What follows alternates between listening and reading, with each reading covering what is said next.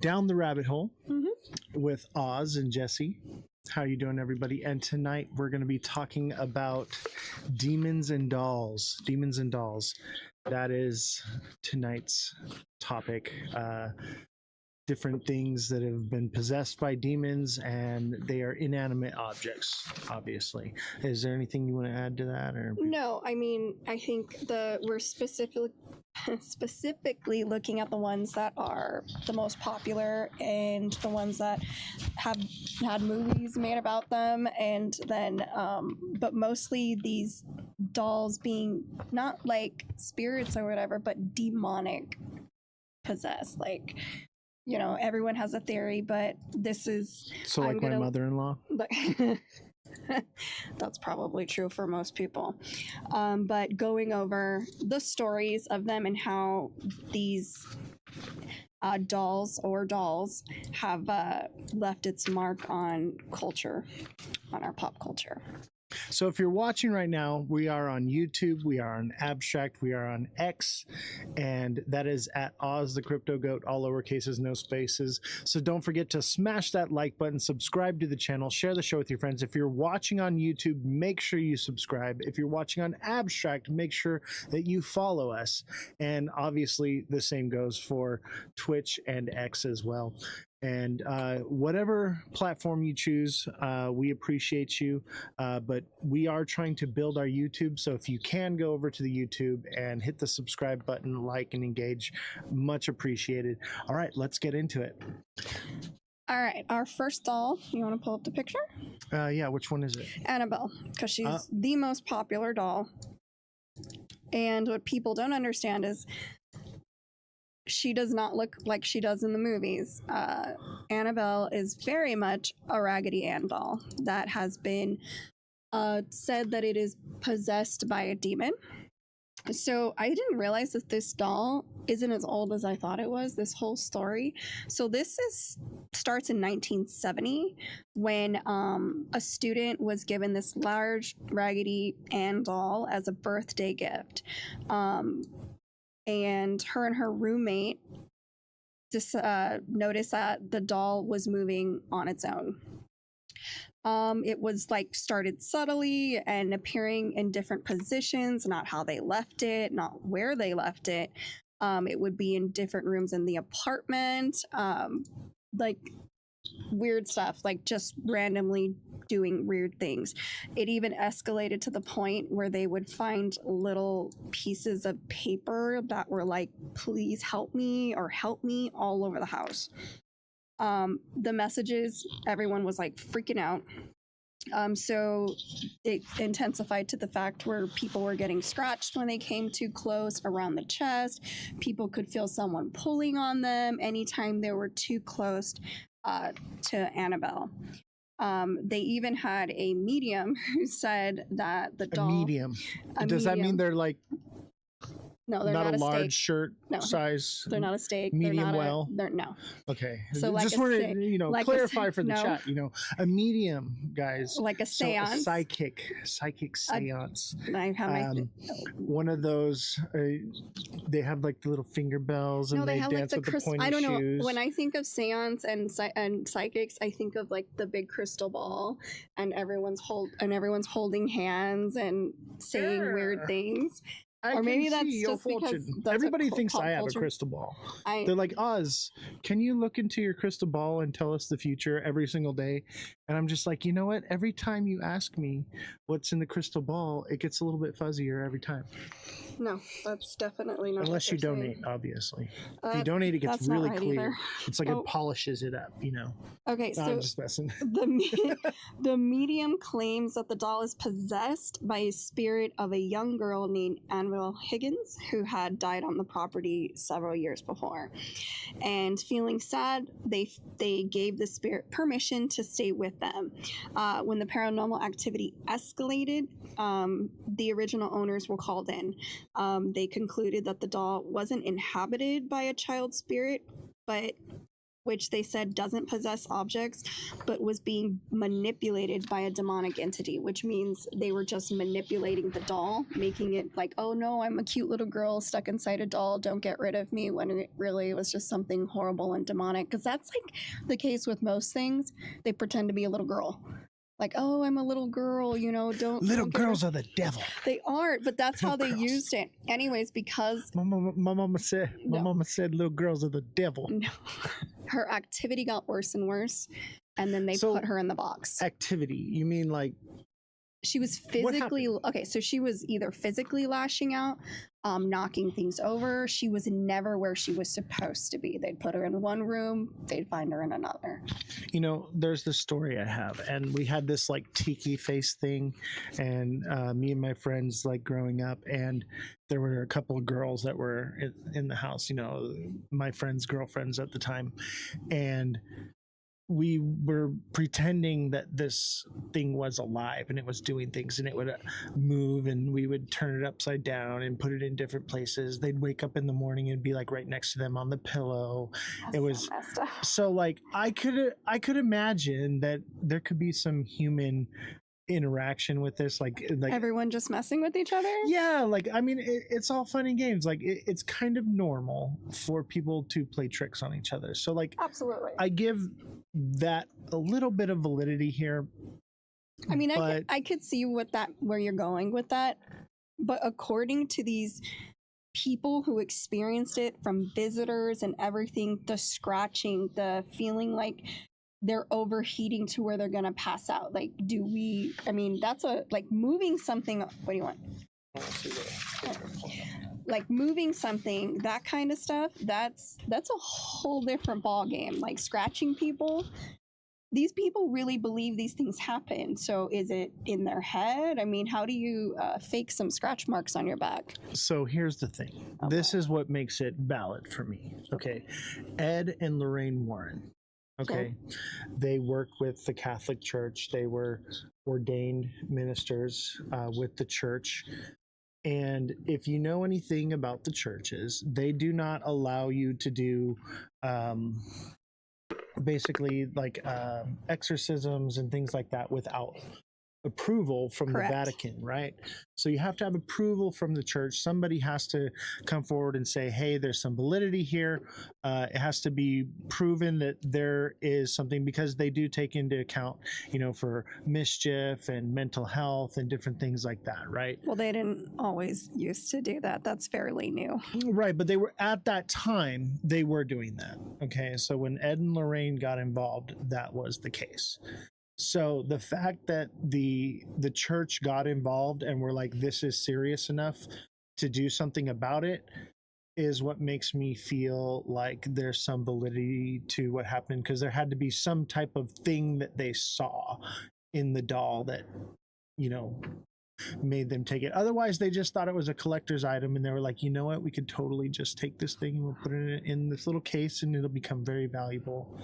But I don't see that. It's not valuable. It's terrifying. It's very valuable. It was stolen. It was stolen. That was actually debunked. That never happened. No, it never happened. But people wanted to see. This is another and thing. Here people comes the play conspiracies. Pranks. No, but people play pranks, and I looked into that because I thought that too, and I was like, well, that's not great. I don't like dolls. I've always made that very clear. I hate dolls. Dolls are creepy. Their eyes follow you.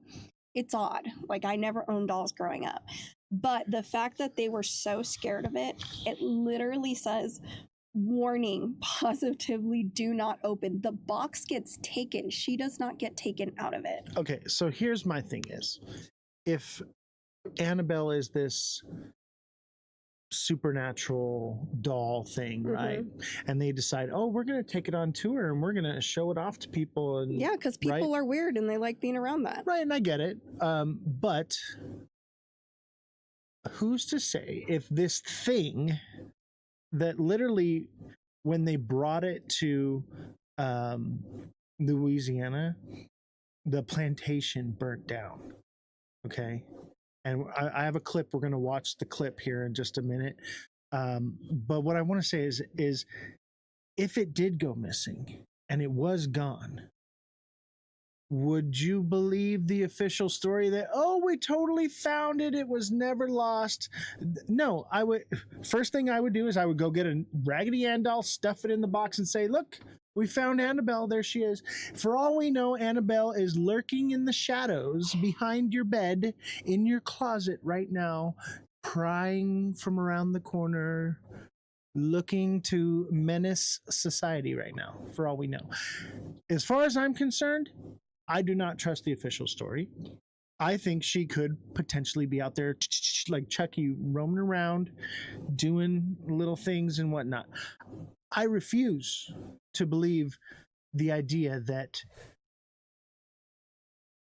she's just, oh, she went missing. Oh, no, she's back. I don't believe it. I don't believe it. You can't prove that one way or another. Either way, I choose to believe to look over my shoulder because Annabelle's down the rabbit hole over there, okay? But hear me out then. Okay, so by that logic, maybe she never even left and it was all a publicity stunt and it wasn't the real doll, but because people will buy anything and people are delusional and they love this creepy kind of stuff, they could have just been faking it. That and makes she's more still sense. There. Except for the videos that I found while she went on tour. Some YouTubers went and they opened the box and were allowed to like touch her. That's impossible. So we're gonna watch the video. Because then it's not the real box. There's just no way. You're not real, man. None of us are real, technically. All right, so let's start with this, okay?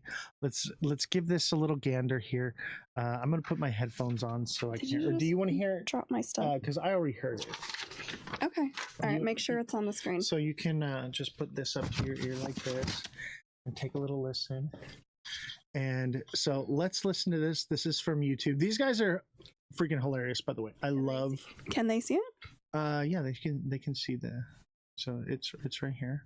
Okay. So let's take a little listen. Recently too, what happened in New Orleans? What happened? Fam, they moved the Annabelle doll. Did you see that? They took the Annabelle doll off the real case and they're doing a tour with it. Oh, they brought it there? Yes, and the first one was Louisiana. Oh my god. The warden literally told that person, this is the most dangerous thing we have at our museum. You must be sick in the head if you want to do a tour with it. And they're doing a tour. Yeah, That's crazy. look at this. He's doing that then. Fam, he has holy water Yeah. and a prayer beside him, and the Annabelle doll is right in that black thing. Oh my god. And then you see him bro. every time they have to do this. That's crazy. Yeah, you said a lot of like the were like buried and stuff like that. There's a lot of that were Fam, right after the Annabelle doll left, two things happened in New Orleans that was really big. One was the plantation caught on fire. Oh, one of the longest standing plantation houses burned to death. I saw a video where people are saying when they took pictures of the fire, there would be silhouettes everywhere, ghosts. And I'm like, yo, that makes sense because if people died there, so boom, if you see right here, zoom in on the circles, the ancestors. Damn, so right away they brought the doll into the fire. That's crazy. The Nottoway plantation started burning. That's crazy. Yeah. You see all these silhouettes like actual like ghosts, fam. No, and just recently too, what happened in New Orleans? What happened? Fam, they moved the Annabelle doll. Did you see that? They took the Annabelle doll. Okay. You want a real answer to that? Because I got a better answer than the doll. Okay, tell me. What are the history of these huge plantations that have been around for over 100 years, and what kind of apparitions or ghosts would be lurking there wanting to set it on fire? Let's go back in history a little bit. Master sir, please, master sir. And So he'd if be like, anyone go wanted- pick my cotton. If He's like, anyone I'm wanted- gonna voodoo the ghost of Annabelle on you. If anybody wanted to burn it down, that's all I'm saying. All I'm saying is I want to burn it all down. Well, that's I'm a with little it. different. Let's leave the government shut down. Let's just leave it that way. Anyway, let's not get too political on that. No. But yes, so the plantation did burn down, and also I believe it was 12 inmates escaped from prison And that I don't the know. same time. So let's pull that one up here. Oh my gosh. So the rabbit hole gets deep, chat. All right, the rabbit hole is deep. So they're moving the Annabelle doll to the French Quarter. He's blessing it and praying over it. Right, this is their little ritual thingy that they're doing. Right, and that's his little prayer. He's got to read. He's got it written down so he doesn't forget. He's just like Jesse. She got Most gracious Virgin Mary, thou who was crushed the head of the serpent, protect us from vengeance from the evil one. We offer prayers, supplication, sufferings, and good works to thee, so that thou may purify them, sanctify them, and present them to thy Son. I'm gonna open up the case. So, You're gonna quickly, Annabelle I mean quick. in the case, right? Grab it and put it in. This is obviously not the real Annabelle. It's Annabelle is worn looking, not bright, Right. and So this is a regular. They this said they can't video see. right here. You guys can't Close tell. it up fast. Sorry. Let's go back Close it up to. quick. So look, he's blessing it. We saw him blessing it, right? And then this is the Annabelle doll. They're supposedly are moving. That is not the real Annabelle. it's not. It's that red. 100% That hair is too red. Yeah, and they move it into this other box. This is, I don't know what this is. Maybe it's a haunted house or something. That's all right. That's not the real doll. There, In the name of the Father, in the Son, other and Holy video we Ghost. just watched. Hail Mary, that full of was grace, the actual Lord is with thee. video. Blessed art thou You know what's amongst crazy women, is and blessed I- is the Getting fruit one of that I thy had, yeah. womb. I had a Holy Mary, Raggedy Mother Ann of God, and Andy pray doll for us sinners, growing up now and at the hour of our that my death. parents had. Amen. And Yeah. one year for Halloween, Let me see your hands my again. sister and I dressed up as Raggedy Ann. Yeah, okay. And now she's That's transferred. Well, my parents always One chose time. it. You just gotta watch Now it. she's transferred over. It's actually whole water. And we're going to keep her in there temporarily. Do you It's remember not when Lorraine that Warren said this about the Raggedy Annabelle doll? Don't What? ever touch It's any. Raggedy Ann. And if you do, let me know. That's a long video. This is the Yeah, worst so thing. that's the actual. That job. But I guess some people forgot about That's that not because it. she's on tour right now. Right? So they took her to New Orleans, and why does a plantation house from There's no- 1859 burn down after? No. So This here's mansion the was thing. about 53,000 square What happened feet in with 1859 on 64 that little rooms, plantation and it there, burns my down friend? after Annabelle tell decides me. to visit the city. Fire is Slavery. still Well, under hold on. investigation, Well, so yeah, you we could- know that, but let's. There's rewind. more things at play than a doll. Is that and it burns Let me down tell after you. right? But If I was that is not the actual doll. This is the one So that was then- supposed to be on so if tour. it's still in New Orleans and nothing's ever happened because they kept it in the box, why would the fires? That doesn't sound right. I think they took a fake doll on tour. Yeah, that's what I'm saying. Right. That's why they're like, But- oh, we lost it to cause hysteria because people Right. are dumb. So if there's like a spirit or something, and there's supposed to be like a legion of demonic entities attached. I can to believe Annabelle. that. It's called Legion, and if you ask it its name or whatever, it identifies itself as like thousands of entities, right? Who's to say that a spiritual force couldn't attach itself to this doll just based off of the rhetoric behind it and everything that they're doing? It could have created a whole new entity, or not created, but a new entity could have latched onto it. Who knows? They could have done some kind of ritual thing to it. Who knows, right? Demons don't like other demons. That's not true, because Legion is one that possesses, like Judas was possessed That's- by Legion, right? There's Which is no actual right. But if you go off structure of to biblical, right. But but that's the problem. it doesn't have to be one entity. People can be possessed, and objects can be possessed by more than one entity. Okay. No, Yes. Read your Bible. no. In the Bible, it states that there was a man that was he was full of demons, and Jesus cast out the demons and sent them into a herd of pigs because there were so many demons.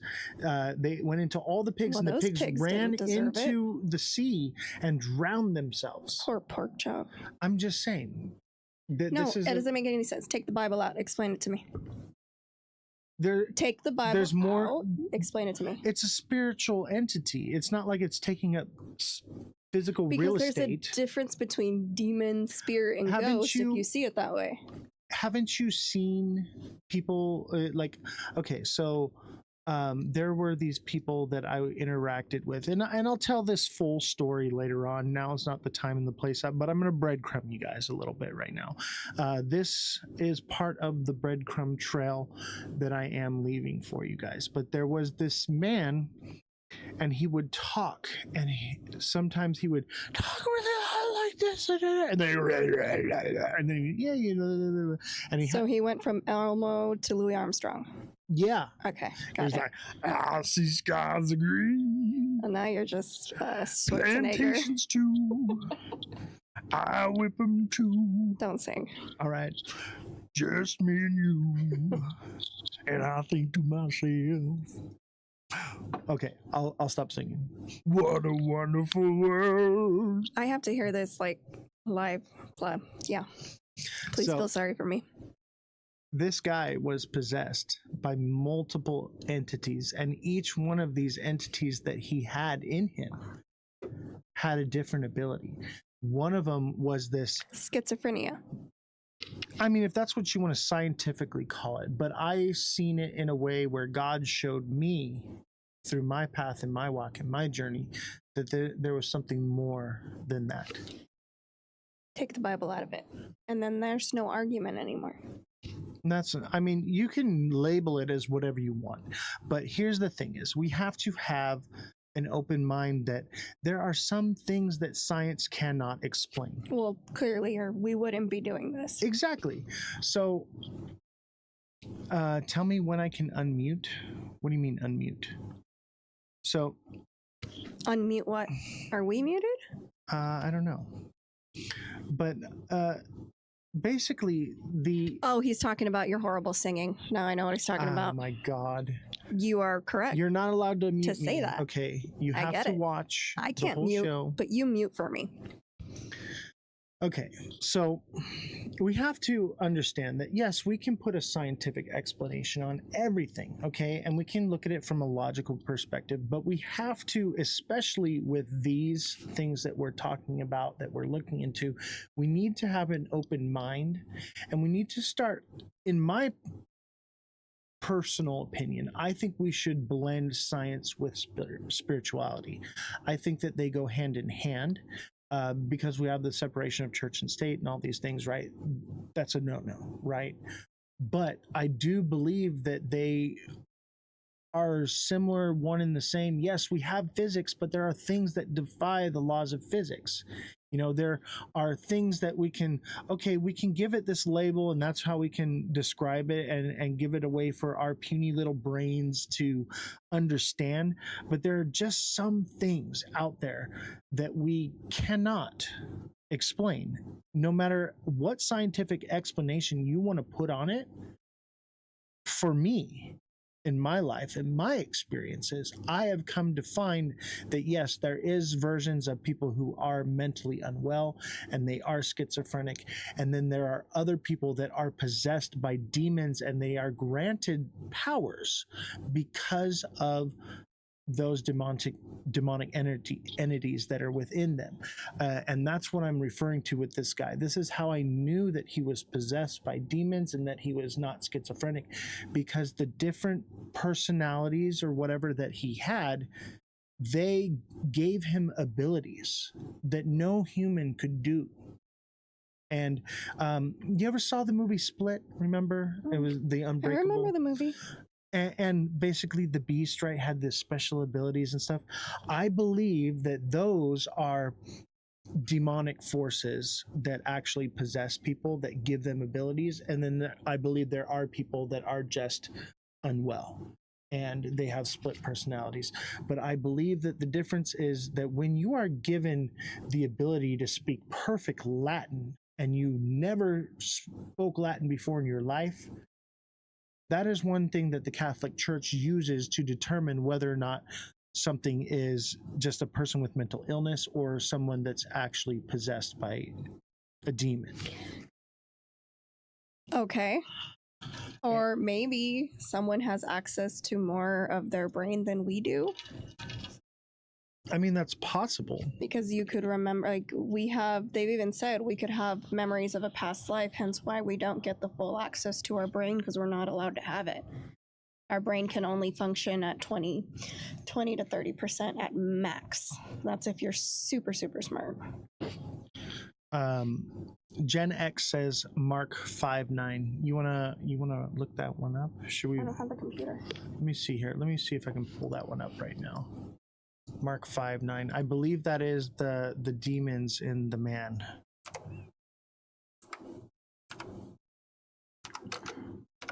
So I have actually read every page in the Bible. So have I. We both went to Christian school.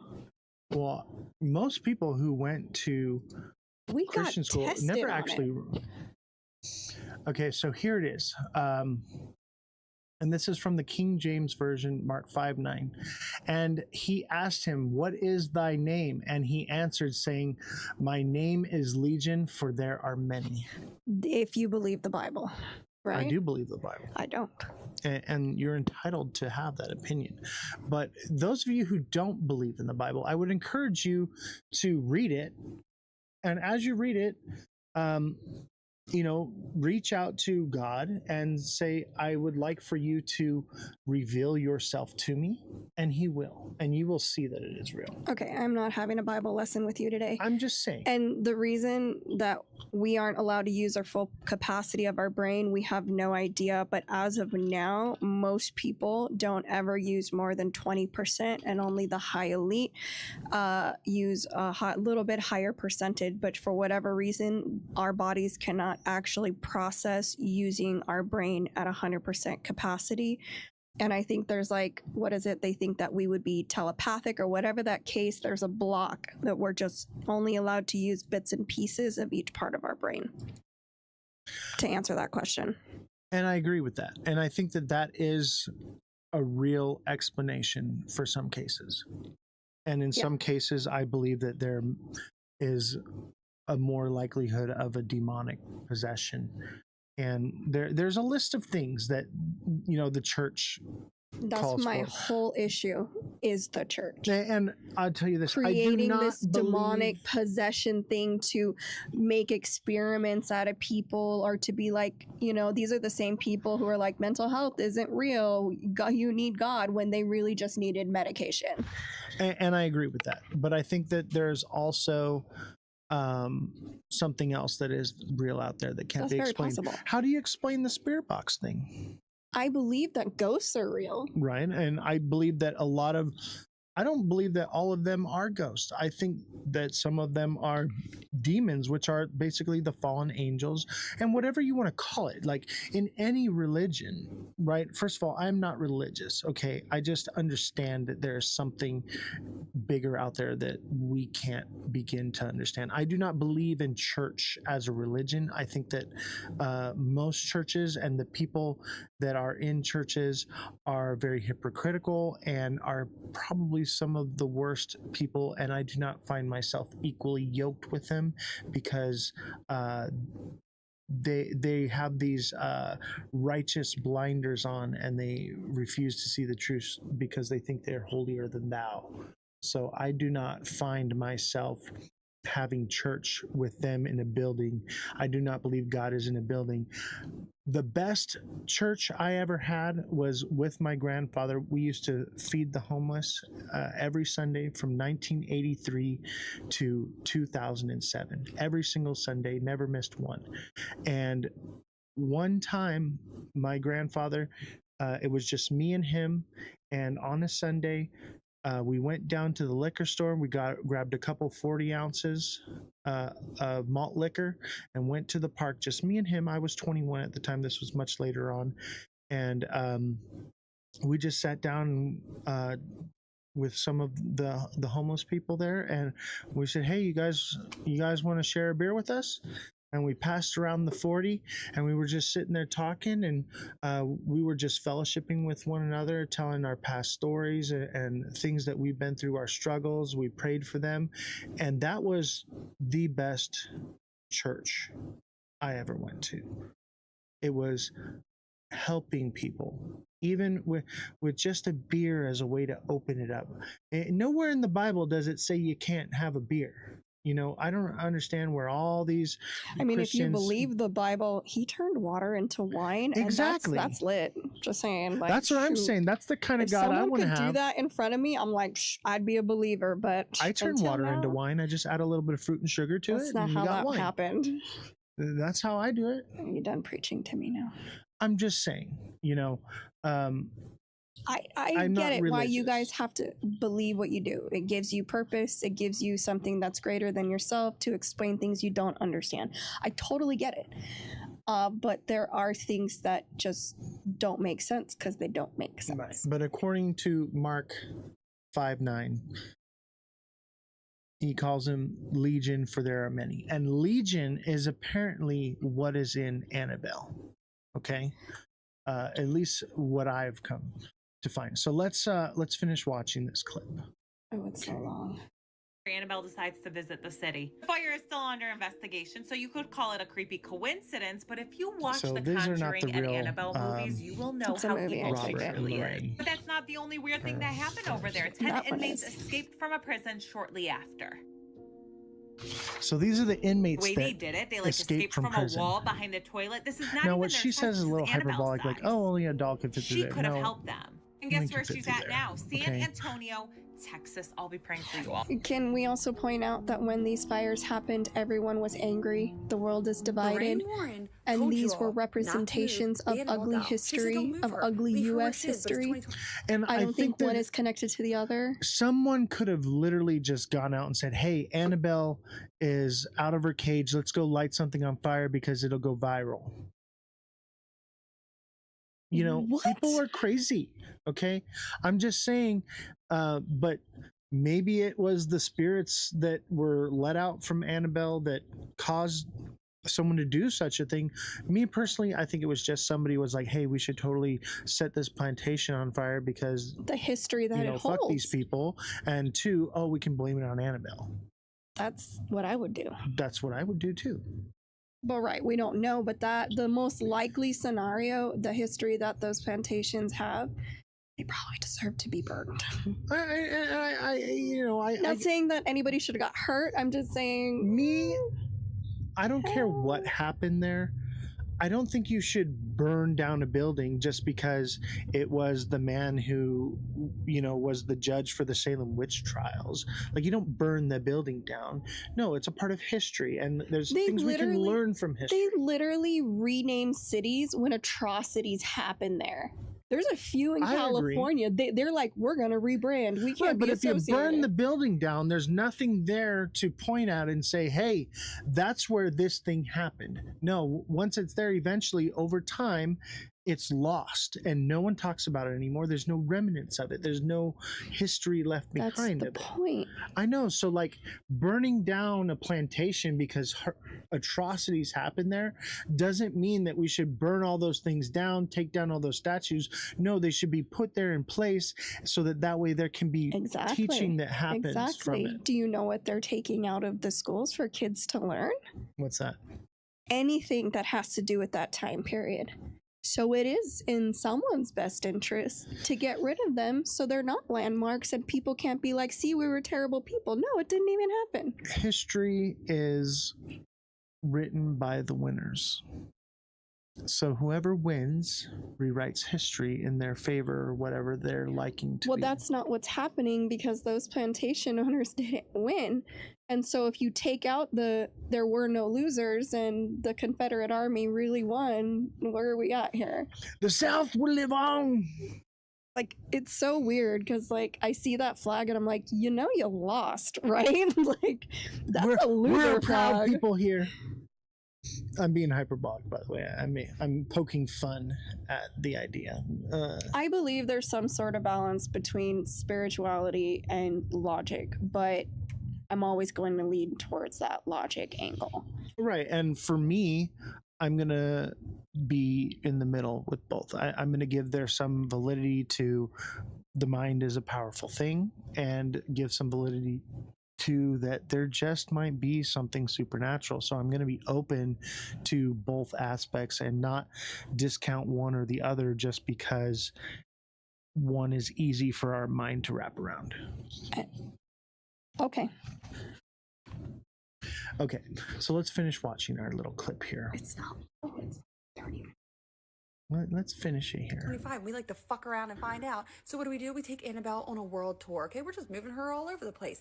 They send her to New Orleans. Moving her all over the place. New Orleans, man. There's a lot of creepy energy in New Orleans. I disagree. It depends on what you discern as creepy. I mean, there's vampires. They literally had the fire out at one point and it reignited Little itself. clip. If Little that's not clip. the ancestors speaking their truth. Yeah, it's not a little clip. I know, that's what I Then, just said. 11, But I want you guys to see. 10 or So these are 11 the prisoners that convicts escaped, right? Escape a prison. Okay? There are 10 That's pretty much all convicts. there was to Some take from this. convicted Hold of on. unaliving people on the loose This in is New what I Orleans. want you to Actually, I see think they've right called here. She would cause chaos. I just didn't think it would end up like this. Annabelle.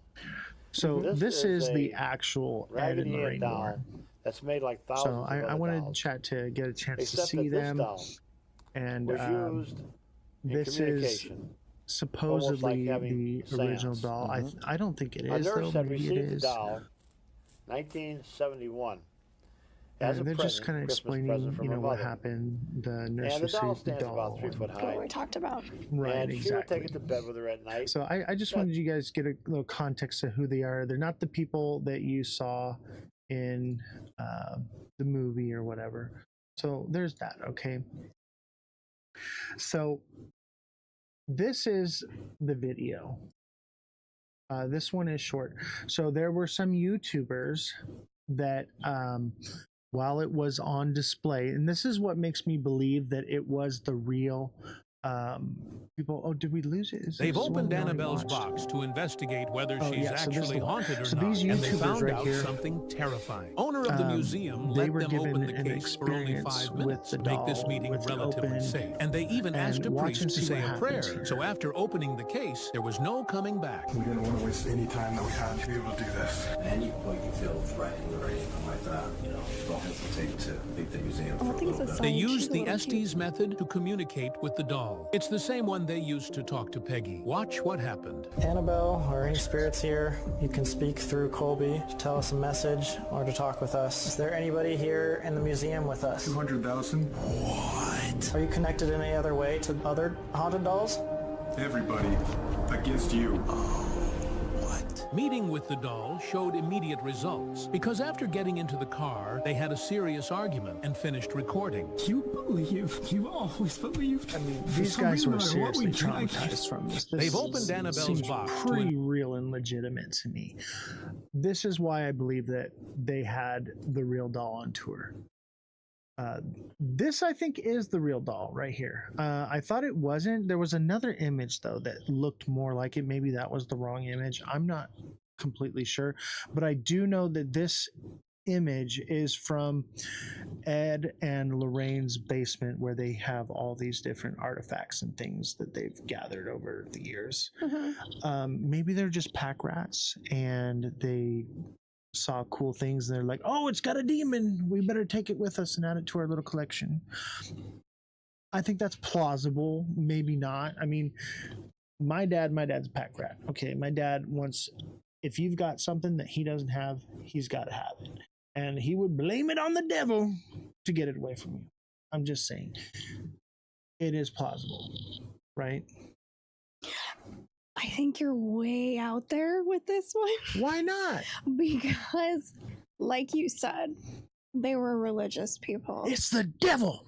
Give me your action figures. You know how I feel about hiding behind God for your bad actions. Own them. Don't say, oh, I did this bad thing because the devil made me do it. I know, but that's what I'm saying. That's maybe what they were doing. Like, for instance, I have this. Those of you who have been around for the show for a long time, on my desk I have the baseball here, right? Signed by Mike Trout. Now, if I had this and you were a preacher and you were like, oh, the devil lives in that ball, I better take it with me. I better take that ball from you. People use God to do terrible things. You're proving my point. I believe that is a possibility. Like, I'm not taking that off the table. I'm open to the fact that there are some things that we can explain and we can wrap our head around, and there are some things that we can't. And just because something happened doesn't mean that we just jump straight to ghosts, right? Right. We should look at the logical explanation. Why would they have this whole pack rat, display of things? Have you seen New Orleans? They just do stuff like that. Well, this isn't New Orleans. This is Ed and Lorraine's basement. All these little artifacts are supposedly. I got that picture from New Orleans. Oh, this is from New Orleans? That's New Orleans. Okay, well, there is a place, and it's Ed and Lorraine's basement, and we can maybe post a They clip moved of it it, later. though. That was the whole thing. They gave it to this place, and they kept it in that box and gave them the box so that people in New Orleans could go see. You can go see it today. They got older, and they were like, you know what? We need to make some money off of this stuff Yeah, now. they're not around anymore. We've been pack ratting this stuff for umpteen years. It's time to cash in on our Don't investment. you think it would be weird if you were religious and you want to have all this negativity in your basement? Don't you find that odd? That's why I'm leaning towards the idea of maybe they're just hoarders, and they were like, oh, that looks really cool. I want that. It has the devil in it. Let us take it off your hands. Free of charge. Sure. It seems plausible. No, it doesn't. All right, next doll. Okay. All right. So, yeah, I know. Here's my thing: is I don't think that the real Annabelle went on tour. Whether you believe it or not, do you believe the stories about the doll? That's what it's about. Whether it went wherever, whomever, wherever it came from. Do you believe that this doll had a demon in it that was literally just harassing and terrorizing people? I do, based off of the video of the YouTubers. Because the YouTubers, this is where we are. I mean, but there's history. I'm not saying that it's wrong, but what I'm saying, there's a lot of history of people like, oh, we visited in the doll. Well, you know what I mean? Like, right. So there's a long track record of things happening. Obviously, YouTubers can be YouTubers, right? We're YouTubers, you know. Right. I make up things on the fly all the time just for show value, right? That's fun. It is what it is. But, you know, let's not... You know, because when you bring religion into anything, you make it a touchy subject. I understand that. I just think that not just for me, I don't care. There's some validity that don't want to hear that. There's some validity in the fact that it may have been the real Annabelle doll that went on tour. There's some validity in the fact that it possibly does have demon possession because of what happened with the YouTuber. And there is some validity to the fact that it may or may not have gone missing and is still out there lurking in the shadows underneath your bed, waiting, watching. In this world, all of those are very, that could happen. I don't know. Yeah, and that's the main thing here. It's like, let's think about it. Let's have an open mind, chat. Like, let's, you know, explore every possibility that it possibly could be, because we don't know. We have no hard facts here.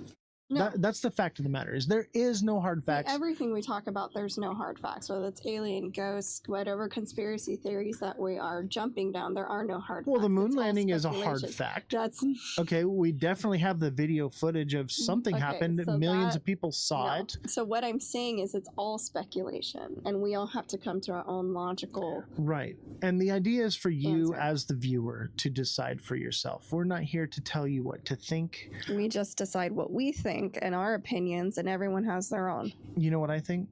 Little girls are the devil. That might be true. The devil is in the doll. I'm raising psychological warfare. All right, bring up Robert the doll. All right, Robert the doll. This story is a little older. This one's freaky. Okay, I'm not gonna lie. It looks so sweet and innocent, but oh my goodness. I'm not gonna lie. Okay, so the story. This one. Hold on. Before, let me just set the room real quick. I had never heard this story. I did. Until you told me about it. And then I started deep diving into it for the show. And I got a little freaked out. Okay. Yeah. This is crazy, chat. If you haven't heard Robert of is Robert something the else. Doll. Robert the Doll. So tell us, who is Robert the Doll? I'm sure most of you haven't heard of Robert the Doll. I would say Robert the Doll is creepier than Annabelle. Oh yeah, and not only that, Robert's been around for a very long time. Right. So tell us about Robert the Doll. Who is he? What does he do? So Robert the Doll, this toy was given to a little boy in 1904. 1904. He was originally given to Robert Eugene Otto, a young boy from the Key West. So that's 120 years ago. Yeah. Yeah, 121 years ago. Dang. The doll was manufactured in Germany and was brought to Otto's grandfather during a trip abroad. They speculated that the doll may have originally intended for a window display, and it was not to be for sale, but the grandfather convinced them to sell it to him. A variation of the origin story claims that a Bohemian servant, like somebody off the street, is the one who sold it to him, or practiced voodoo, cursed the doll, you know, the same old rhetoric. Voodoo. Right. It comes Voodoo, back voodoo, to that. voodoo. That kind of rhetoric. Young Robert Eugene Otto became so attached to the doll that he gave it its own name and instead on being called Gene. So this boy goes, okay, this doll is named Robert and my name's Gene now because I love this doll so much. Wait a minute.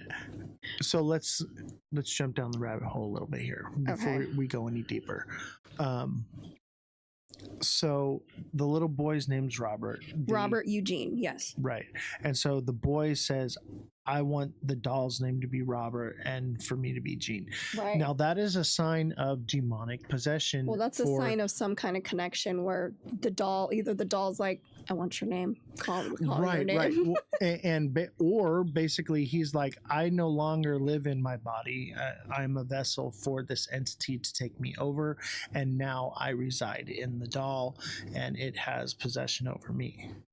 So that is, it is odd. Sign number one. It is odd for the little for a little child to be like, I'm Gene now. The doll is Robert. Like I don't know if my 5-year-old came up and said that to me. I'm like, oh, okay, that's a little weird, but sure, son. Like, I don't know how I would react to that. Every time you say Gene, I think of Gene from Bob's Burgers going a jiggly, jiggly, jiggly, jiggly.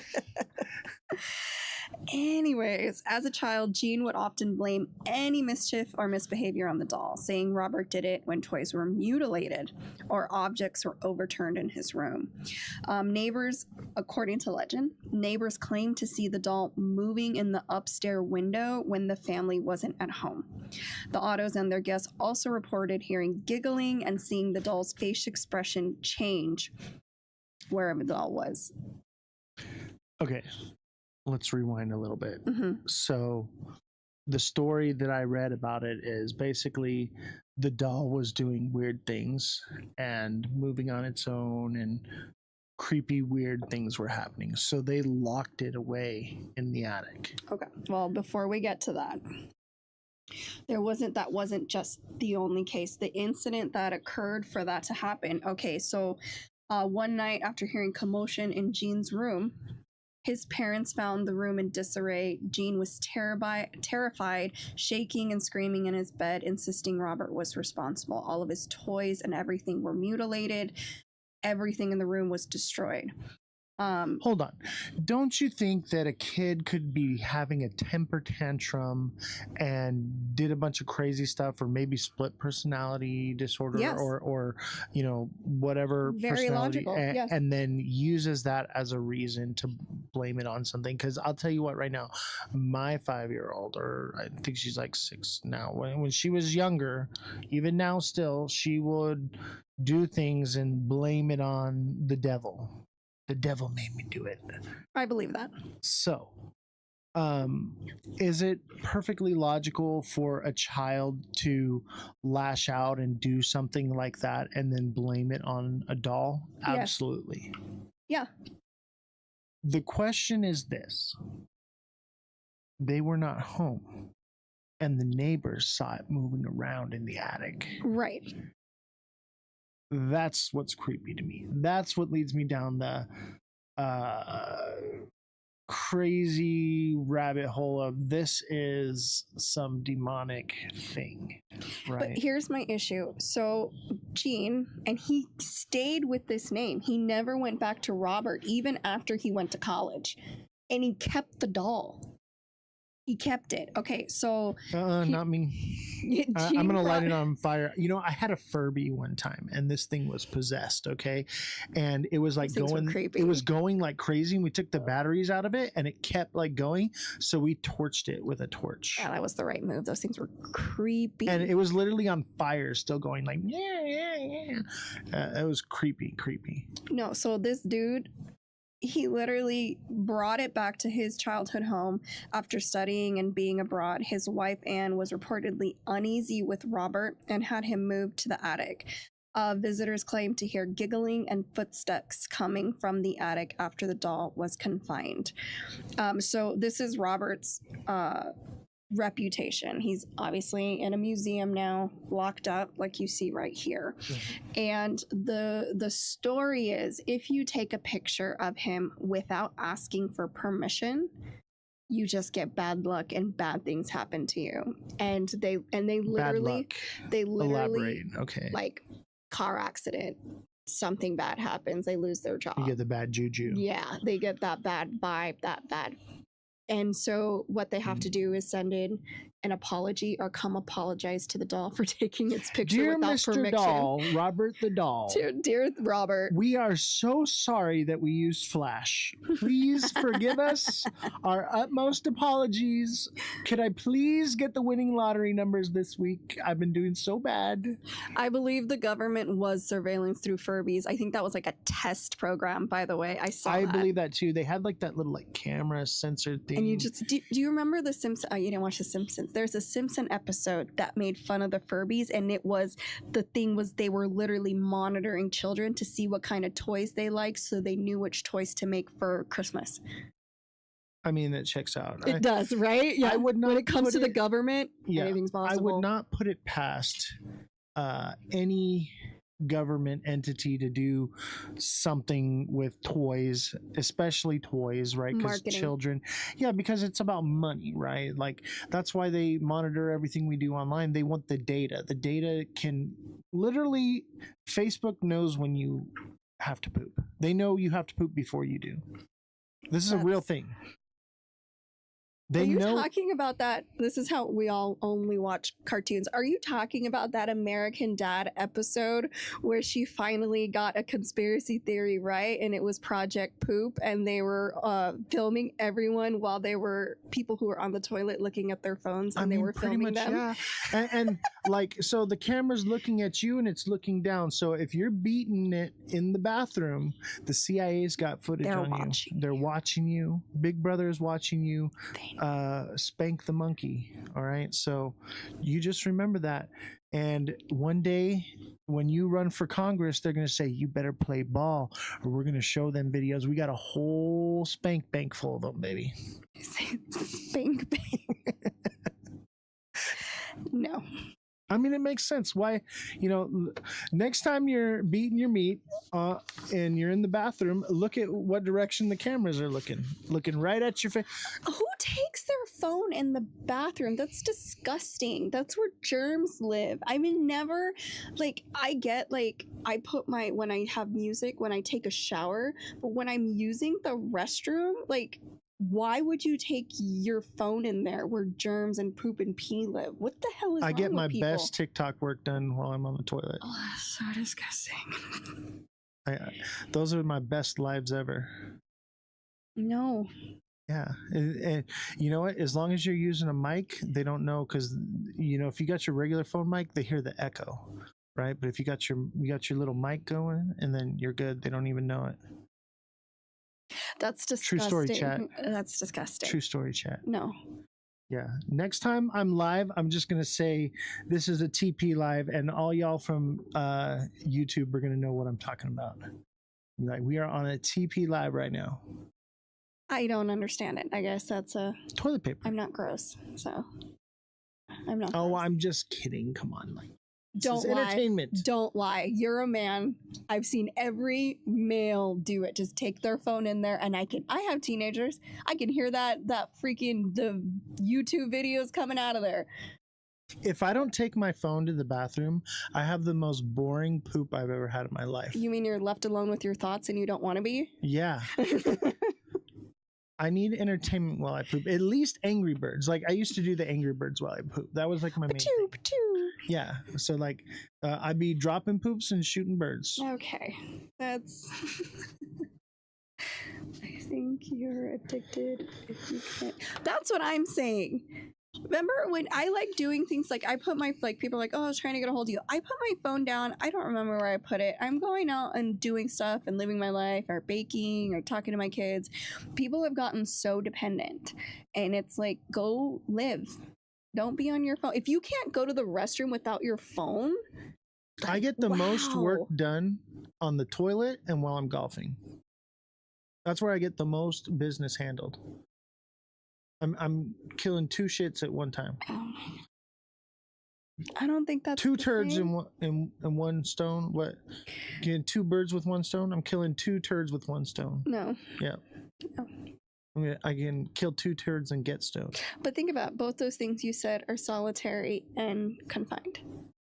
Yeah, I don't like solitary confinement. But that's what you're choosing. No, because no. you're using your phone. I'd rather have my celly in there with me. My phone is my celly. It's my cell phone. You gotta have the homie in there with you. Can't poop alone. I digress. All right, next one, Valley of the Dolls. Some of y'all never been locked up, and it shows. Okay, well, that's a different story for a different day, ain't it? It is. It is. What is it? Some of you never had a second cop car pull up, and it shows. Yeah. I've had like 11 cop cars pull up on me. You got me beat. I was a menace. He told that one. I didn't tell the whole story, but they did put me in solitary confinement for 15 days straight in the dungeon. I was in the dungeon. And that was the most awful and mentally trying time of my life, was being in that situation. And if I didn't have the mental fortitude that I have, any other person would have cracked. All right, Shelly's in second place with the 9 cars. 9 cars. That's pretty good. I only had 2 because I was 9 pregnant cars. and I beat someone up. What did you do? You got caught stealing cats, didn't you? No, she got caught stealing horses or chickens. I know it. I think it was the cats. Every time I see her, she's got a new cat. No. She's just a good person that loves animals. I mean, I do love cats. I do love cats. I would steal some cats. I'd be like, oh, they're sitting on their porch. They need a home. It was horses? I knew it. You're lucky they didn't hang you for it. Hey, that was the old rules. That's what they do. They told you, lynch you. She wouldn't have stole anything bad. It would have been something that was beautiful and she was trying to help. They said, oh, she stole a horse. You're in the bathroom now. See, this is what I'm look at. I'm in the bathroom. This is what I'm talking about. See, what is wrong with y'all? What is wrong with y'all? Hey, make sure you wash your hands, please. It's too late. What is it? Okay, so that's my thing. If you're on, okay, so we really got down a rabbit hole. I know, because didn't we? I mean, we have other stuff to talk about, but look, okay, I'm visualize. Okay, you're in the bathroom. No. Oh, okay. You're in the bathroom. No, okay. So your phone is in your hand. How do you squiggle out? So you take your phone and you like push down, right? And the undies, and you lift up your phone, but then how do you wipe? Do you just like lean to the side and not to your phone? Like, how does that work? And then how do you wipe? I will tell you how. Okay, no, very let carefully. Me finish. Let me finish. Very carefully. And not only that, do you wipe and you're not going to do it well with one hand and do it correctly because you're too busy looking at your phone? That then you got to. How do you? I got one of those neck things from the TikTok shop. No, you don't. No, you don't. And I got my phone, and then I just use my nose. Not only that, then you have your phone. Swipe. I'm swiping like this. Do you put it on the sink and wash your hands? Your poop hands next to the phone. How? Am I crazy? Like, is that not disgusting? Like, I would say visualize that. This is why I never want to touch anyone else's phone, because I would imagine that they're disgusting like you. Every phone. Every phone has shit on it, guaranteed. And then you put it up to your face and you talk to it. I only talk on my phone in speakerphone. All right, more on Robert the Doll. Reel it in. I know. I'm sorry. You gotta reel it in here, guys. We're out here. I don't know how we even got there. Okay, so Robert the Doll. Okay, so that history. So he's still, again, he says that they say that he gives cursed energy, and not only that, you can see all the letters in the background. They keep every single one of them. So if you take a picture without permission. And if you don't come back and apologize or send in an apology, you just get bad luck. What if you call it names or something like that? You Yeah, it doesn't like disrespect. Yes, it's been around a long time. It wants reverence. Kinda. So basically, you have to be all hail to the Robert. Right. Robert, please, if it would be all right with you, may I take a picture? Now, does it answer you and say yes or no? No, the bad luck just stops. I know, but what if you do want to take a picture and you're like, hey, bro, can I totally take a picture of you? And then nothing happens to them, according to Key West, where he is staying. Yeah, but don't you think that there's a possibility that they made all this up? Absolutely. And that people just get it in their mind. Absolutely. And it's like... they are manifesting it. Yeah, they're manifesting the negativity into their life. Let's see if this is true. And then they manifest it and they're like, oh, my life sucks. Right. And then they start noticing negative things happening in their life because they're dwelling on negative thoughts that this might have happened. Or it's freaking real.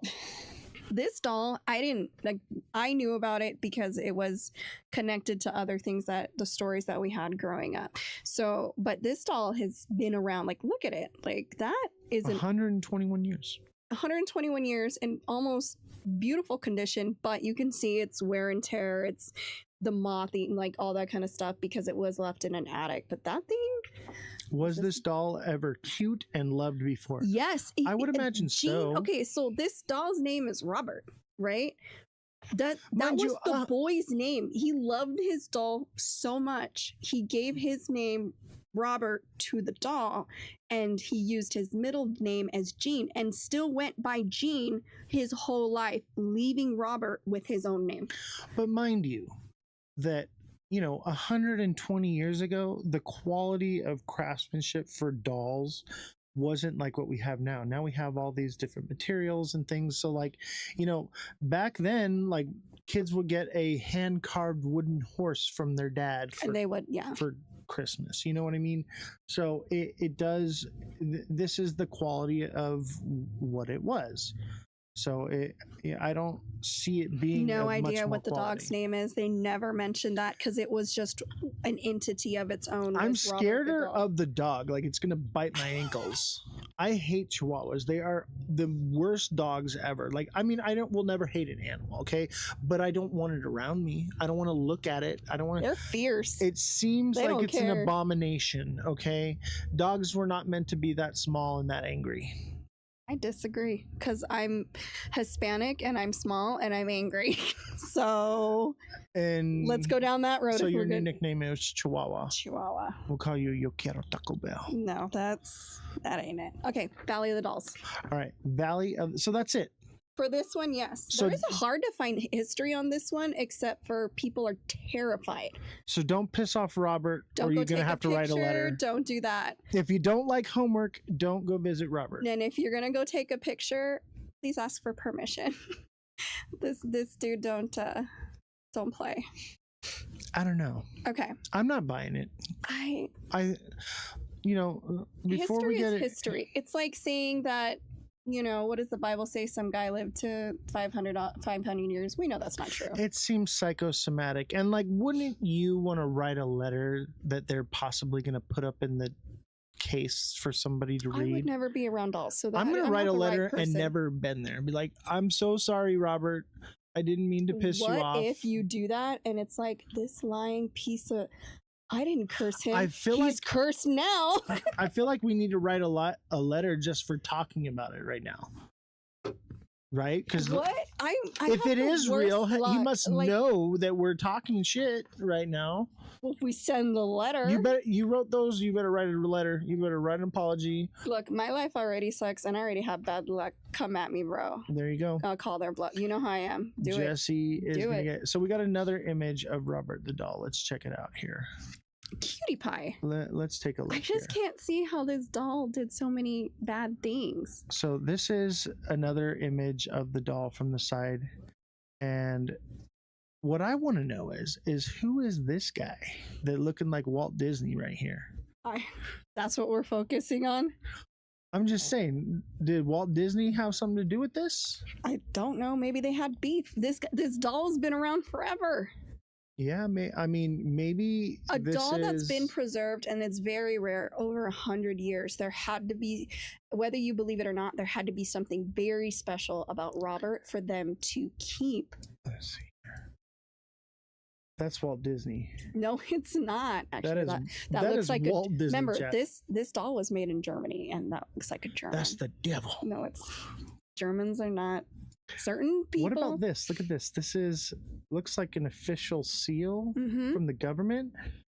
Maybe they're the ones who own it. That looks like it was given to seal. Key West Historical Society. This looks like the Florida State seal. Obviously, it's a bit pixelated. You zoom out, and then this looks like maybe it says like the something. So there's some kind of something to it. But look at this. This looks like the swastika with the eagle above it. No, it doesn't. I'm just saying, I deep dive into this stuff. I was looking at the background stuff here. What I want to know is, what is this? I think it was the little boy holding it. What is that? I don't know. It looks like a goat eating a child. What? You don't see the goat? That's a goat. I think just everything's a goat to him. That's not a goat. That's a goat. You always think you see goats when there's no goats. What is this? What am I looking at? I don't know. I wasn't looking at that stuff. I was looking at Robert. TikTok seller says, I blame Israel. I'm sure you're probably Hitler Youth right. does as well. McDonald's. All right. Okay. Reel it in. Okay, where's Jesse? You keep getting off topic. It's not me. It's not me. All right. Here we are. We're back. So bring it up. The next one. I think it's this one here. Okay, that's a good one. You want to do that one? Yeah. Oh, we lost us. Oops. Oops. Hold on, chat. We're here. Okay. So the Valley of the Dolls, and I'm sure most people, especially if you're Hispanic, you know about this place and its history. But in case you don't, this is part of the Chamilago, I can't say it, canals in South Mexico City. This particular A D island, in English, Bobby. You speak English. Dedicated so there was a hermit caretaker, Julian Santiano Barrera, reportedly discovered a body. Yes, and this was in the 1950s. The body of a young girl who had drowned in the canal. This canal is infamous for the horrific things that have happened. While some say he found her body and a doll floating nearby, others, including relatives, believe he might have imagined the girl entirely due to his reclusive state. Haunted. Wait. Hold there. Yes. So they're saying, because he was basically a hermit to this island, that he was seeing things, is what people are trying to say. That's you. Your missus, everything has to be scientific and has to have an explanation behind it, right? Okay. Don't you think that he could have seen something? I do. Now, I'm not dismissing what he saw, because there's something that deeply troubled him that started him on the venture that he went, because I don't think he could have just decided one day, I'm gonna be weird. And when he grew his own food. He didn't bother anybody. People came and, he traded food for other stuff. Nothing about him screamed crazy. He just didn't like people. Being a hermit doesn't mean crazy. Being a hermit means I don't like people. That's my thing. It seems like maybe trauma could have been due to it. Seeing a dead little girl might be traumatized. Right, and that would totally do it. But and that would explain some of this. But at the same time, don't you think like maybe there was something that happened before? Like, let's say that, because he said he found a drowned girl, right? Mm-hmm. But where's the girl? There was no body found. There was, I'm getting to that. Right. So my question is maybe this is induced paranoia. But I'm the logical one? I'm just saying, like, we got to look at it logically and illogically. That's what I was getting to. Right? Yeah. Okay, so elaborate. Okay. All right. Haunted by his inability to save her or by her spirit, Barrera hung the doll he found in a tree as a memorial, and it is still there, but it's in the spidery part of it. Driven by a perceived need to appease her restless spirit, Barrera spent the next 50 years scouring canals and trash heaps and trading produce for more dolls. He hung thousands of dolls, many of them mutilated, dirty, and broken across the island. So pretty much anybody could bring a doll and hang it as tribute to the little girl. I'm hanging a doll. In 2001, Barrera was found dead, drowned in the same spot in the canal where the little girl had said to have died decades earlier. I don't understand. Like, how is hanging dolls? It was like a tribute to the little girl. So when he found the little girl, she had a doll. He took the doll since he couldn't help the little girl. I don't think the little girl liked this. I don't think this is what the little girl meant. She was deceased. How would you know? If she existed at all. She had a little doll with her when she passed away. What are you talking? Every girl has little dolls. Well, most girls. I didn't. Yeah, dolls freak me out. Dolls freak me out. That's why we did this show, because I was like, what's something I don't like freaky? Dolls. Dolls are creepy. But my thing is that she apparently when he found her and she was drowned, she had a little doll with her. So he took that doll. And to appease her spirit, because we don't know what the little girl just drowned, nobody came looking for her and all that kind of stuff. So his way of dealing with that trauma was collecting the dolls for her. I'm leaning towards the dude was smoking some good stuff and had a traumatic experience, thought he saw something, maybe went a little bit off his rocker and started doing this to find a way, like a coping mechanism for. I would think this seems more psychological than it does. Like the other ones seem more demonic. This seems more psychological to me. Okay, so remember he was found dead in the same spot the little girl had died. His nephew Anastasio, who had inherited the island, continued the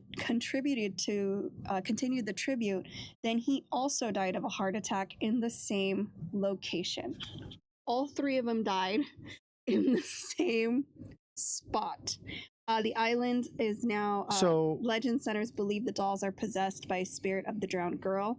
Over time, it included the souls of the other dead children as well as Barrera's own spirit. And there's also the conspiracy that he was killing children, and this is why he put up all the. It depends. Where's the children? Yeah, I mean, you can kill somebody and no body, no case. So that's a lot of kids. But their thing is that it was to appease the spirit from bad things happening. But 3 people dying but here's the thing about this canal, and what people don't really understand. This is the same canal that is connected to a lot of folklore. I can't say this one either. Nojales? No, that is right. Dark spirits that disguise themselves as black-eyed girls or animals like fish and leopards lure victims into the water. This is the same canal. Yes, the canal that is connected to this island. Also, part of this canal is La Llorona, the legend of the weeping woman searching for her children that she drowned. It is also associated with these waterways. The paranormal activity to this canal's dark history, the canals were part of vast Aztec lake system. After Hernan Cortez conquered the region, it is said that more than 30,000 Aztec bodies were dumped there, potentially opening a portal of evil entities. Okay, it's a whole different, because everything connected with this canal is connected with a lot of dark folklore for Mexico City. Okay, so I'm leaning towards supernatural now that we have the full story here. It does seem plausible the dude could have, went off of his rocker on this one. Oh, of course, anybody. But maybe something drove him to that. Maybe some type of spiritual entity. Like, if La Llorona is in my backyard, I'm probably not going to be the sanest person. Well, think about the water. It's all about the water. Like, this is all attributed to this canal and this island that is right next to the canal. Like, the drowned children and water can store energy. Right, and I don't know how familiar people are with Aztecs, but they were not kind. And if they were leaving this world, they did some horrific things. Child sacrifices. Sacrifice anything that they thought would please the gods, they did it. That's terrifying. And this is why I don't like religion. For that reason right there. I'm not a religious person. I'm a spiritual person. You know, I see it more as like a relationship. But yeah, I think when you get religious and things, it can send you down a very, very dark path. You know, they say the road to hell is paved with good intentions, right? So, you know, these people may have had good intentions. Oh, we're going to make it rain. Let's totally kill our children. That'll do it. Yeah. And a lot of people disappear, then everyone gets gaslighting into believing it never happened. And that's like what you're trying to, oh, nope, that didn't happen. There was no drowned little girl or the La Llorona. There's no dead babies. Right. That's a hard one because not only, I guess what bothers me about this one than the other ones is the bodies of the people, the little girl, the owner, and the nephew all died in the same place. In the exact same spot. In the exact same spot. So, hold on. Dude finds a little girl. Correct, with a doll. In the water, drowned, yes. Right? And then he dies there at the water in the same spot. Drowns. And then his nephew dies at the water. Heart attack, drowns. And then someone else? No, nobody else. Nobody So wanted to be on the island everyone's anymore. Like, I ain't going over that spot. No, they do allow people to visit during the day. They do not suggest you be there at night. It is very horrifying and terrifying. Bad things happen. I feel like we should go at night. Oh, yeah, not that one. I don't like dolls. I know the history. I've been to Mexico City. You stay away from that. Canal is a huge tourist spot. I grew up with the story of La Llorona because my mother was mean. What about the cucuy? No, we grew up with all of that. The cucuy chased you down the hallway when you were going to the restroom. Like my mom, just didn't want us to leave our room or our house at any given moment. She was just like, how can I scare these kids? And they were real folklores. They've been around forever. If you get up and go to the bathroom at night, going to the kitchen. If you go into the kitchen and steal snacks, the cucuy and the La Llorona is going to come get you in the night. That was what she did. She goes, that was our nighttime stories. We didn't get no Hansel and Gretel or. And see, this is how religion can control bears. People. Lore like this can control people, right? We're literally controlling children to stay in their beds and not get into snacks by telling them that the creature from the Black Lagoon is lurking in the shadows. It's like when you get told, and I found out that this isn't true. If you go to bed with wet hair, you'll be sick the next morning. You know that's not true, right? Yeah, but you don't want to go to bed with wet hair because it can breed bacteria in your pillow. That's the real reason, right? Why you don't go. But we tell children these crazy stories so they'll think, oh my God, if I get out of bed, the crazy demon monkey's going to grab my ankle and yank me into hell, you know? I mean, because kids, maybe that did happen. Right, but if you tell kids things logically, they're just going to disobey, right? So we come up with the cucuy and the chupacabra to scare them into Who says those doing things aren't safe. real? I mean, that story came from somewhere. I've actually seen a chupacabra. Bald dog? They have one on display. It's a bald dog. It's a bald, oversized dog. It's a chupacabra, and no one can tell me otherwise. It's a hairless dog. It's a chihuahua. Chihuahuas are chupacabras. They're not hairless. All right. So do we have another picture here? Let's see here. So that's our picture now. And here's my thing. It seems made up until you factor in the idea that maybe there is... Those are the trips you can take. Okay, hold on. Let me pull it up here. So because people all died in the same spot, that's where I'm like, okay, maybe this is something... the only story I give any weight to. Because they were What are you talking about? People. What about freaking Annabelle and the dude? Do you want my honest opinion on that? Now, I gave the story of the background because that's my job to do so. I think it's crap. The doll thing, the dolls being possessed, is crap. Just plain crap. I don't because think so. I believe, again, whether you believe in demons or not, demons, even the church, they want bodies. And in your thing about this guy being possessed, like dead bodies, they want a live vessel. They have they can't get anything accomplished with a doll. They need a person. They need a body. Okay, that was one thing that I was researching. Because I was like, they need a body, they need a host. So when I see these doll ones, one, I think those people of Annabelle, they made a fortune, and they used religion to, again, not a fan of religion. They use that to push their narrative. Second, the other doll, again, why would you hold on to it? Oh, Robert made me do it, or Robert did it. That sounds like a child didn't want to get in trouble. It's mutilating toys, so we're just going to put it in the attic. I'd burn that. I burned my Furby. He kept it. Maybe it was because the child was so attached to it. It is weird, though, that he still let it keep its name. Like, that's still trippy. Like, he must have believed it so much. Now, again, I could be wrong. These things could be totally real. But in my brain, the two dolls are complete bullshit. To me, it's crap. I want to believe. I get it. And people do. People do. But the Valley of the Dolls, knowing Mexico City, knowing the lore behind this canal, pushes me in the other way. Because I know there's some especially, so my native heritage who settled here in California, in Southern California, are the sister tribe to the Aztecs.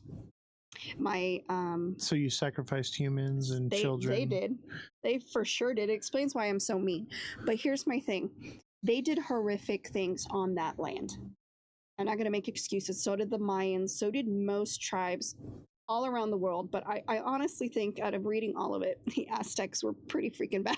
Right. So, and like the Annabelle doll thing, it goes back to what, like the 70s. You know, the Robert the doll goes back to 121 years ago. This goes back like what, thousands of years ago. These folklore have been around for a very long time. Now, granted, this guy who had the Valley of the Dolls was in his, it started in the 50s. He was older, and he was very reclusive, so people wanted to dismiss him. And he literally traded like fruits and vegetables for dolls to keep her happy, to keep her spirit alive. I saw that he was literally farming to basically survive and to buy dolls and to get the dolls for the little girl. What would he wasn't asking for money. Well, I will tell you this. He wasn't asking for anything. He just wanted to appease this little girl that he couldn't help, and he felt so devastated he couldn't help her. After he passed, and then his nephew took over and he passed, there wasn't as many dolls as there is today. No, the reason it's so much is because people go and visit and they bring a doll, and we're talking about thousands and thousands of people probably every year that are bringing dolls. So now it's more overridden, and it's become more of a tourist attraction. But as long as they keep bringing the dolls, the spirits are happy. Maybe there was a couple dozen, maybe a few hundred to begin with. Now we're talking about thousands. So it's a whole island of the dolls. It's become this lure over time. I wouldn't put it past Mexico to do something like this to bring in tourist attraction and American US dollars. That's true. For every supernatural thing. But the story of the two deaths are documented. Follow the money. The money will tell you the truth. But these little things didn't start till a few years, like 10, 20 years ago. This happened in the 50s. I think we forget that we're not in the 1900s anymore. We're in the 2000s. And so the reason why this was cornered off for a while, because Mexico is very superstitious.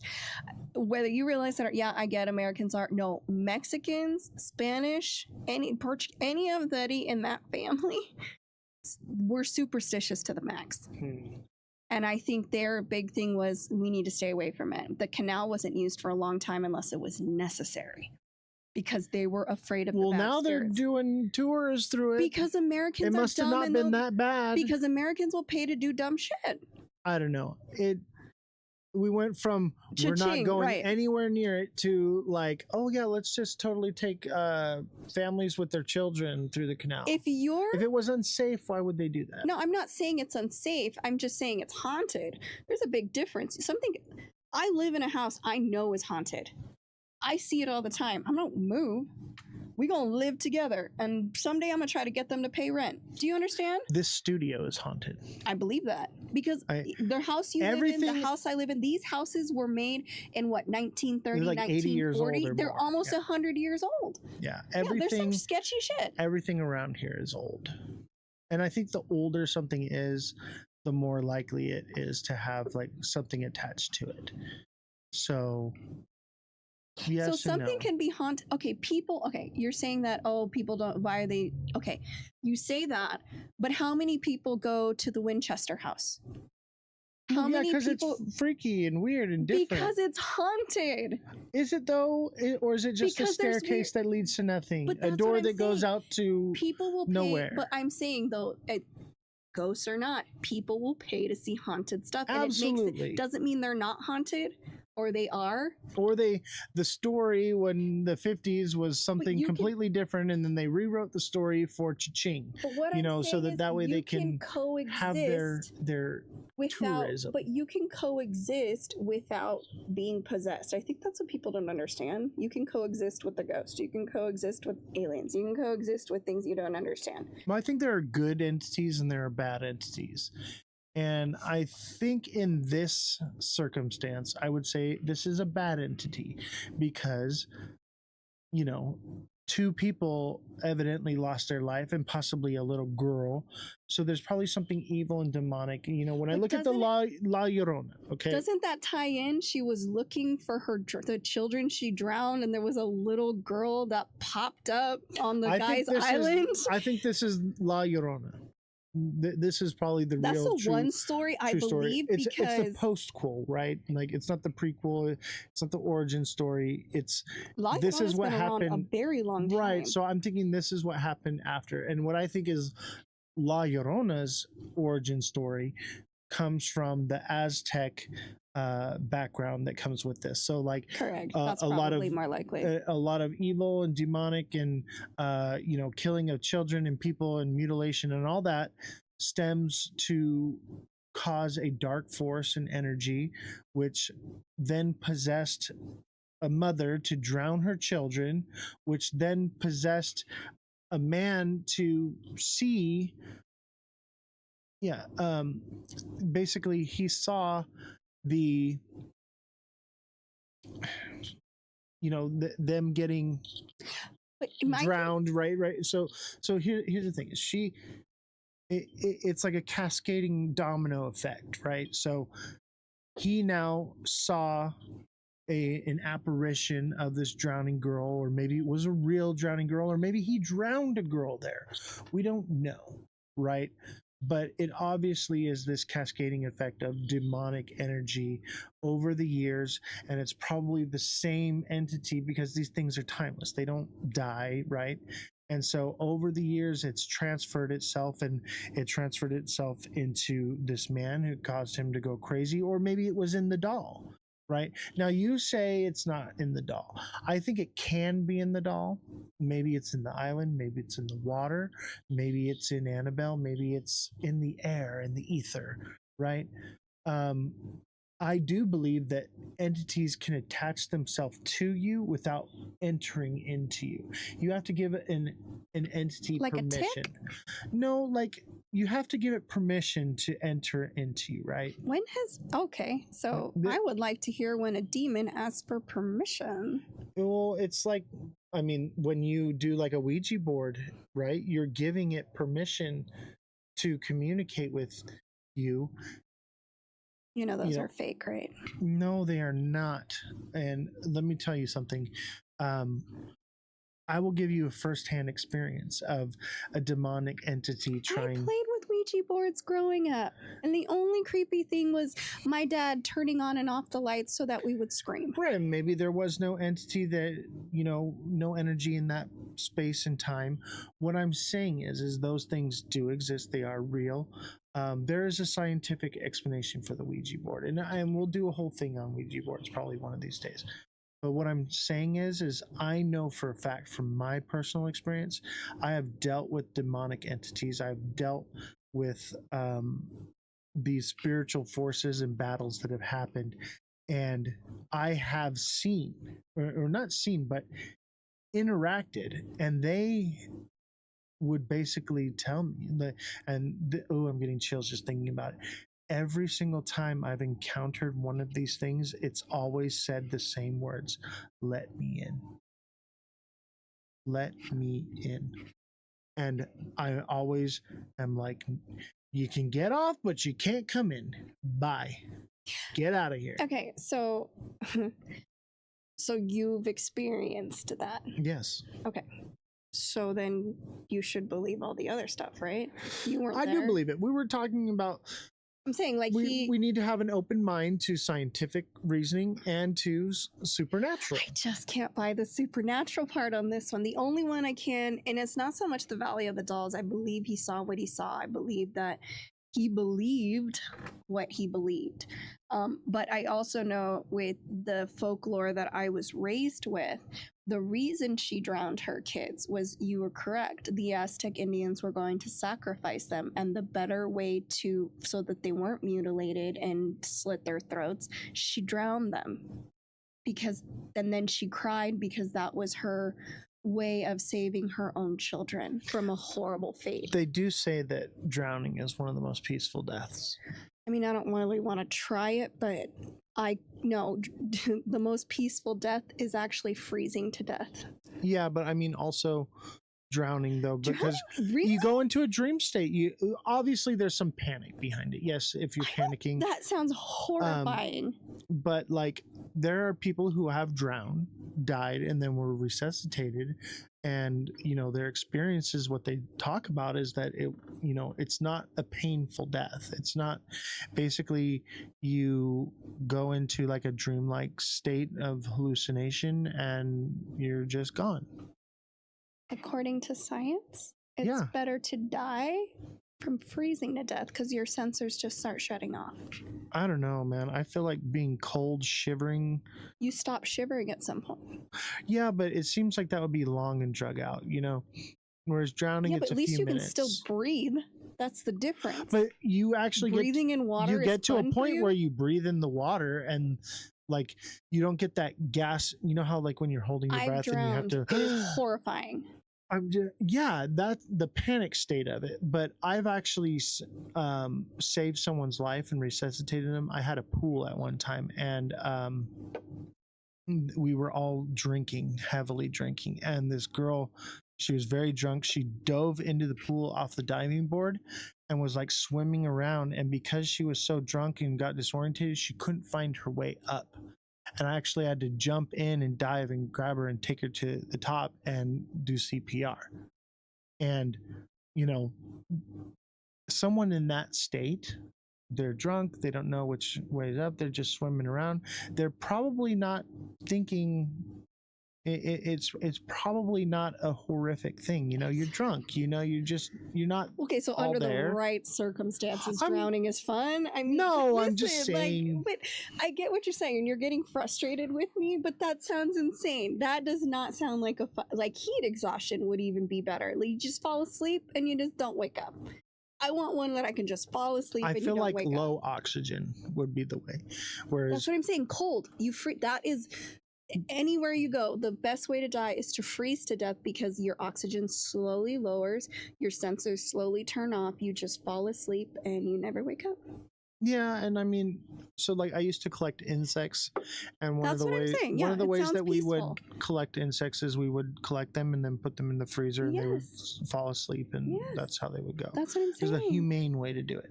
So I could see that. Okay. Also, lack of oxygen. Basically, you get really tired and you take a nap and you don't wake up. I don't know. I hate the heat. I hate But if being you were hot. to go lay down because you were so hot and your breathing starts am to hot. so hot. I had to Did I go see too that. far? I had to see I went that. too far, chat. I don't know. Maybe it's the mustache. That's what's so hot. Maybe it's the red beard. Help me. Anyways, but heat exhaustion. You just get tired, go to sleep. Yeah. Anyway, so back to what we're talking about. The Island of the Dolls, right? Honestly, I want to know what people think because I don't know how people are familiar.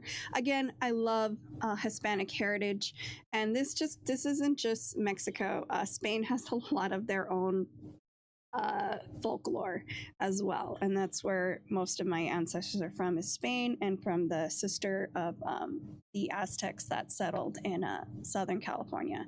But my thing is that what is the difference between taking this tour bus to this haunted island that it is all these Americans and foreigners who go to the haunted houses that are all over California, or I mean the United States? How is that any different? You're like discrediting it. Well, it's not that scary if people go, but there's haunted houses everywhere. I think people will find any reason to monetize something. Well, yeah, but this wasn't monetized till, I guess you want to call it that, for a while back. Right. So, yeah, maybe it was just ancient lure that turned into something that they could market. But what the point is for, this is why this all comes together for me, is the drowned children, the black-eyed girls luring people into the water. Doesn't that seem like, even though they came at different times, doesn't that seem like it's all connected? That's the only one that I could find that was connected to something else, to something else, to something else. Yes, I think that this is the most likely to be real. Right. But at the same time, I think there's some truth in all of it. I'm leaning towards all of it is real. Every single one of them. No. I think the least likely one is the Robert one. The oldest one? Right. Well, it's not the oldest because this goes back to the ancient Aztecs, right? Right. But I would say that one because I would write a letter just to get my letter posted up there. Of course you would. Yeah. Why would? Who would? So many. Because I'm not weird. It's not. But I do think that entities can attach to objects, but I think they would much rather attach to a human. And I think in the Robert case, the human was the little boy, and that's why he switched names, because the little boy went into the doll and the demonic entity took over the little boy. But Gene, what he called himself, had a fairly normal life. Went to college, married, had kids. And there's lots of people that are demon possessed that live normal lives.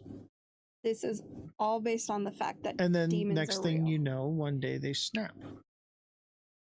I think you and me have different words for demon. Possibly. Yeah. When I think of demon, I think of fallen angel, nefarious and I can't entity. Wrap my head around a religious answer. Like when I say ghost, I'm thinking of a disembodied soul, right? Roaming the earth. That I believe. Limbo, that's where people get stuck at. I mean, I don't believe in whatever, but I do believe that we either reincarnate or we get to have we get just the same life over and over in a multi-universe. Like, we don't know anything. When I say demon, I'm referring to some nefarious, evil entity that has, ill intentions. Okay. That's what I refer to as demon. I think that ghosts can be good or bad. I think more or less the ghosts that are bad are more likely demons, and the ghosts are more likely just disembodied people. And I think people inherently are good. I think people do evil things, and I think there are very, very evil people out there. Correct. And those are probably some evil spirits, but I think generally if you're going to encounter a spirit, it's more likely for it to not be evil, because people, I think, the majority of people inherently want to be good. At least I feel that way because I want to be good. I want to be a good person. I want to help people. I want to do good things. I think, people as a group, as a whole, as a society are very ugly and gross and very malicious and selfish and, Yes and no.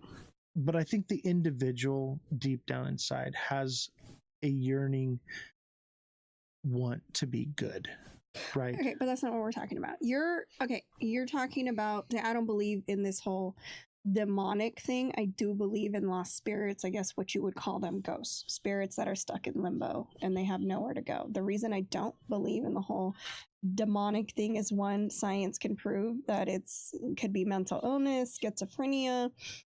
But one of my problems is most criminals, do you know what they hide behind? The devil made me do it.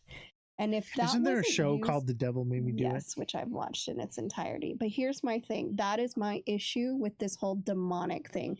It needs to be labeled as something else. Do you understand what I'm saying?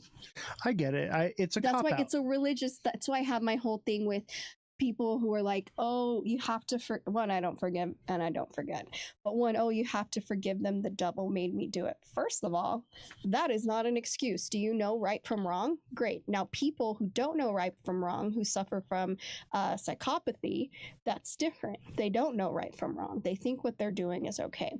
I know you don't like my logical answer right now, and I'm not discrediting that they maybe I'm completely wrong and demons are real and I have no idea what I'm talking about, but from a psychology perspective, it sounds more like a scapegoat. Do I believe in spirits that live on this planet? Did you just say goat? I heard goat. Scapegoat. I'm the scapegoat. Just a goat. But I do believe in spirits being lost, because whatever happened that led them to that limbo. Yeah, limbo. I've always believed in limbo, and until they find peace, they can't leave to wherever you believe you go after this life. I believe in that. But demons is very specific. All these personalities stuck inside of you. And I know the movie Split, great movie. Like, if you had to think of something demonic, but that wasn't who he was, what did they classify it? Schizophrenia. Right, it was classified as schizophrenia, but I think the difference is someone that's schizophrenic, split personality disorder, they have those different personalities, they have different things. I think what makes it demonic is those same characteristics, but with abilities attached to it. And that could be very true, but they could have always had those abilities. No, like, there was one I was seeing, and the girl took an apple and I know what you're talking about. We're going to cover that story. Yeah, and so like it's like that's a supernatural ability. Or okay, so here's my thing. You can't just do that. You just, I'm sorry, not with these arms, but I mean, if I pump some, metal, I would challenge like a really ripped. We'll get John Cena, because you can't see him. We can't see him. We're just going to see an apple explode. Just see an apple, right? Okay. And I think that even someone like John Cena would struggle with doing something like that, because it's just not human nature. And an average person being able to do something like that, that's a supernatural ability, right? Like almost like a superhero type ability that they don't normally have that ability. And then in that moment of possession, they are granted, call them gifts or abilities to do things that defy the laws of physics, defy, everything that we know that science tells us to be true. Okay. So that's the difference. No. So do the demons, do they know that the demons live in them? I think some people don't. I think some people are full of demons and don't even know it. I mean, that is, if that's what you call it, that's very probable. But my thing is like, okay, people aren't going to like this one, but, Hitler could have been like at the end, demons maybe do it. I'm not actually crazy. I'm not saying that blaming it on a demon. But it's not a reason for but that's why it gets to discredited. absolve you. But that's why it gets discredited, and I that's agree. what my issue is with it. Now, if you were telling me this back, and this is even back in the '60s with killers and people creating atrocities, and that was their thing. I was, oh, demon had me, or the devil made me do it, and that maybe that's what bothers me so much. But and then it makes it so like it's not real. It's a cop out, but I don't think that just because something possessed you to do it doesn't mean that you get a free pass. Exactly. I think you still have the consequences. I believe that if you are possessed by a demon, you have to give it the ability to do so, and basically have to grant it permission. Therefore, you I don't think you just said it doesn't need permission, though. It just jumped into little Robert. No, I think that children are easily manipulated, so it's easier for entities to go after children because they can manipulate those children into doing different things. That's why, children are not allowed to have consent, because their brains are not mature enough to understand the ramifications of the decisions that they're making. That's one thing about when you read up on demons and stuff, they always look like children because you feel bad for children. Right. Like, if that's real, and I could be wrong, if that's real, that is genius, because I would help a little girl. I would help a little boy if they needed my help. And you wouldn't think twice. They'd be like, oh my God, be there and crying, and you'd go hug them, and then they're like, thanks, bitch. Yeah, I think that, and these entities are nefarious, and they will do whatever it takes to manipulate people, or to get their end result, right? Why did it in my head went to a Dave Chappelle, gotcha bitch, gotcha bitch, like that is what it feels like if there's a little, because I'm a sucker. If it's a child, like I'm gonna want to help, and I'm like thinking now, I'm like, if that's true, oh man, so quickly I would have a demon so fast, because it'd be like, oh, help me, and I'm like, oh my gosh, come in. I think that's why they choose to use the form of children. I think that's why they go after children. One, because children are easily manipulated, and to be in the form of a child is because it's easy to manipulate someone else to help a child. Just like the guy at the Valley of the Dolls, right? He wanted to help the child, and therefore it drew him to the water, and it evidently entered into him and attached itself to him. I do think that the entities can not enter in you and possess you, but can latch onto you and follow you, like drain you, right? So like, you don't necessarily have to be possessed by the entity.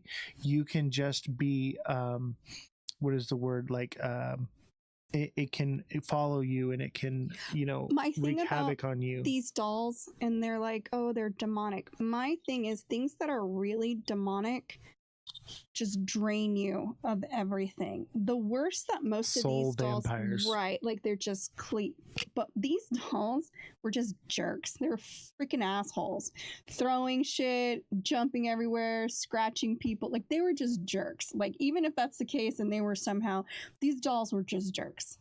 I think they feed off of fear, because fear is a form of energy.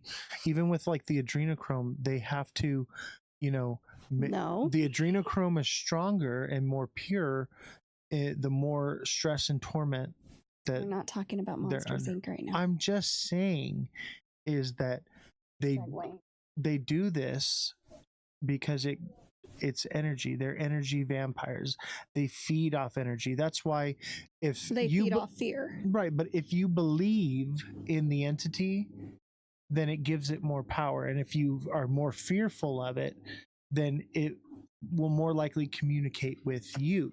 Whereas like somebody's like, whatever, it's all bullshit, they're never going to have those experiences because it doesn't have the energy to feed off of. It's too draining on the spirit to interact with you. Whereas if it can make the hair stand up on the back of your neck, then it's more likely that it can feed off of those emotions and that energy.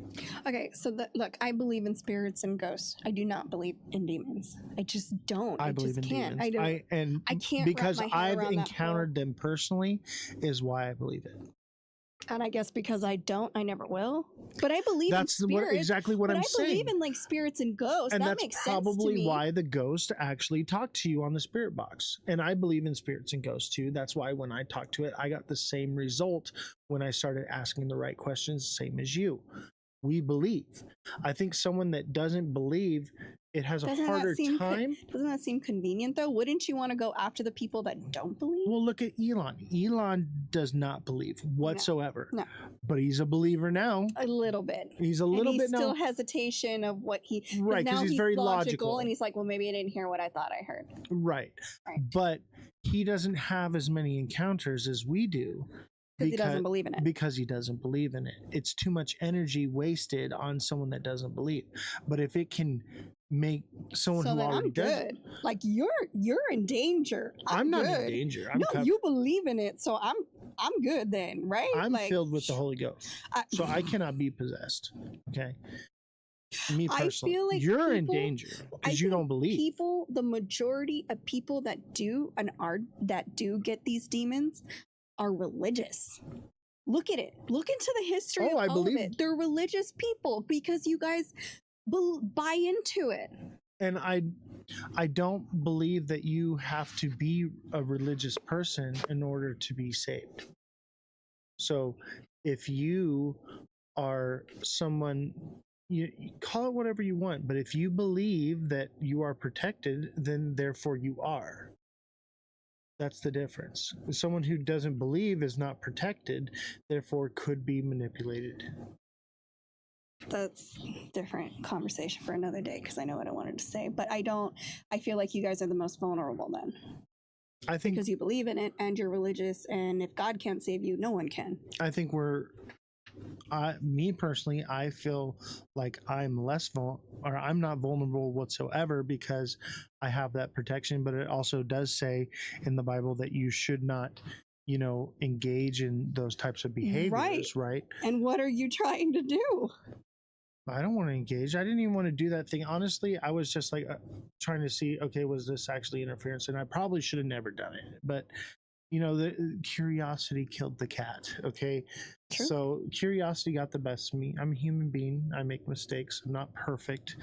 But I because you don't know what you were talking to.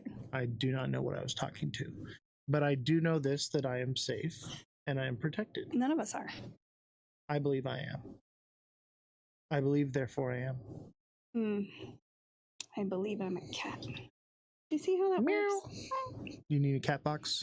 Cat box. My thing is this whole, I guess because we're on different ends of the spectrum. I'm going to be okay because I'm choosing to be okay. You need something to protect you because you don't think you're strong enough to do it yourself? No, from like demons or whatever? I do myself, but I have... You need to believe in something? I have a hedge of protection, like a shield. Like what if it's not it's called real? Putting on the armor. My thing is, I've listened to your sermon this and if whole it's time. not real... What if you're wrong? And this is all a simulation or whatever it is, and we reincarnate. What if you're wrong? Then I slept at night and I'm okay with being wrong. Yeah, but then what if But for me, I don't feel like I'm wrong because of the things that I have seen. But why can't people who have a whole bunch of demons just be schizophrenic? I think they very well could be, and that would be a scientific explanation. The difference is the supernatural abilities. Having a mental disorder doesn't give you the ability to do things that you just can't do or possibly know. Well, maybe they didn't know they couldn't do it and then they did it. If you've never been exposed to certain languages and then all of a sudden you start speaking them fluently. The first time you're exposed to food, you eat it as soon as you smell it. You don't have questions. You're just like, oh my gosh, this is it. speaking in a different language, for instance, if someone who's never even heard the Latin language access just that part of their brain and we just don't know. How did it get there? We have a whole bunch of brain we don't know. We don't know Right, what's but in there. I believe your brain has to be exposed to something in order for it to retain it there. Now I get what you're saying, that maybe it's from a past life or something like that. Maybe. But That for makes me, more sense to me. I don't think so. I don't know. But I would say that, supernatural ability from, split personality disorder seems more likely to be demonic possession. I do believe that split personality disorder does exist, and that is a real scientific explanation. But I think when you add that other factor into it, that's when it becomes something different. And we have to be able to realize that there are just some things that we can't explain or understand. Yeah. And that we have to be open to the possibility that maybe there's something just completely that defies the law of physics, defies the laws of science, defies everything that we know, because it's something that we can't comprehend.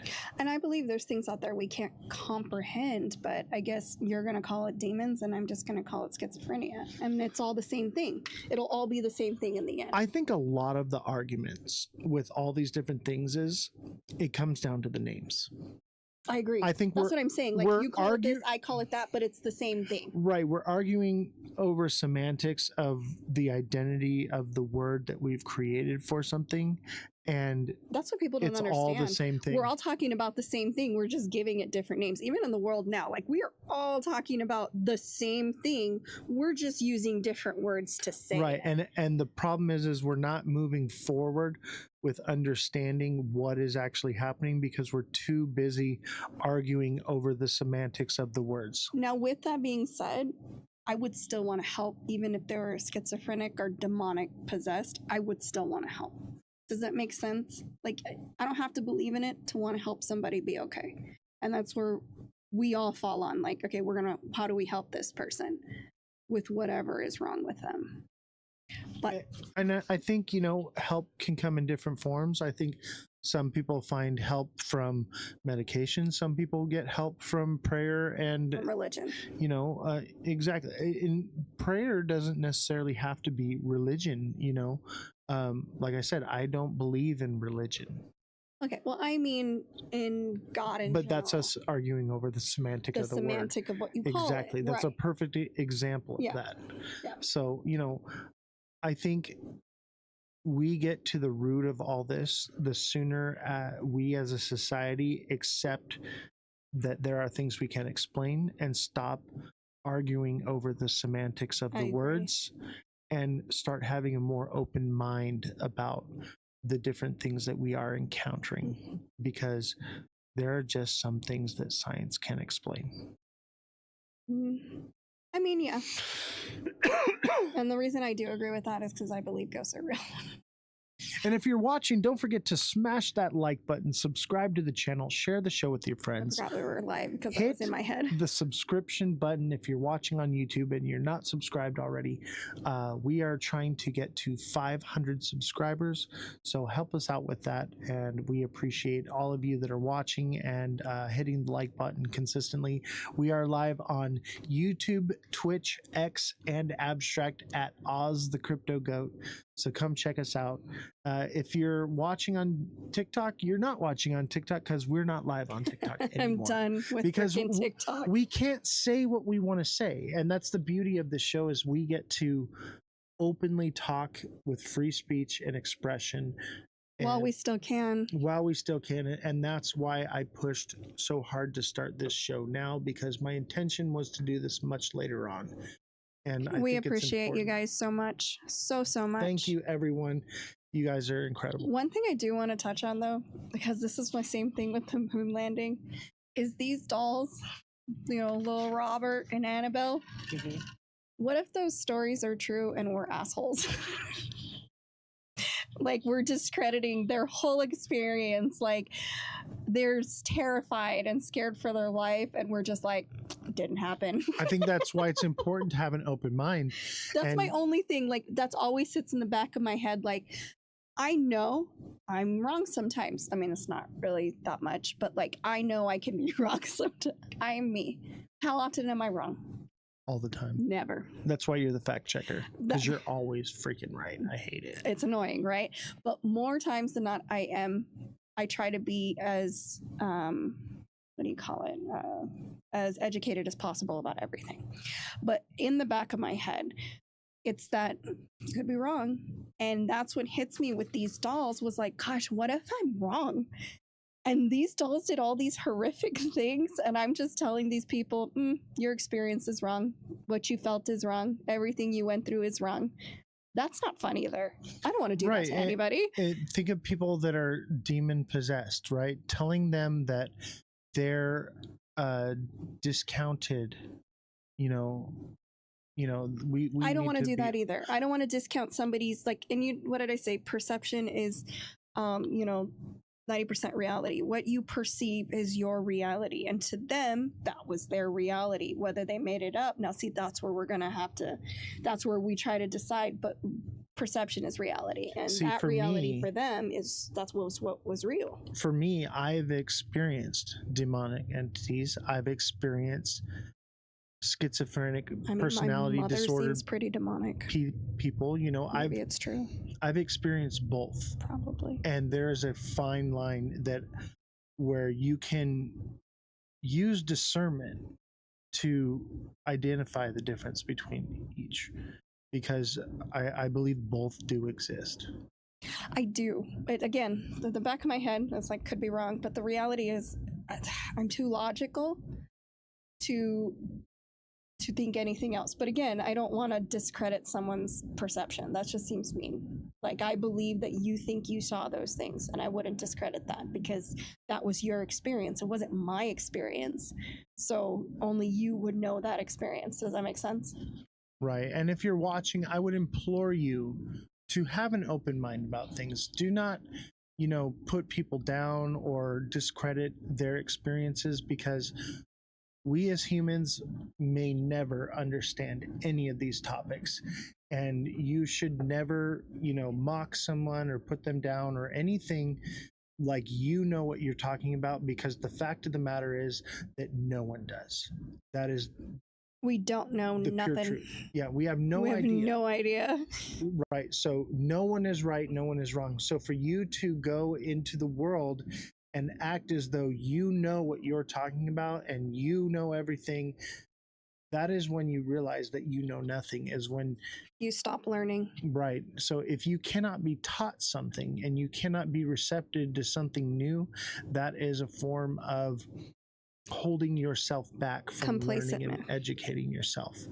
So I would implore you to have an open mind, question everything, listen to everything, but believe nothing. And I know we bicker, but it's more so we have very, very different of opinions and thoughts and how we do things.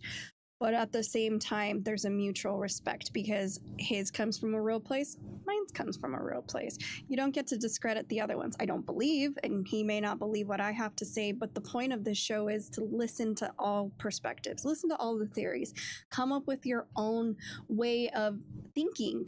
Maybe you learned something you didn't. Maybe you think we're crazy. It doesn't matter. Like he said, listen to everybody's point of view. And I think, especially right now with the world being the way it is, just listen. You don't have to always react. You don't always have to comment. You can just listen and go from there. Just my thoughts and opinions. And that's why I brought you to be on this show, is because we are complete polar opposites. We basically agree on nothing. True. Right. And at the same time, we have the ability to sit in a room together and discuss them without yelling and calling each other names and stuff, and understanding each other's perspectives. And I think that is something that we need to normalize as a community, as the world, and as society and humanity together, it's okay to agree to disagree. You don't have to hate someone just because they don't think the same way you do. And unfortunately, we've lost that somewhere along the way. We should stop being human beings. Like, just love. We're all human. That was always my thing when I was a kid and everyone hated everybody. I'm like, we're just human beings. All of us are human. Just be kind to other humans. That's all you have to do. That's my simple. goal with this show is to lead by example. Show people in the world that we do not have to hate each other because we disagree. We can get along, we can sit in the same room, break bread, and conversate with each other without tearing each other apart. And let me tell you something right now. If you are in an argument with somebody and you stoop as low as to start name calling and using derogatory marks, you've already lost. You lost. Yeah. I can't stand that. Like, you know how I am. I'll make a factual statement and it'll bother somebody and they're like, oh, you're a stupid bitch. And I was like, I won. Okay. Yeah, Like, exactly. Say it again. Say it a little louder. Please say it. Argue with people with intelligence and facts and even opinions, right? That's how you win an argument. When you stoop down to hateful rhetoric and violence, then you've basically lost. You've already lost because you could not come together and put down a complete thought. And the moment you realized that you lost, you decided to lash out.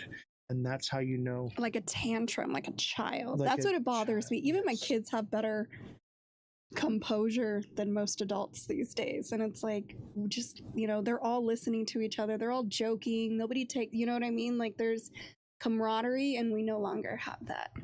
Yeah, your kids are unhinged. By the way. I know, but they're fun. Yeah. They're completely unhinged. They say the most crazy things, but they all get along. I Mine never are like have to cookie worry. cutter children. Yeah, mine are.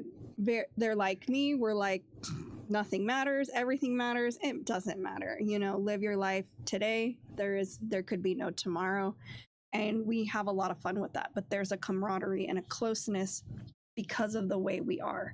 And I'm sure you have a different kind, but it's the same. And my kids, they will make fun of everybody and anybody. You are not off the table. They don't care what anything you are. Yeah, with this show, everyone's getting roasted. Yeah, everyone's Everyone's roasted. on the table.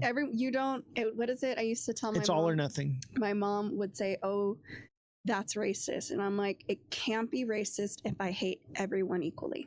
Period. And I'm sure you're on the other side. Well, I love everyone equally. Exactly. I hate everyone equally. Therefore, I don't care. I can't be prejudiced. I will roast anybody. And that's just because, I don't know, I have thick skin. Come for me. I don't care. The most hateful, evil people in my life, I still have love and compassion for them because I feel like something must have happened to them to bring them to that place of such hate and anger. And I feel that maybe with compassion and love, there is a way that something good can come from it. Horribly disagree. I think you get out of this world what you put into it. So if you put in good things will come out of it. I believe that, which is why I try to be the best kind of parent I can be. But there's a parent in my life who made the choices they made, and they deserve what they get. There's no forgiveness. There's no, oh, I feel sorry for them because of their upbringing. I had a horrible upbringing, which made me change it, you know, change the direction than being brought up the way I was. I don't have that love. I don't know, I'm different. Once you cross me, that's it. You're done. You get exiled. There is no second chances. I will forgive you, but that doesn't mean that I need you in my life. If you are going to destroy my peace and what I am doing to live and put me in an environment where you're taking away my happiness and my joy, then there's no room for you in my life. That's understandable. But that doesn't mean that I don't forgive you for the things you are. I still have compassion. You're a good person. What is it that made you that way? You're a good person. Because even if things made them that way, they chose to stay that way. Absolutely. That's unforgivable. And it's not that it's unforgivable for me, but it's like if you choose to stay that way, then I choose to remove you from my life. Doesn't mean that I hate you or that I, don't you know, love you or whatever it may be. I just choose to not have that in my life because my peace is more valuable. And I get that. Like I said, you're a good person. I clearly took a different direction because I cannot forgive. I don't forgive and I don't forget, but I also don't dwell on it. That's what people are like, oh, it's going to eat you up. It doesn't. I live my life perfectly fine. And I dismiss and disregard. That's just who I am. That's just this particular person did that to themselves. And I had to break generational curses that she had every opportunity to do, but she didn't. Yeah. And that's what we're doing here. We're breaking generational curses by coming together and listening and understanding and having an open mind. Because, yeah, like I said, so different, but yet I respect you and what you are trying to do here. I want to save the world. We can't save the world. We might be able to save one person. And that's probably all that's going to happen. If we save one person, it was all worth it. I guess. But right now, we're going to need a lot more than one. I agree with that 100%. We're building an army, chat. I know. I hope everyone's getting ready for whatever might happen, just because I am terrified. Not because, not for myself, but for other people. I'm not terrified. I'm prepared. I've been preparing myself for what is to come for a very long time. No, that's what I'm saying. Like, I'm not scared for myself. I am ruthless. But I'll do anything for my family. But what I'm worried about is other people that think that, oh, this is going to get better, or, oh, it's not. The theater is on fire. I saw that. Oh, yeah. The theater is on fire, but it's not on fire. The screen says it's not. Yeah, the screen says it's not. And people are missing it. People really think, oh, we just got to get past this and it's going to get better. I'm like, it's not getting better. Be prepared. Stock up. What if it's a special effect in the theater of fire, and then that's why they put it on the screen? The theater's not on fire because you're watching Backdraft. And it's a 4D immersive experience. And that's a good lie, if that's what you mean. I'm just saying. But it's true. And people don't want to see, like, both sides, man. They're both freaking nuts. They're freaking crazy. Yeah. And I'm like, and the more people reel it in, baby. Yeah, reel it in. Come back to earth. This ain't happening. Like, it's. You think my kids are unhinged? The world is unhinged. Oh, absolutely. My kids a little bit more, though. I think your kids are unhinged in a good way. Yeah. They question everything. Oh, yeah. They don't believe nothing anybody tells them. My kids, they believe everything you tell them. You tell them that XRP is made of cheese, they're going to believe you. Every show, you go and bring in just a little sprinkle of your damn crypto. Hey, I am the crypto goat. Just because your mustache, Frito Bandito, does not make you a goat. Although it kind of does look like horns. Demonic. Are you demonic? Oh, that's why you're... Oh. The goat has nothing to do with demonic. And that's a misconception. I just realized that. So many people demonized me because they thought that the goat was an emulation of a demonic presence or whatever. I just realized that was the figure, because I went to Catholic church.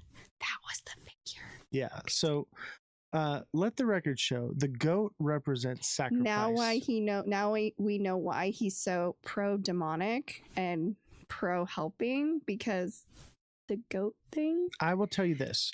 I do not need to be here. I do not need to sit in front of this camera. You're having fun. And spend obviously I am having fun, but I sacrifice a lot of my time, energy, and resources for the betterment of mankind, because I want to not only tell my story, I want to help people along the way. And so the reason I chose the goat, lady. I know, but the reason I chose the goat is because the goat represents sacrifice. They did sacrifice a lot of them in your Bible. Yes. And so that's why I chose the goat. Obviously, there's a more of a story to it. The lamb. Yes, the lamb. We went with the goat, though, because the goat, lamb, same thing. But the goat is willing to defend itself. True. We used to have baby goats. That's why I went with the goat. And also because there's an inside joke. If you were here when we first started the show, you know why we chose the goat too. Oh as my well. gosh, I don't know. Oh, that was so annoying to listen to. It was so long ago. Oh my gosh, who sent the 100? I think it was TikTok Seller. I think it was TikTok Seller. Yeah. You do know. I think it was you who sent 100. And it was like Seamont did as well. Yeah. And a couple others. At some point. The ones from the beginning, man. Yeah, those were the real OGs. They're the only ones who know the whole Switch thing, like Commodore 64 or whatever. Yeah, it was. the Nintendo Switch I live still stream. want a Commodore. Yeah, like, I feel like I got old. I mean, you got old. I'm still young, but I'm a delight. One has nothing to. Yeah, see, I'm gorgeous. There we go. They all listen. Everybody says so. They all say the goat is the beautifulest man I've ever seen. He's the biggest, most goatiest of all the goats. Help me. They say LeBron's got nothing on the goat. I don't want to be. I'm scared. Listen, losers. Okay. It was 8 months ago, but I miss it. I know. Right? What's crazy? That's so long ago. That was before. We could have made a baby. You did in that time frame. What I don't understand. Could be having birth right now. I know, like, we're totally off topic now, but that's fine because it doesn't matter. It's late. But you know what I don't understand? Back then, you said way more crazy things, and weren't always getting banned every 5 seconds. Like, it kind of started changed that way, and then all of a sudden, like, we were fine. And you know what I noticed? Like, when you got an agent, it got worse. It did. It got significantly worse. Like, they were targeting people with agents because they didn't want them. I don't know. Doesn't it seem like that? I think more or less what happened was, well, I don't want to say it on camera. No, I know. But well, I'll say it. The other people are fucking assholes. Yeah, there's just some bad characters. Those creators are assholes talking shit in the same network as you, and it was being allowed. I'll say it. That's fine. And stealing my ideas. And then there would, like, we would say it one day, and the next day they're saying it, and then they're like, "Oh, they're copying us." Bitch, go back. Go watch the video. It's on YouTube. We know where you got it from. Is you can gaslight the people, and the people will always listen to their creator and listen to whatever they say. But I was doing what they were doing, watching in the background and not actually clicking on the video and listening to them talk shit. Fuck that. That's why we're not on TikTok. They can suck it. You know, I said it. You know, TikTok is the only platform where you can actually be attacked by someone that is trolling your show. Oh, and that psycho crazy bitch. And she showed up here on YouTube, but there's nothing she can do. I know, great, that we're here. No one can do anything to retaliate against us. The only people that can actually retaliate against us is YouTube itself, and YouTube is minding their P's and Q's because they got sued like crazy during COVID for the censorship. I thought.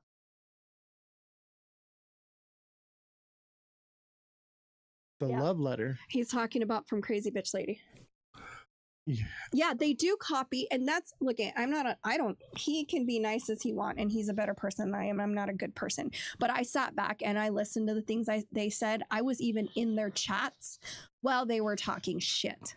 And it's the big ones that you can think of. The girl and the boy that worked together, the other one with the weird, hair on his face as his emblem. They're all douchebags, period. And the fact that they're going out of their way to get rid of people that might be competition for them and push them out of the space because they are wrong and this one's right is fucked up. You know what's great is since I've left TikTok, they have nothing to talk about except for argue and bash each other now. It's like freaking the novelas. That's all it is, novelas. Yeah, it's what is it? Crypto days of our lives. That's all it is. The crazy angel lady gave you another love message. The crazy angel lady TikTok seller literally is messaging people going around saying that I'm a bad person and not to listen to me, but then in the same breath, like I'm speaking major truth, and everyone in the chat is like, yes, everything you're saying is right. And then she's saying, don't listen to him, and it just makes her look even more crazy. And then at the same time, she's like, I bought XRP because Angels told me to. My problem is that they buy into her and they spread that because she gifts them like crazy for listening to her stupidity. Yeah, they're bought and paid for. Dude, that's another thing. I want people to go look at people's chats when there's like 200 people in it and there's only like 4 people commenting. Why is that? Just take a good look. Yeah. Why would that massive crazy numbers, yet no one engaging? Yeah, crypto days of our lives. That's pretty much what it is. And my thing is like 200 people, only 4 people commenting. And it's the moderators bought and paid for. But what do I know? You know? That's why I call TikTok LARPing. Yeah. When I realized that the TikTok people run the same way as the news, I had to stop following them. Yeah. You know what's crazy is now that I'm not doing crypto content, they have nothing to talk about. I'm not even making it on YouTube. Like the only Alexa place said, it's days of our lives. It's just the freaking novellas talking. They're all talking. And the only place you can get TA from me or any crypto knowledge is through my Discord.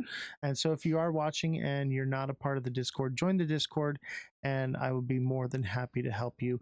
I have not left crypto. I am still doing crypto. We're still doing the TA class. We're still, trading and doing all that. I've taken a bit of a step back from crypto, but if you need help, I'm here to help you. You have a class tomorrow, right? Yes, I do have class tomorrow. Okay. 2 p.m. tomorrow, Pacific Standard Time. We have a special guest. The CEO of ViFi is coming into the class to help teach some of his strategies. Also, for people in the Discord, if you are not in the class, you will be taken out of certain chats. It's for the class only, because I'm going to say it. So. Yes. So if you are not in the class, you will be removed from the moonshot. Which is the funniest, the funniest one. Yeah. But yeah, I can't read that. I'm just holding some right now because I'm afraid news will rug everything. So, and it's going to. Oh yeah. Please be careful with the news right now. It is so misleading. Oh my gosh. Like moon cycle. We had the full moon. Now it's time to come back down to earth. The world is on fire. Theater's on fire. The world is on fire right now. The theater is not on fire. But the screen said so. No. But everything's on fire right now. The markets are bad. The food prices are out of control. Gas prices are out of control. All of that is out of control. Yeah, people think that things are going. Who has money to invest right now? Yeah, I'm on YouTube. The liquidity is more spread out than it's ever been, and people don't have money to invest. And what are they going to do? If you can't afford food, you're going to start pulling out investments. Exactly. Because you need food. So people are like, oh my God, the market is dropping. Yeah, of course it is. Dude, I can't. Did you see the shit show at the airports today? I did not. Oh, are you talking about in California? Because they took out the people that are needed for the landing, and they had to delay flights and there we go, 30 of them, because they cut. Remember, he did a huge cut, and I guess something happened. There was chaos. Well, they shut down the government, so there's the 30 traffic control. So what happened? There's no TSA, but there's ATC. Yeah, traffic control went bye-bye, and they had to either cancel or delay flights. And now, what is it? They don't want you to leave. They want you to stay, pay the prices. They don't want you to leave. Prison nation, martial law. We're already there. They've occupied Chicago. And the thing is, all the Supreme Court says can't do it. They're doing it anyway. I feel like we should do a prison nation show for the rabbit hole. You said you wanted to do spooky. I do want to stick with the spooky weird stuff, but if there's real life things going on right now. If it keeps going, we'll probably Oregon, take a tangent California, and Illinois. Yeah. Literally occupying them, which isn't, what is it? It's not the Third Amendment, or what is it? The Third Amendment? Fifth Amendment. Fifth Amendment. Yeah. We don't have to, but It's occupying soldiers in your home, though. That's pretty much what it is. They went into an apartment building. I know we're off topic and it doesn't matter because they went into an apartment building and ripped out people, and these children were like naked. You can watch the video online. I believe There's a couple of them. I believe it. That's occupying an apartment. Why don't we do another live in a couple days, and we can cover that one. Then we'll go back to spooky stuff. You want me to go on Hinge, don't you? I do. Yeah. What do you guys think, chat? Should we do more of these lives more often? Because I was thinking like a couple times a week. But I saw that, and it was U-Haul cars too. They threw them into U-Haul trucks. That one that I'm talking about, they ran into the apartment and ripped all those people. Let's save it for the show. Let's do a whole show on it. And they're slowly moving into red states, and they're telling them it's for your protection. We can do a political rabbit hole show. What do you think? That's fine. What do you think, chat? Should we do a political rabbit hole show? In like a couple days. And I have to research. I'll post it to the Discord when we're gonna do it. I research everything. I type it all out because I can't. The news show needs to come back. We can do news once a week. I can do the news show, I guess. But it'll be on here. It will not be on TikTok. If you want me involved, I will not go on TikTok. Here's the issue is the rabbit hole show gets a lot of engagement.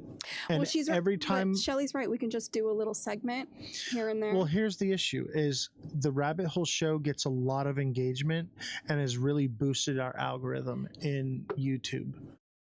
So whenever I post crypto stuff, we get bad engagement, which hurts our algorithm. So let's not do it for YouTube. So I'll probably do a TikTok platform. only, or maybe just abstract. Why don't we do it? Okay, I will bring the news back to abstract. Abstract exclusive. Okay, but I will not go. One, I will not go on TikTok. But two, why can't we just do the other platforms then? Why not? Why can't we just do YouTube? The problem is it hurts our algorithm. So every time I post something on YouTube that... You don't think something political isn't going to push the algorithm? No, I think political would, but we're talking about bringing the news show back, doing the news 5 days a week like I used to. I'm not doing 5 days a week. We can do No, I would do it, but I'll do a shorter show. I won't do 4 hours, and I'll do it 5 days a week. I won't do it if it's on TikTok. No, it would be just me. Okay, that's fine. And that'll be your thing. I can't afford to bring you in at 5 days a week. I'm doing a lot of work already. Yeah, so... We'll do the rabbit hole show. But the thing is you don't need to do 5 days a week of a segment. Jesse, I think we do because that's regular news. Segment. That's what it said. Jesse, less work, a 15-minute segment. We'll talk about it. We'll discuss it, and we'll see how we can move forward. But I do want to continue, doing. I like the show a lot and being like a news anchor, right? That's basically what I was. But we'll scale the hours back on that, and we'll put the long hours for the rabbit hole show. If it's TikTok, I'm not. I'm not really going to be doing TikTok. TikTok is our promo show. We're going to be doing live battles and just building a platform there just to get new viewers to come to YouTube. That's the only reason I'm still doing it. On YouTube, I can say whatever I want. Yeah. About whoever I want. On abstract, we can really do whatever we want as long as it's not diddling children like Trump. Oh, okay. Diddly. Diddy That's what diddle? you said earlier, didn't you? Diddy diddle. Oh my gosh. That's another one. I'm gonna see if I can pardon Maxine Glenn. I can't believe that. He acted like he totally gaslit everyone, like he had no idea who she was. You don't remember the person that sold you children? Yeah, that's crazy. 15 minutes. All right, if you're watching, don't forget to smash the like button, subscribe to this channel, recommend share it the to show your with friends, your friends so that we can all have fun together. We do look at the chat, and I know we get off subject a little bit, but it makes it a lot more entertaining seeing your feedback. And if you like this content, thank you, please, Shelly. And if you like this content, please, I'm trying to do a little promo I'm clip. sorry, I can talk too. Let's be professional for just one moment, just for a nice little clip. If you like this show, please hit the subscribe button if you're watching on YouTube, and don't forget to hit that like button and share this show with your friends. When was the last time you called your mother or your mother-in-law and told them, hey, I saw an amazing show, you gotta check it out. We'll see y'all next time.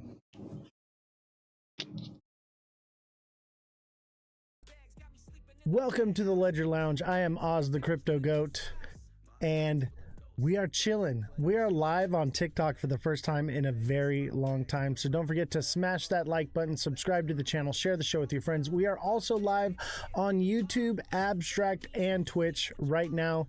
If you don't like the TikTok platform, totally understand. But today's main stream will be focused on TikTok a little bit.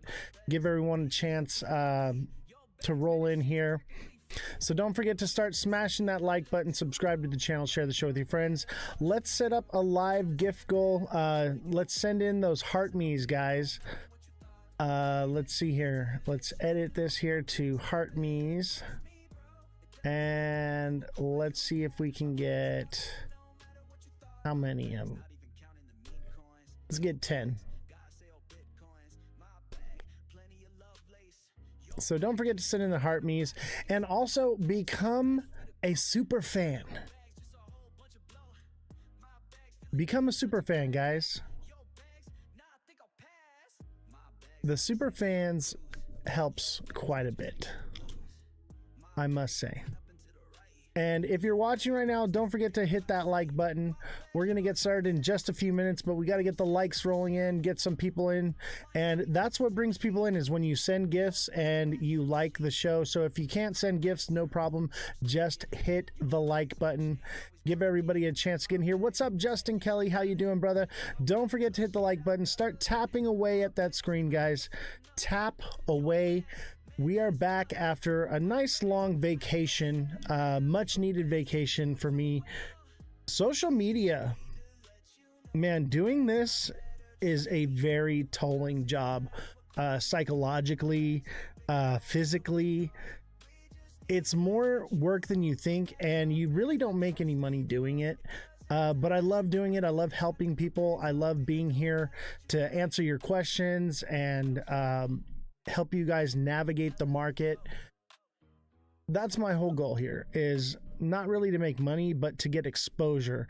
And in order to get that exposure, we need people to become super fans. We need people to send gifts. And if you cannot afford to do that, it's no problem. All you got to do is start tapping the like button. So if you're watching right now, you love this show, you want it to come back, start hitting the like button, send in those gifts, whatever you can. Much appreciated. How's everybody doing today? It's been a long time, and I really miss you guys. We're going to talk about a few different things today.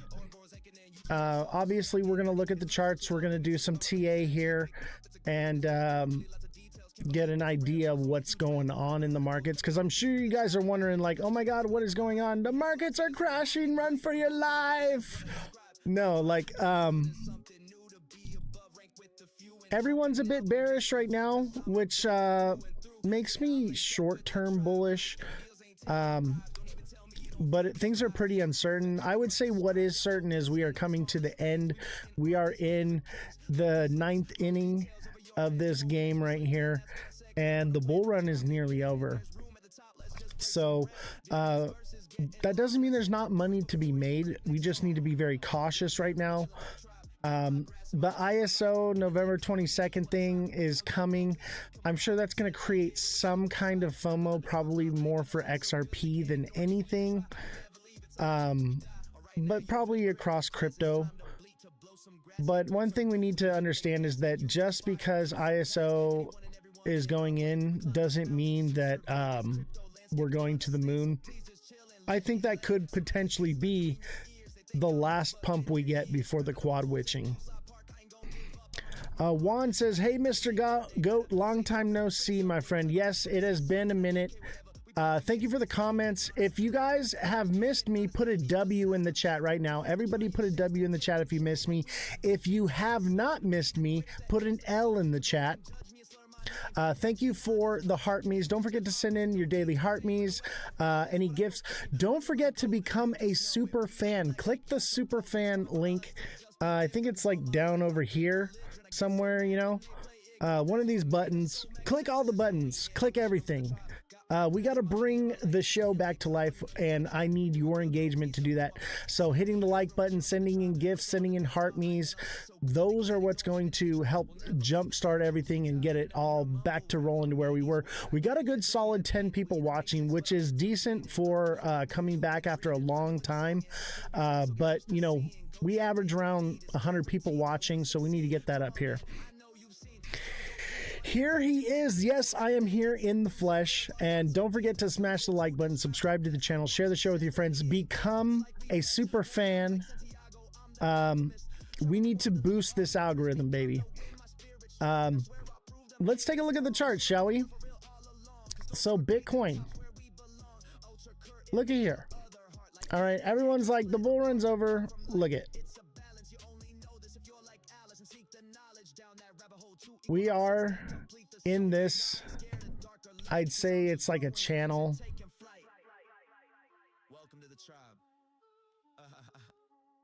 That's your channel right there.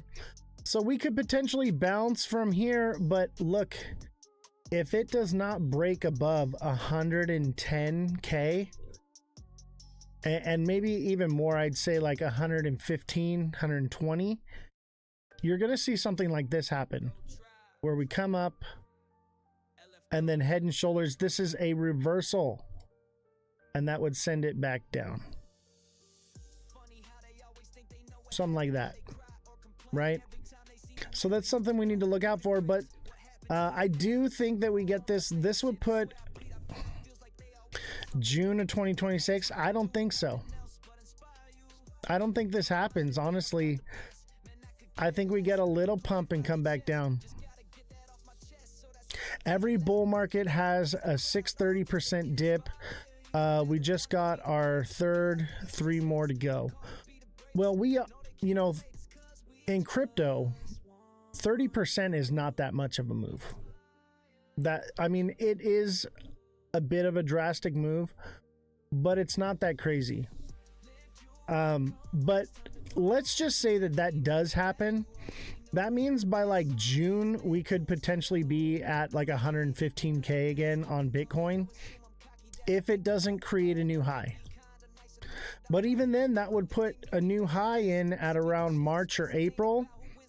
That doesn't really line up with the way these cycles work, with the timeline. Generally, February, March is when we hit the bottom, not the top. So that kind of goes against everything. I would say this is a big inflated leverage bubble. All of this crypto is leveraged, guys. Okay. So it's an inflated leveraged bubble, and eventually the bubble has to pop. It has to deflate. I would imagine seeing us coming down somewhere between 50 and 35K. That seems likely, and then it would come back up. But I don't know. It's really hard to speculate. What I can tell you is this: is that the yield curve would suggest a downward term. And we have the fourth turning, right? So because of the fourth turning, that would also indicate downward movement. Bro, we're not coming down. This is the standard 30% correction. Hey, man, you can believe that, but everything in the world works in cycles, not just in the charts, but financially, globally.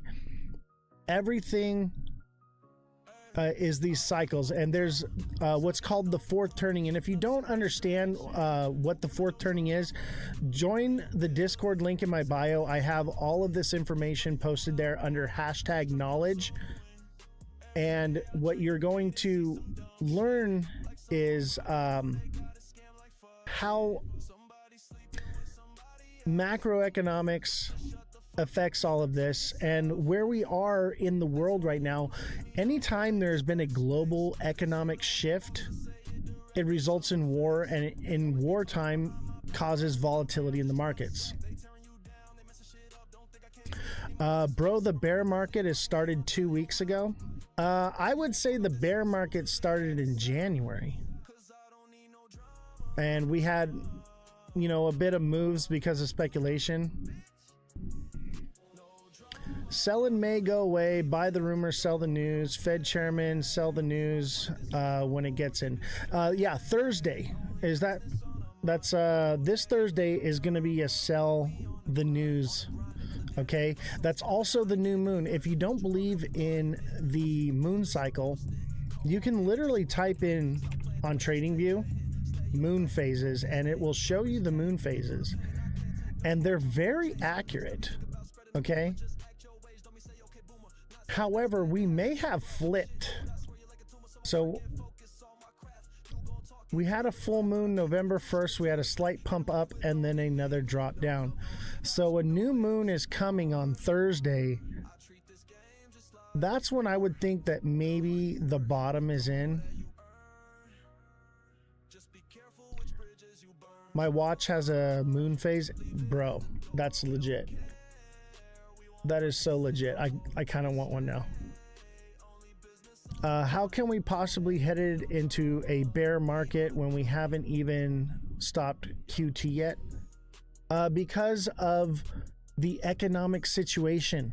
Okay, the markets are driven by liquidity. People just don't have the liquidity, and on top of that, the liquidity is more spread out than it's ever been in a cycle.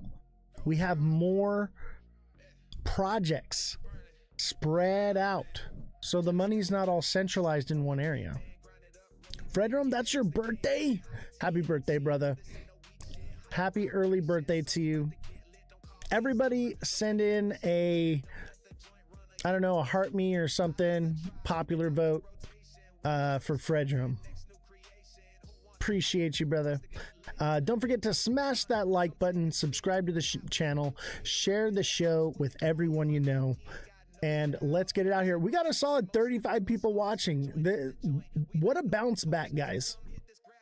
So don't forget to become a super fan. Click the super fan link down here. I think it's like somewhere like right here. All right, there's a super fan link. Click that, become a super fan, help support the show, because we're bringing the show back so long as y'all are here to support, right?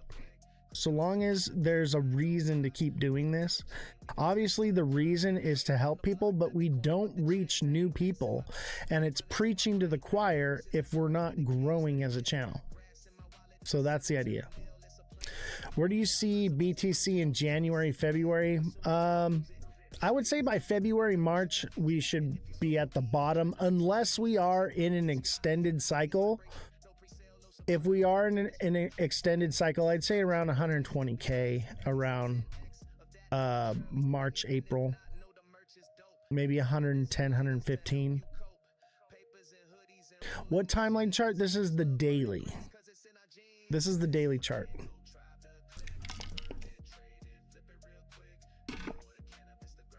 So let's just say we are in an extended cycle. That would mean that we would, you know, come down here and come up to a new high of about 140, and that would be in June. That doesn't line up with the timeline. Sell in May, go away, would say that May would bring it back down, right? So it probably won't do this. What it would do is, if it is an extended cycle, it would come up, fall short, and head and shoulders back down, and that would bring it down here in November of 2026, right? So you saying we bottomed out? No, I'm saying that there's a potential that we could be bottomed out. However, there's a fair value gap all the way down here to 86.5, right? So it could potentially go there and then move up, or we are entering in the bear market and we are going to trend down from here on out, because we do have a double top. It's kind of a triple top here, which is a reversal, okay? Which could mean that we just come up and we do small little moves. And that would put us at the same price around November at about 40, 50K. Altcoin top was December 2024 and Bitcoin. Yeah, so I actually exited the market in January 28th, I believe it was. So that's when I got out. And I've been doing a little bit of trading in between, but I got into, you know, I've been in crypto since 2016. I've been through bull run after bull run. So, you know, I've seen this happen. Now, I will tell you this right now, that this cycle is like no other cycle I've ever seen before. Okay? This is different. What's up, Henry? How you doing, bro? By the way, if you're watching on YouTube, we are also on Abstract, TikTok, Twitch. So thank you for all of our other viewers. We also do stream on X, but I just didn't have the time. I didn't pull it up yet. Now we're going back to 160. You know, the fact that that's the consensus, I'm going to go with the opposite. If y'all are saying 160K, all it can do is go up, I'm going to lean towards the opposite. And honestly, the charts say that yes, it could, but the macroeconomics say otherwise, and macroeconomics is what drives crypto. What's my X? Every platform is at Ozthecryptogoat. Every platform is at Ozthecryptogoat. All lowercases, no spaces, same as TikTok. And don't forget to follow me. Don't forget to smash the like button. Don't forget to send in your daily heart me's. Don't forget to become a super fan, just like TikTok seller is. He is a super fan. Thoughts on XRP? It's probably cooked. Let's pull it up.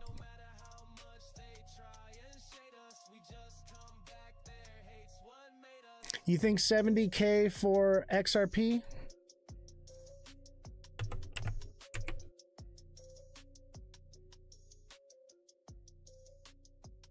Who said 70K on XRP?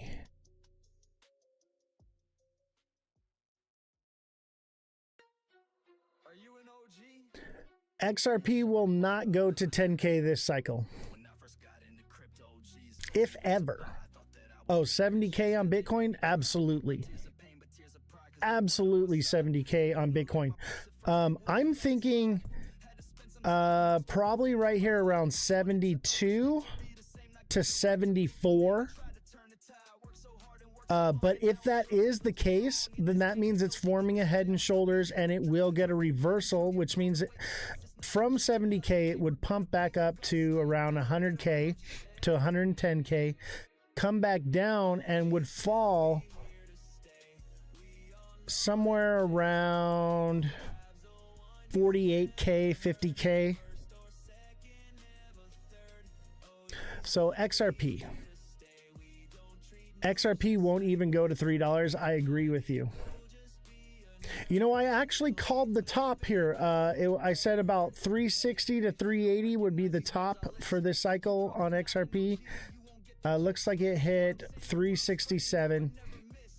XRP wants to come back down here to this wick. All right. See this? This is called a retracement. All right. See this wick right here that came down?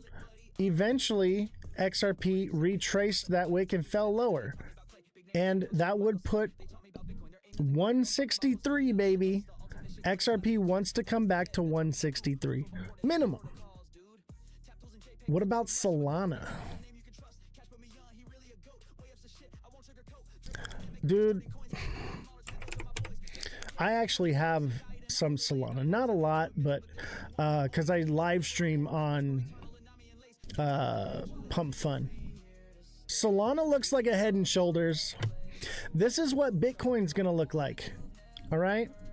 Solana's coming down. Look at, you have your head and shoulders. So Solana's coming back down to 45 to 32. 45 to 32. I think 45. 48, 45 sounds about right. What's up, JFM? How you doing, chat? It is so good to be back and giving out free A for all of you. You know your stuff. Thanks for sharing. Hey, absolutely, man. If you know, you know. But they call me the crypto goat for a reason. Buyer's market is coming soon. Absolutely. You know, it's no mistake that they call me the crypto goat. I do not call myself the crypto goat. The chat has spoken and decided that this is who I shall be. Okay? There's a reason I'm the GOAT. All right? What do you predict the next Bitcoin to be? The next Bitcoin? Like, crazy move? I would say Cardano.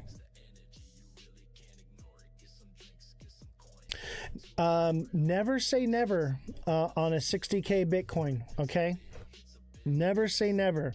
You have to understand that crypto is leveraged, okay? So it is a bubble that will pop. The money that is in there is leveraged money, okay? So it has to come down very fiercely. It can't stay up forever because it is leveraged. Yeah, Cardano is amazing. I got my Cardano glasses right here. Can you see it? Let me see here.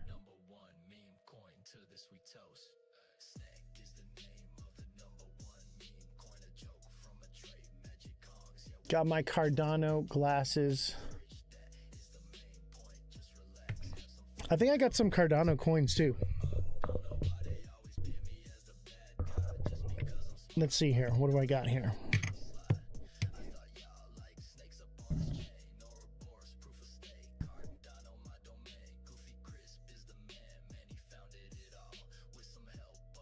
Look at that, baby. It's so pretty. Explain its use case for what? Cardano? Look, I got some COT coin right here too on Cardano. Got some COT coin. What do you want to... You got to be more specific, chat. People don't even know about Midnight? Bruh. I was at the airdrop party for Midnight. I have a Midnight glow stick from the glow stick party. Look at that.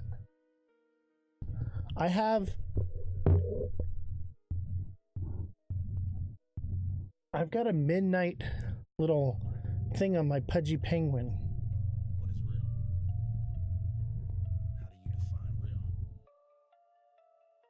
If you know anything about me, I have a picture of me and Charles at the Midnight airdrop party.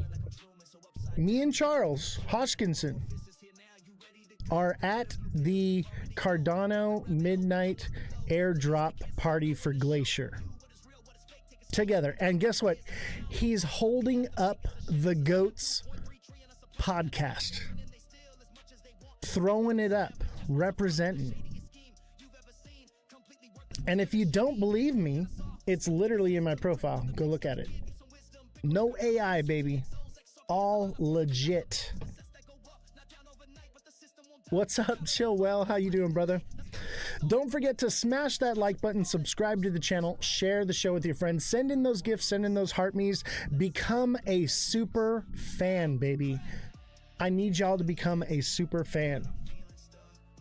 Will Ethereum see 4,000 before 28? That's a tough question. I'm going to say maybe, because people believe that alt season hasn't come and it needs to come, but probably not. I'm going to lean towards not. Where will Solana bottom? I said it earlier, about 47 to 38. Top 5 favorite coins are going to be Bitcoin, obviously, Ethereum, Cardano, and SXT. Midnight. That would be my top 5. Security is the next narrative for the next bull run. Anything that has to do with crypto security and privacy is going to be the next big mover in the next cycle. That's what it's going to be all about, baby. And that's what Midnight is. That's what SXT is. Oh, be careful about asking Mr. Josh TV for any TA, man. The dude's only been TAing for a couple months. Be careful. He is a bright kid, and he did take my TA class. But Josh, and you know I say this out of respect. I love you, bro. Actually, Josh, if you want to come up and chat on the show, if you want to hop on the Discord and we can talk and argue a little bit, I would love to do that, brother. That's up to you. People who hate ADA are a threat to crypto was supposed to be. I agree. I agree with that 100%. Cardano is the sleeper. Okay, that song we were just talking about is talking about how Cardano uses UTXOs. Okay, that means that Bitcoin and Cardano are interchangeable on their exchange. They work together in the same technology, same algorithm, so they're meant to work together. Cardano was meant to work with Bitcoin. Okay, and Cardano is a proof of stake. I can hop on Discord if you want to. Yeah, bro, come on. I'll bring you on. Let's talk a little bit. It's been a while since we've done it. Let me pull up Discord. Let's talk a little bit. Let's argue a little bit. Let's see here.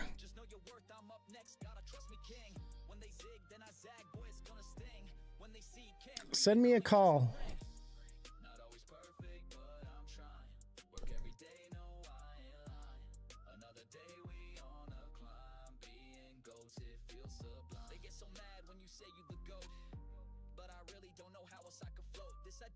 I don't see you, Josh.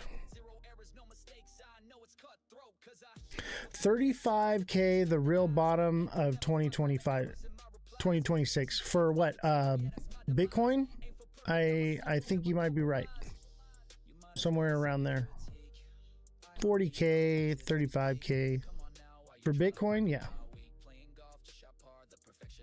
What's a good buy-in price for ADA? Smart money. Any smart money zone.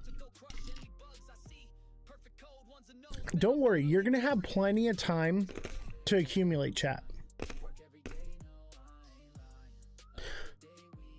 You're gonna have plenty of time. You're gonna get 4 years to stack up on your favorite cryptos. So just be patient. That's why people get wrecked in this market. They're impatient. They hear everything's going and they're like, I need to do it now because it's happening now. And they get wrecked. The idea is to buy it when no one's talking about it, when it's not the thing. Multi-chain wallets like Lace, Cardano's working with. Yes, Lace. I actually have a Lace wallet right here. There's a little icon right here at the top of my screen. That's my Lace wallet right there.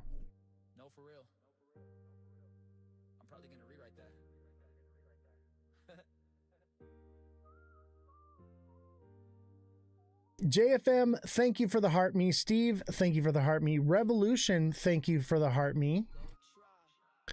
Revolution, thank you for the 2 popular votes. Mother Dragons, thank you for the popular vote and the heart me. Fredrum, thank you for the heart me. All the gifts, thank you very much. If you want to help support the show, become a super fan.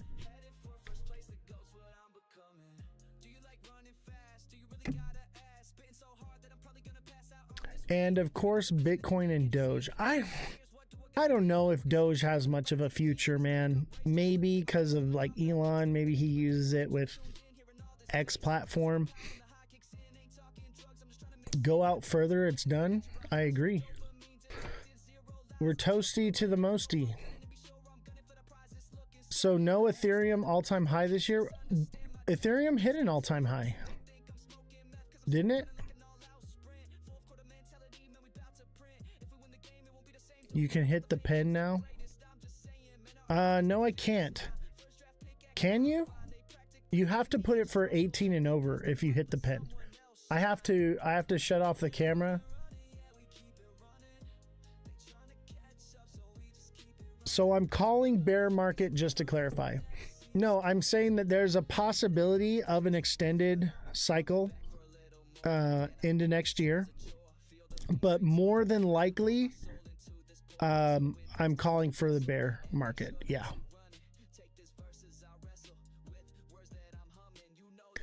This is a big mid-cycle flush, not a full-on market yet. I don't agree with that, man. Here's the thing: is things are different this time. I know everyone says, "Oh, it's different." I think it's different in a bad way. You guys have to understand that you can chart all you want. You need to look at the macroeconomic situation and understand that things aren't lined up. The liquidity's not there. People don't have the money. And even if we get these checks in the US, the stimulus checks or whatever, the tariff checks, people got debt to pay off.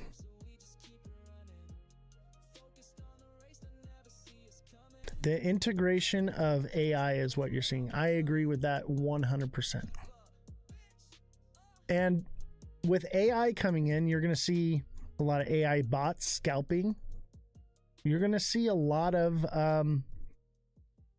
different movement in the markets than what we're used to. Everything's different. Don't forget to smash that like button. Don't forget to follow. Don't forget to subscribe if you're watching on YouTube. On Twitch, you can send bits. They're just like sending, you know, the little heart me's and popular votes and stuff on TikTok. If you're on Abstract, you can tip me in Ethereum. We actually live stream on Abstract. It's a layer 2 on the blockchain. So we are actually one of the very few that live stream on blockchain. What other creator do you know has a podcast and is live streaming on the blockchain?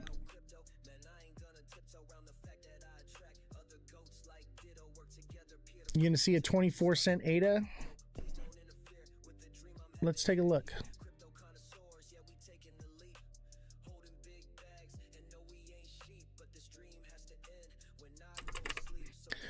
Let's see here. Cardano. What do I see? You guys want some free A on Cardano?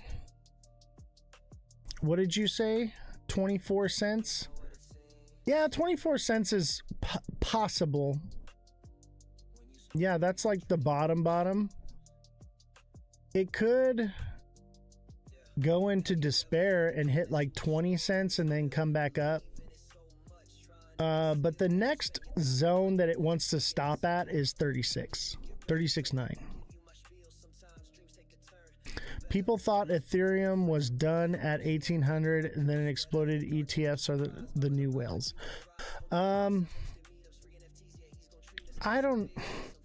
ETFs is going to stabilize the market.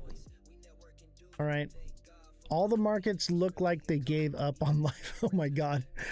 Hey, Revolution starts now. How are you doing, Jesse? It's good to see you. Brandon, thank you for the boxing gloves ×2. Appreciate it. Don't forget to send in your daily heart me. Let's see here. How are we doing on our heart me goal? We've got halfway through our heart me's. We need 5 more heart me's. Shelly, what is going on? I see you on YouTube. Welcome, welcome. You know, if you're not watching on YouTube, watch on TikTok. What's the next XRP hype? The next XRP hype is going to be ISO 222 in November 22nd, and it's going to be very lackluster, and a lot of people are going to lose a lot of money over it. That's what's going to happen. People forget it's just crypto stocks taking a hit. Seems like institutions took profits. Exactly. I took profits in January. I've been buying crypto for a long time. There's so many people that got in so early that they're gonna take profits. It's gonna keep the prices down. Macro is risk off and liquidity is leaving crypto, so expect a chop and a downside pressure deep flush. Absolutely. The dollar is actually strong right now. Crypto does better when the dollar is weak. So expect the bear market. Why are people so gung-ho about XRP? Oh, because it's a cult, man. It's a bunch of influencers that were saying crazy things this cycle. We're promoted in the algorithms, and the liars and the people that spread the moon cheese are the ones that got pushed, and so it created this nonsense cult-like following for XRP. Honestly, I don't even know if XRP has really much use case anymore.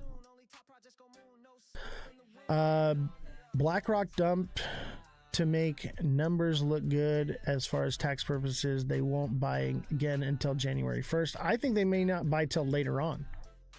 And for those of you watching on YouTube, thank you for the likes. I see those likes coming in. And don't forget to smash that like button, subscribe to the channel, share the show with your friends, share with everyone you know, every single person you know. Send in a daily heart me. Brandon, thank you for the heart me and the 2 boxing gloves. Thank you for all the gifts everyone's sent. Shelly, your message was retracted.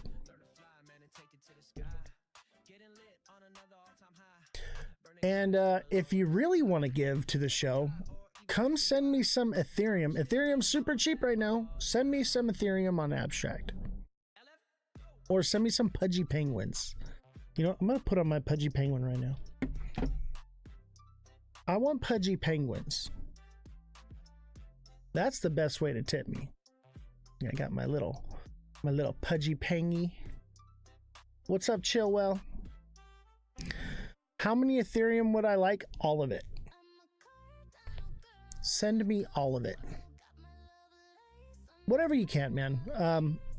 Also, the link tree in my bio, you can send donations there directly. TikTok takes a percentage of the donation, so when you donate directly, 100% of that goes to me and supporting everything we do here.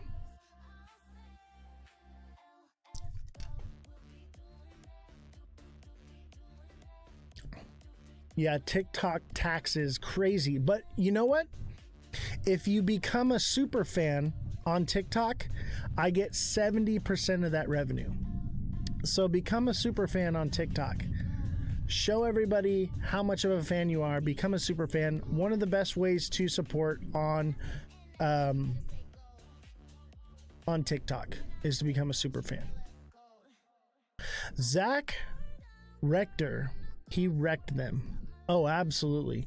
Him and what's that other guy? Oh, Josh used to talk about him all the time. I can't remember his name now. That's how little I care. Is Zach Rector Crypto Psycho? Is that who you're talking about? Jake Claver, that's the guy. Golly, man. These guys with their crazy numbers, throwing it out there, their wild pipe dreams. That's why XRP went so crazy.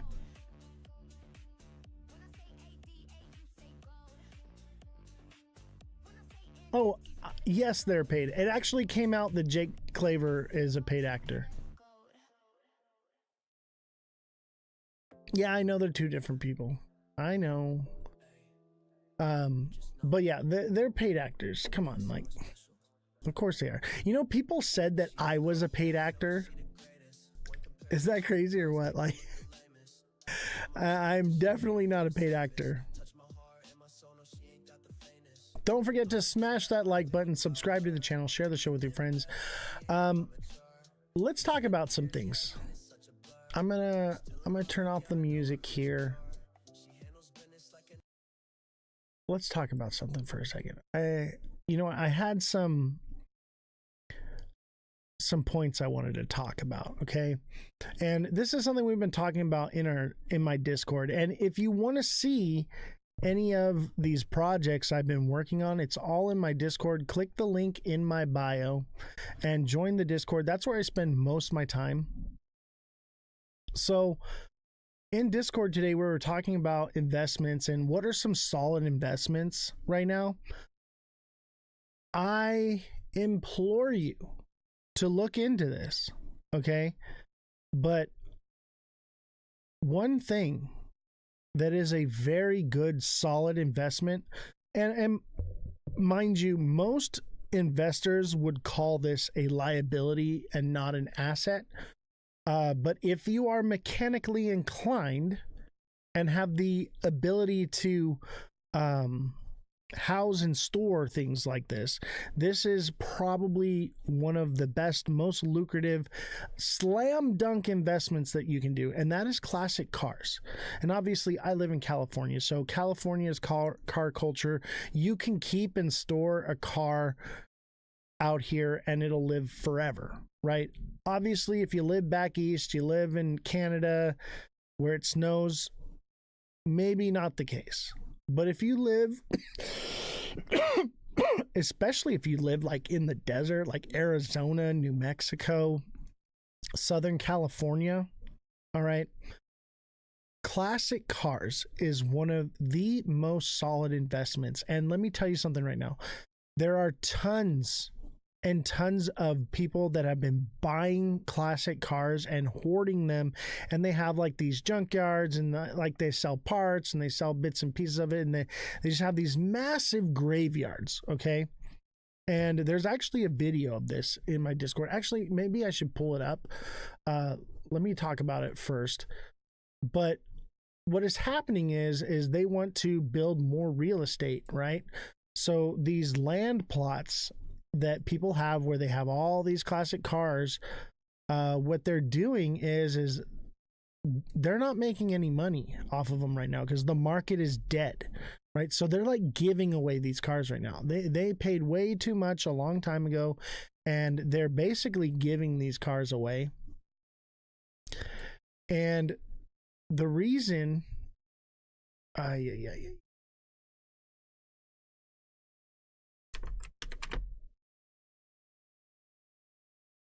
so the reason for what's going on?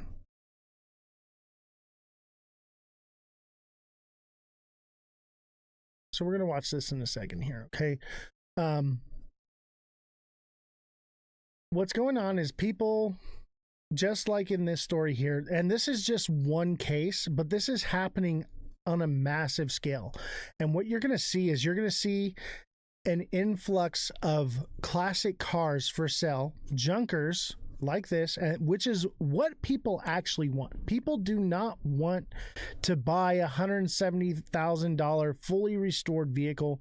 They want to buy something like what this guy has right here. They want, an old restoration project so that they can build it themselves. The hobbyists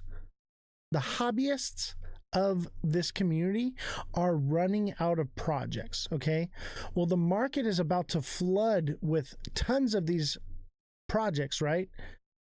And you're going to be able to get them for basically free or a few $100, okay? And if you can store it and keep it from rusting, you're going to make a lot of money 5-10 years down the road, okay? So let's listen to this guy's story and what's happening so that you guys can understand why. And the same thing actually happened when they did Cash for Clunkers in California, and late model vehicles became very highly sought after and became very valuable, and which also makes those parts for them very cheap and plentiful because they part them out before they squash them. So let's listen to this guy's story. What's going on? Hey guys, it saddens me to say that Brown Auto Salvage will be closing its doors. A commercial developer come in and offer us a substantial amount of money for all of this real estate. And we've been pretty much forced to have to crush everything on the place probably within the next month. We're finishing up our orders. We won't be taking any new orders. We're just gonna pretty much have to do away with all of it.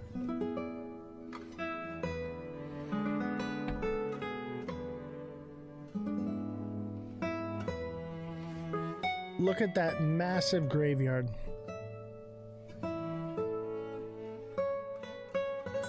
All those beautiful cars. I've worked my whole life for this, but this is too much to really turn down. So we're just gonna move forward. I'd just like to tell everybody, happy April Fool's Day. April Fools. April Fools.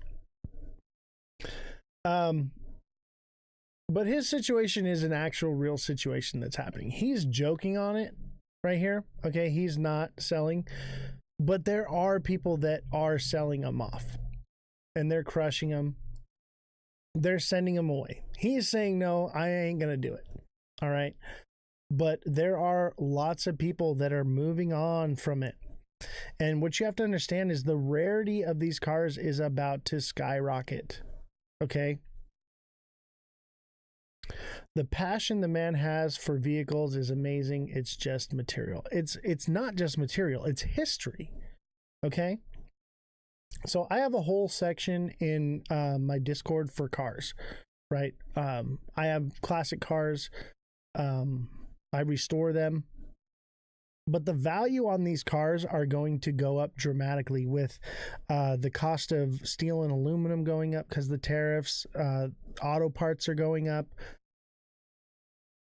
It's going to be something that is going to grow in value very quickly. Right now, you can get things for relatively cheap. Okay?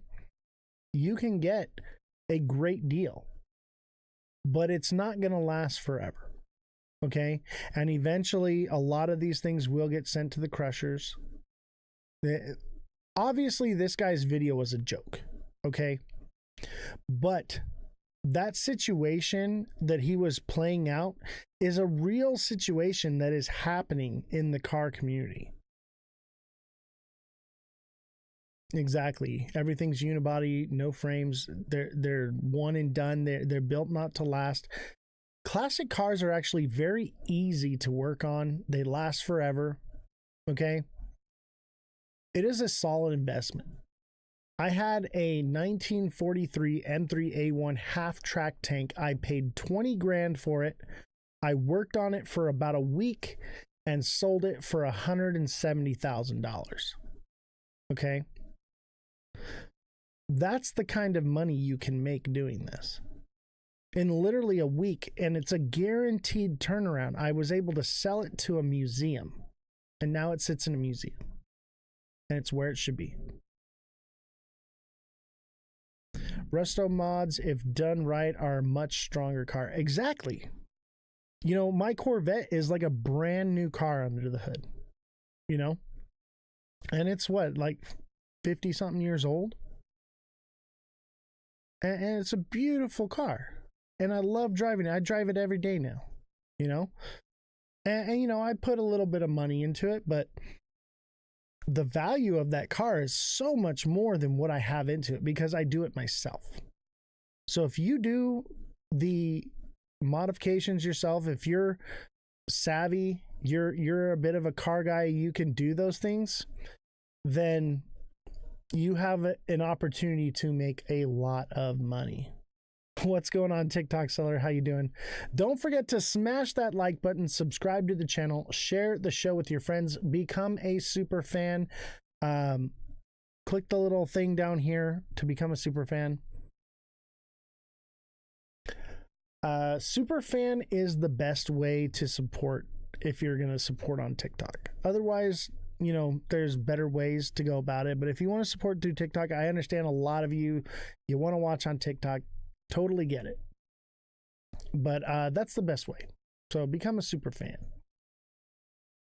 I think I can do like a super fan goal, maybe.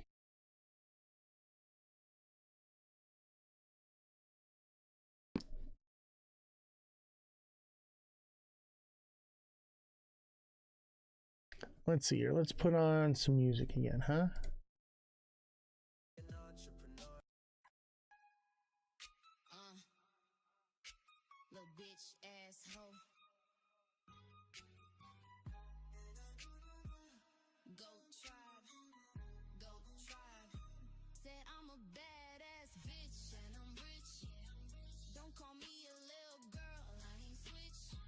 This is Goat Tribe, guys. By the way, I have a meeting with Goat Tribe on the 20th. We're having a meet and greet there. If you want to come and hang out with me in person, I will be in San Diego. And I posted that in my Discord where you can find me. So we're going to be hanging out with the Goat Tribe.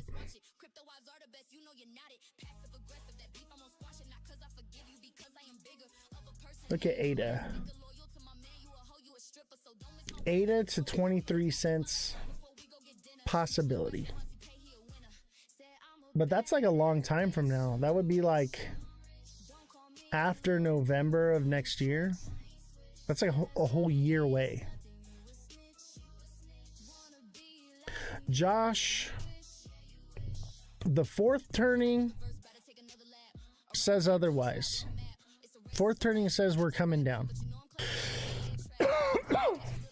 2028 is the year, baby. After 2028, expect massive prosperity. 2029, 2030, that's when you're going to get all that return you're looking for in crypto. So you have time. Wait for it to come down, buy it, accumulate it, hold it, and you're going to make tons of money. That's the best way to make money in crypto. The best money. Buy in smart money zones, hold, and chill. All right? 2026 is a good year, y'all tripping. I'm not sure about that. We will have to see what the yield curve holds. But 2026, we're going to see a lot of reactionary rate cuts, which is not good. Yeah, they're going to give us 4 or 5 years to accumulate. Chill out.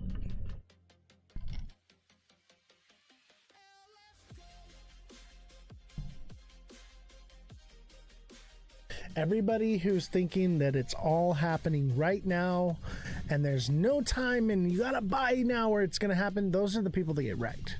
All right? Be patient. Wait for the right time. All right? That's when good things happen.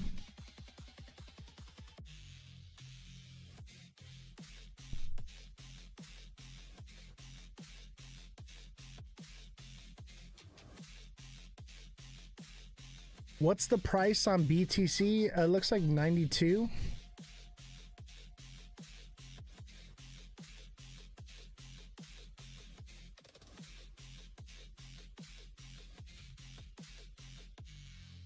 We shall see. Generally, when you get a long wick like this, it wants to retrace it. Let's look at XRP, for instance.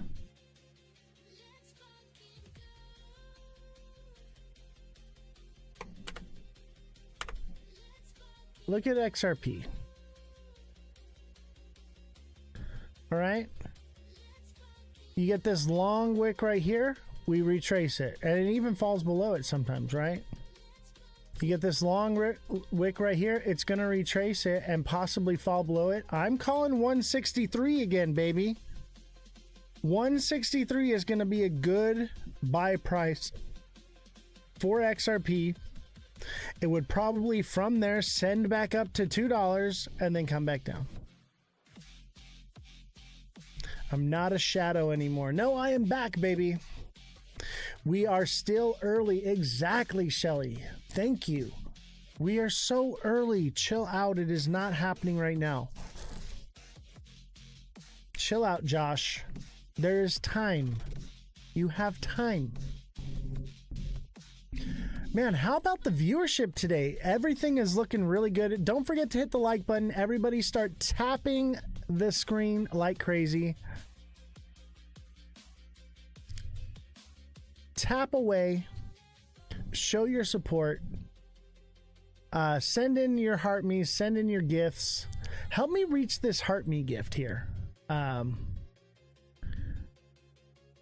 We need 4 more heart me's. How's Jessie doing? She's good. She was actually in the chat for a short little time there. I don't know where she is now. But yeah, Jessie was in the chat for a little bit. Jessie will be back. I don't know when. Oz, if you and financial advice to your live, they don't restrict it. They're not restricting anything. None of this is financial advice. This is news. This is information. I'm not going to tell you when to buy, when to sell. That's up to you. What I'm telling you is what happens. I understand economics and how things work.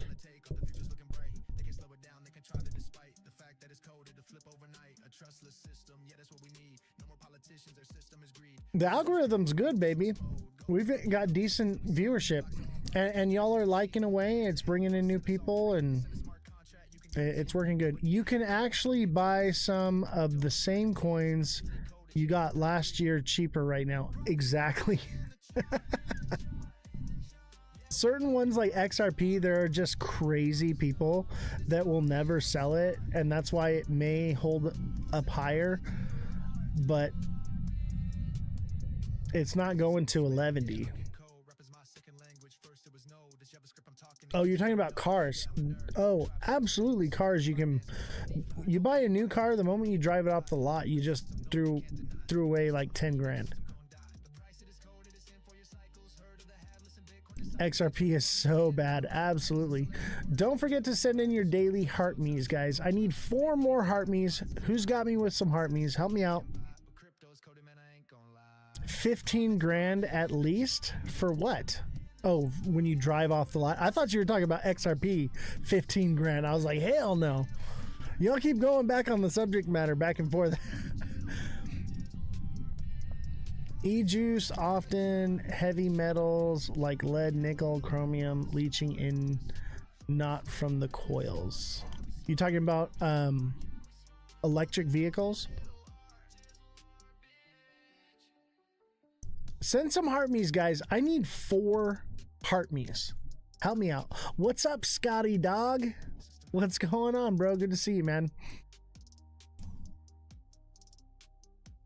And don't forget, become a super fan. 80% of the live goal is achieved. Scotty Dog, thank you for the heart me.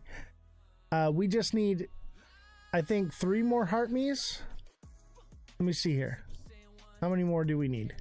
We need 2 more heart me's. 2 more heart me's. Who is this? Department of Pumps. Thank you for the rose. Appreciate you. What up, Oz? How are you, bro? I'm doing great. I'm doing great. Hey, Department of Pumps, thank you for the heart me and the other rose. Much appreciated. We need 1 more heart me. Chill well, I'm talking to you. Let's see, who else am I talking to? Jason 14, I'm talking to you.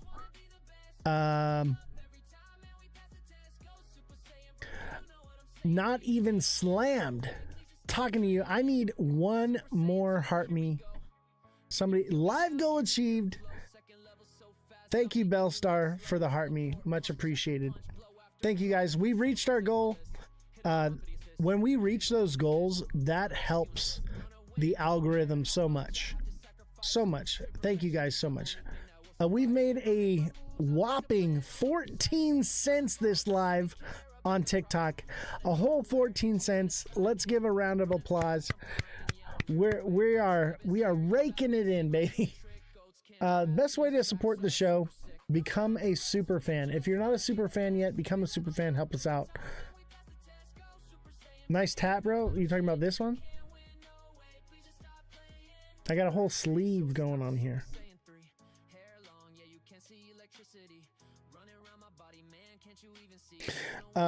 Revolution says to Mr. Josh TV, LOL, blind loyalty is adorable. You pumping now and in the money. Yeah, I know, right? We are just raking it in. But I enjoy doing this stuff. I enjoy talking to you guys. I enjoy going live. I enjoy making this content. This is immortality. What I'm doing right now is I'm creating immortality. I'm recording all of this and it's archiving. And one day I will be gone from this earth and this will be all that exists. What a beautiful thing to have something like this to leave behind. You know, my family will look back on this long after I'm gone and be able to see my face and hear my voice, hear my encouraging words, see that I was right every freaking time I opened my mouth. You ever gonna make the Corvette video? I know, dude. I actually just got the Corvette like back on the road, so I'm gonna say yes. I'm gonna go work on that Corvette video. I honestly, like, I took some time off, man. I needed it. That was like 6 months ago. I know, right? I did have to do some work to the Corvette. So like the Corvette lost brakes, and so I ended up doing new Performer high-rise intake manifold on it, port and polish, new power steering system, new brakes and drilled slotted rotors and new calipers, new master cylinder, new brake booster. I did a lot of work to it. So now that it's done, back on the road, registered, and I'm driving it, I will make that video for you guys. What do I think of Monero? Is that a coin?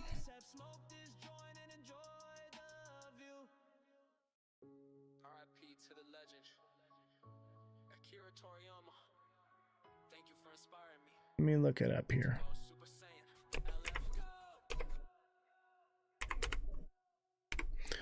Monero. Is that this chart right here? It's a privacy coin.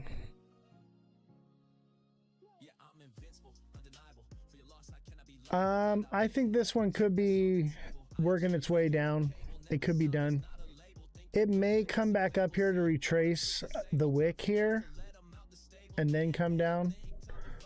But this ascending channel is just asking for it to break back down. It's at least coming back down to 378.5. Not financial advice, but privacy tokens are good, man. I'm a big fan. But look at this. Look at your high right here. Your high right here. Look at it, reached nearly the high from the first cycle. I would say this thing's probably cooked, man. Probably cooked for now.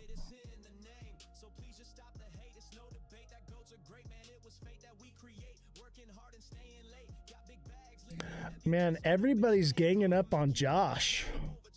Poor Josh. Josh, I think you're just a little too unrealistic, and I think you have a bit of a confirmation bias. And you know, hey, you're entitled to believe whatever you want to believe, and I will support that always. But you got to look at more factors and understand that there's more to everything. than just charts, than just we're only going up. There's so much more that factors into this. And when you zoom out and you look at the big picture and you realize where we are in the world right now, you'll understand that we are coming down. There's a lot of serious researchers in the house here. Absolutely. We've got Bellstar, we've got Scotty Dog, we've got Revolution, we've got TikTok Seller, we've got Ozthecryptogoat. That's a lot of people that deep dive into this stuff. Above you in a city near you, dude, that's what's up. Get off your phone on an airplane, bro. Otherwise, you're gonna hit the ground sooner than you hoped.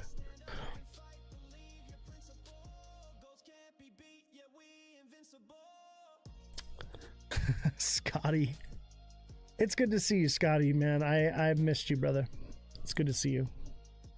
And hello, Ghost. Thank you for the follow. Don't forget to follow. Smash the like button, subscribe to the channel, share the show with your friends, send in your daily heart me's, send in any gifts, become a super fan. And we're going to start going live again. We're going to start doing the show regularly. Bro, airport security are very lazy than they were 3 months ago. Oh yeah, I know, because they're not really getting paid anymore, are they? It's like when COVID happened and everyone got to stay home, and then when everyone found out they had to go back to work, like nobody wanted to work anymore. Everyone was like super lazy. That's what you're gonna see in all the government and the military, and they're just all gonna be like, man, fuck this, I just worked for like a month without any money. Like, this is some bullshit. Like, air traffic control, man, that's the scary one. I don't even know why you're flying. I guess it's cheap to fly right now.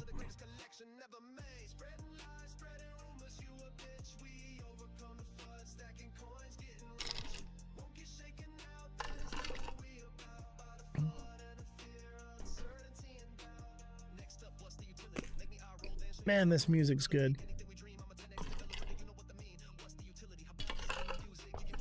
I can't wait to see these guys. November 20th. I will be in San Diego. If you want to come meet me in San Diego, let me know on Discord and I'll send you the flyer where we're going to be at.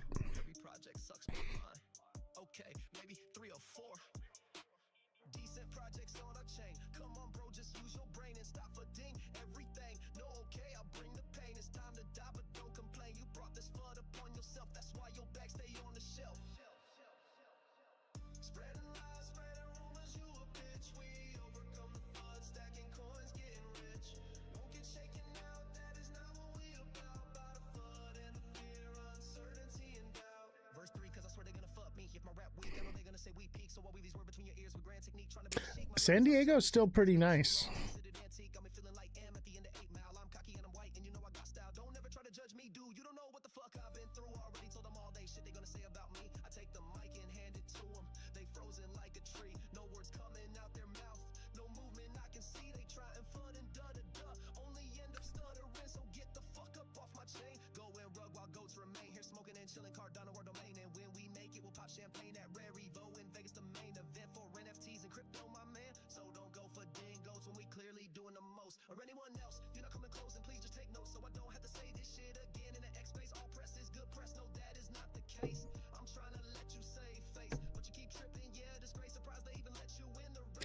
ZK coin? Let's take a look. Let's do MYT first.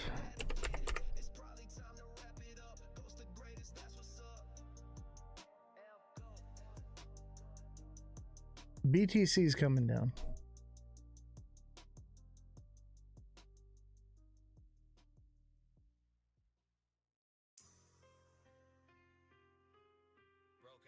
I don't know if the Epstein stuff got leaked.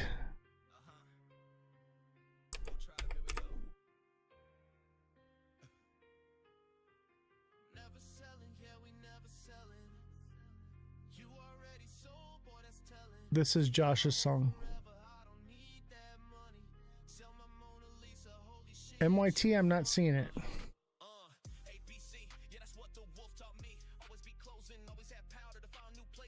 Is MYT a stock or crypto?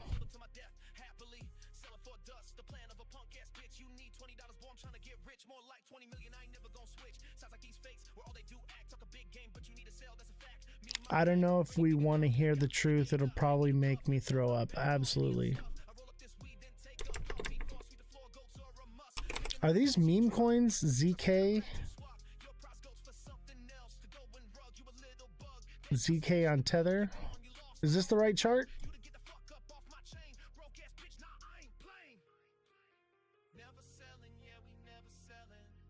ZK's coming down, baby. This is a descending wedge. It's a flat bottom triangle. So this is coming down to 34 cents, maybe 33 cents. This one's coming down. Get ready. Buckle up, Buttercup. And it could come lower, but that's the fair value gap. It could literally come down and fill this wick down here.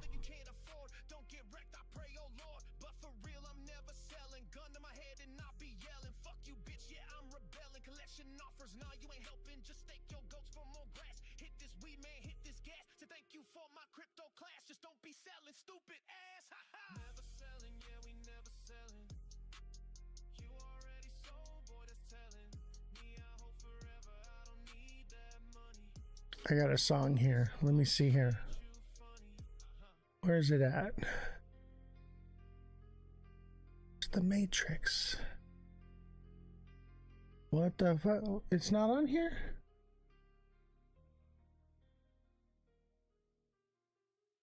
Here we go. I got a song for y'all. What is real? And then I'm going to call it a night. How do you define real? I didn't see MYT on the chart here, so it might not be on TradingView.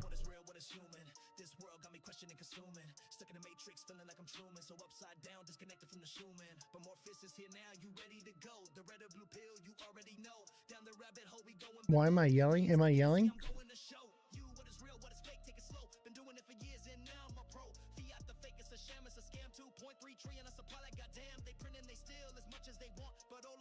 Honestly, N007, if you were like a super fan or something, I'd be more inclined to like look deeper into it, but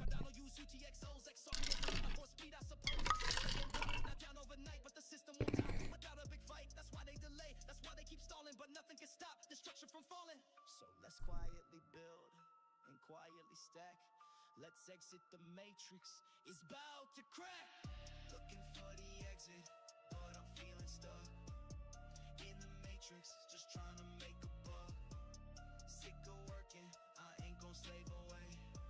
Make sure you follow, subscribe. Let's watch this music video before we go.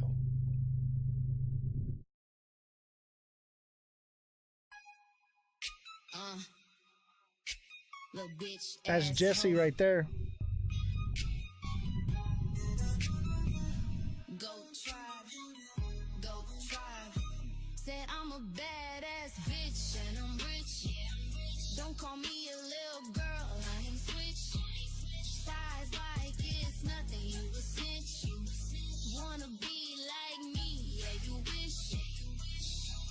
Crypto vibes on the track and you know we tryna stack. Bitcoin, Solana, and Ether, some ADA. Bitch, I am the alpha and you are the beta. You think you are great, I promise I'm greater. Just check my trade, check my wallet, the data. You mention me with the girls, that's gossip. And if you talk shit, you know you best watch it. Crypto wives are the best, you know you're not it. Passive aggressive, that beef I'm gonna squash it. Not cause I forgive you, because I am bigger of a person. And yeah, my ass sticker, loyal to my man. You a hoe, you a stripper, so don't miss my word. By the throw a no hitter. Now this my last line before we go get dinner. Michelin restaurants, you pay, he a winner.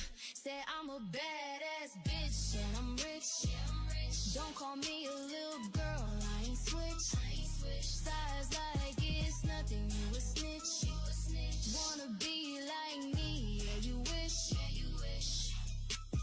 Another verse, better take another lap. Around you putting Goat Tribe on the map. It's a race, it's a fight, yeah, we bout to scrap. But you know I'm clever, so instead lay a trap. To help me catch these little girls in the act. Creating fake drama, yeah, I know that's a fact. I don't mean to provoke, don't mean to attack, but can't take anymore, boy, I gotta react. Or they take advantage of me, try and lie, spread these rumors about me, but they can't see. That bullshit sets me free. Girl, I decree you gone, you better flee. Yeah, I'm a wife, you know he put a ring on it. Big ass rock, sold NFTs and took the profit, headed to the bank. Got more to deposit, Go Tribe to the moon, yeah, we bout to rock it. Said I'm a badass bitch and I'm rich. Don't call me a little girl, I ain't switch. Size like it's nothing, you a snitch. Wanna be like me, yeah, you wish.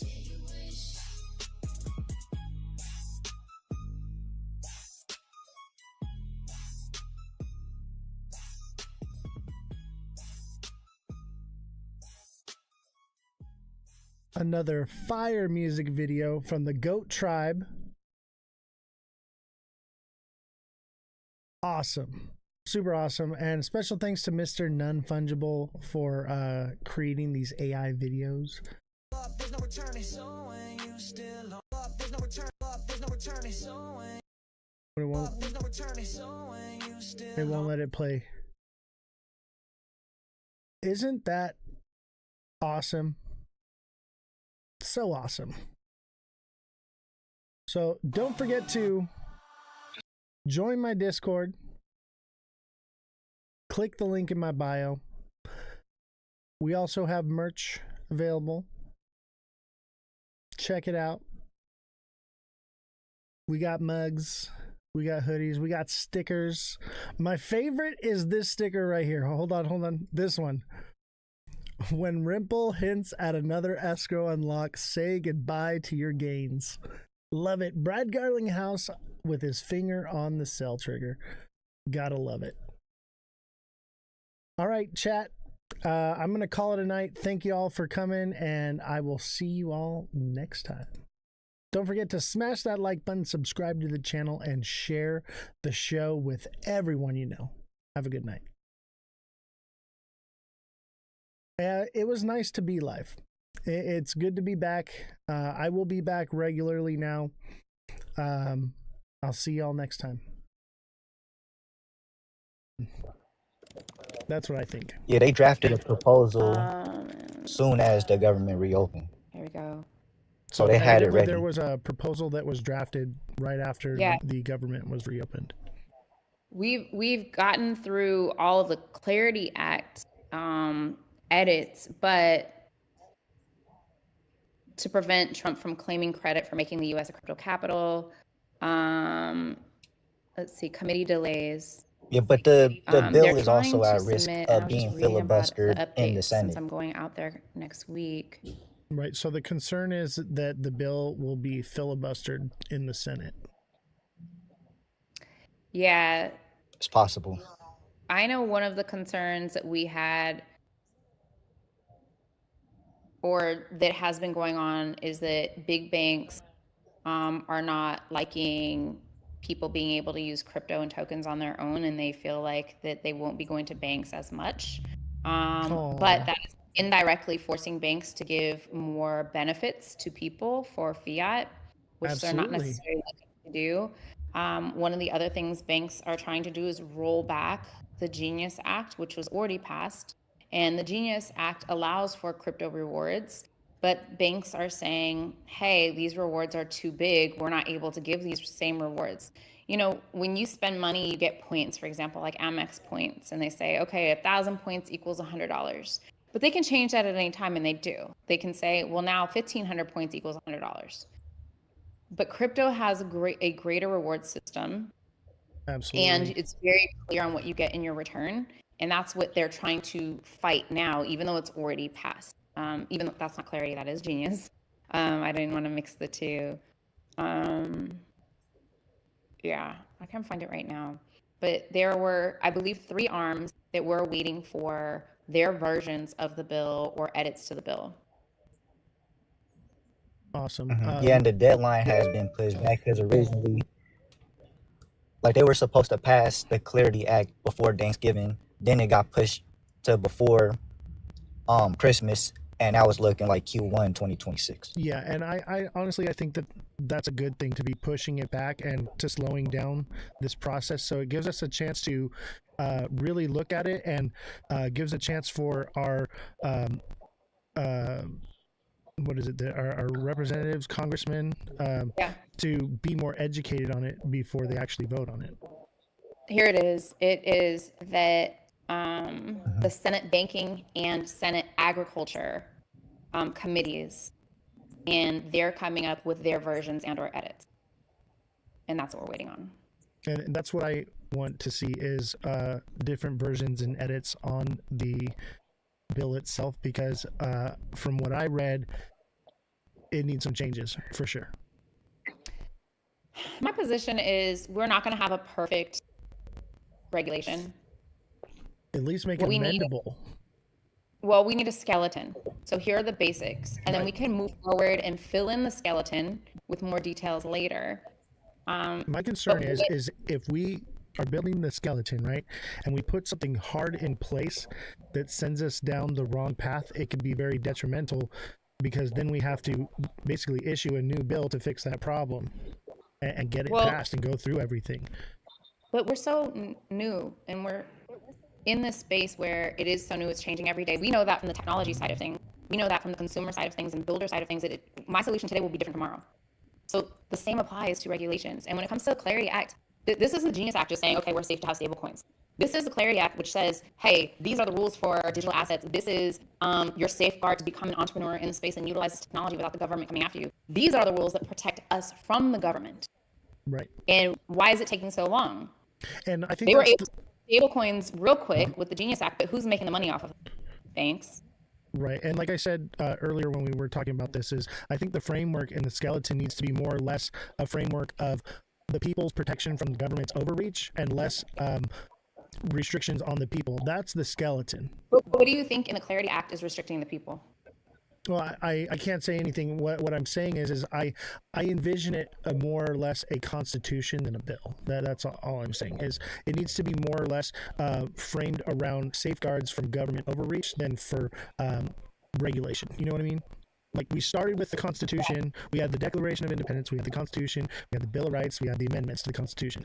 I believe that starting in a process like that shields us from government oversight, right? I think that before we legislate, that's why this country in the U.S. is so amazing, is because the forefathers, when they sat down and they wrote the Constitution, they were protecting the people. And I think that if we come at writing this legislation with that vision and building it properly, then we are going to stop dead in the tracks any type of government overreach, control, surveillance, manipulation.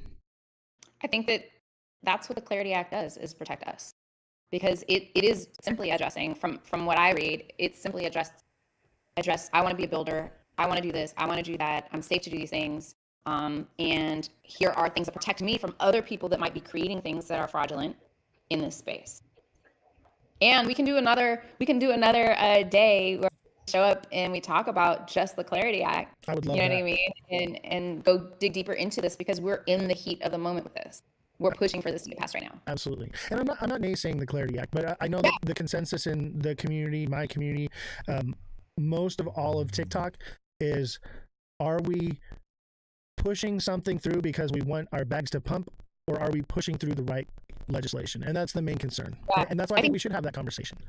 I think clarity isn't about pushing our bags, it's about empowering ourselves.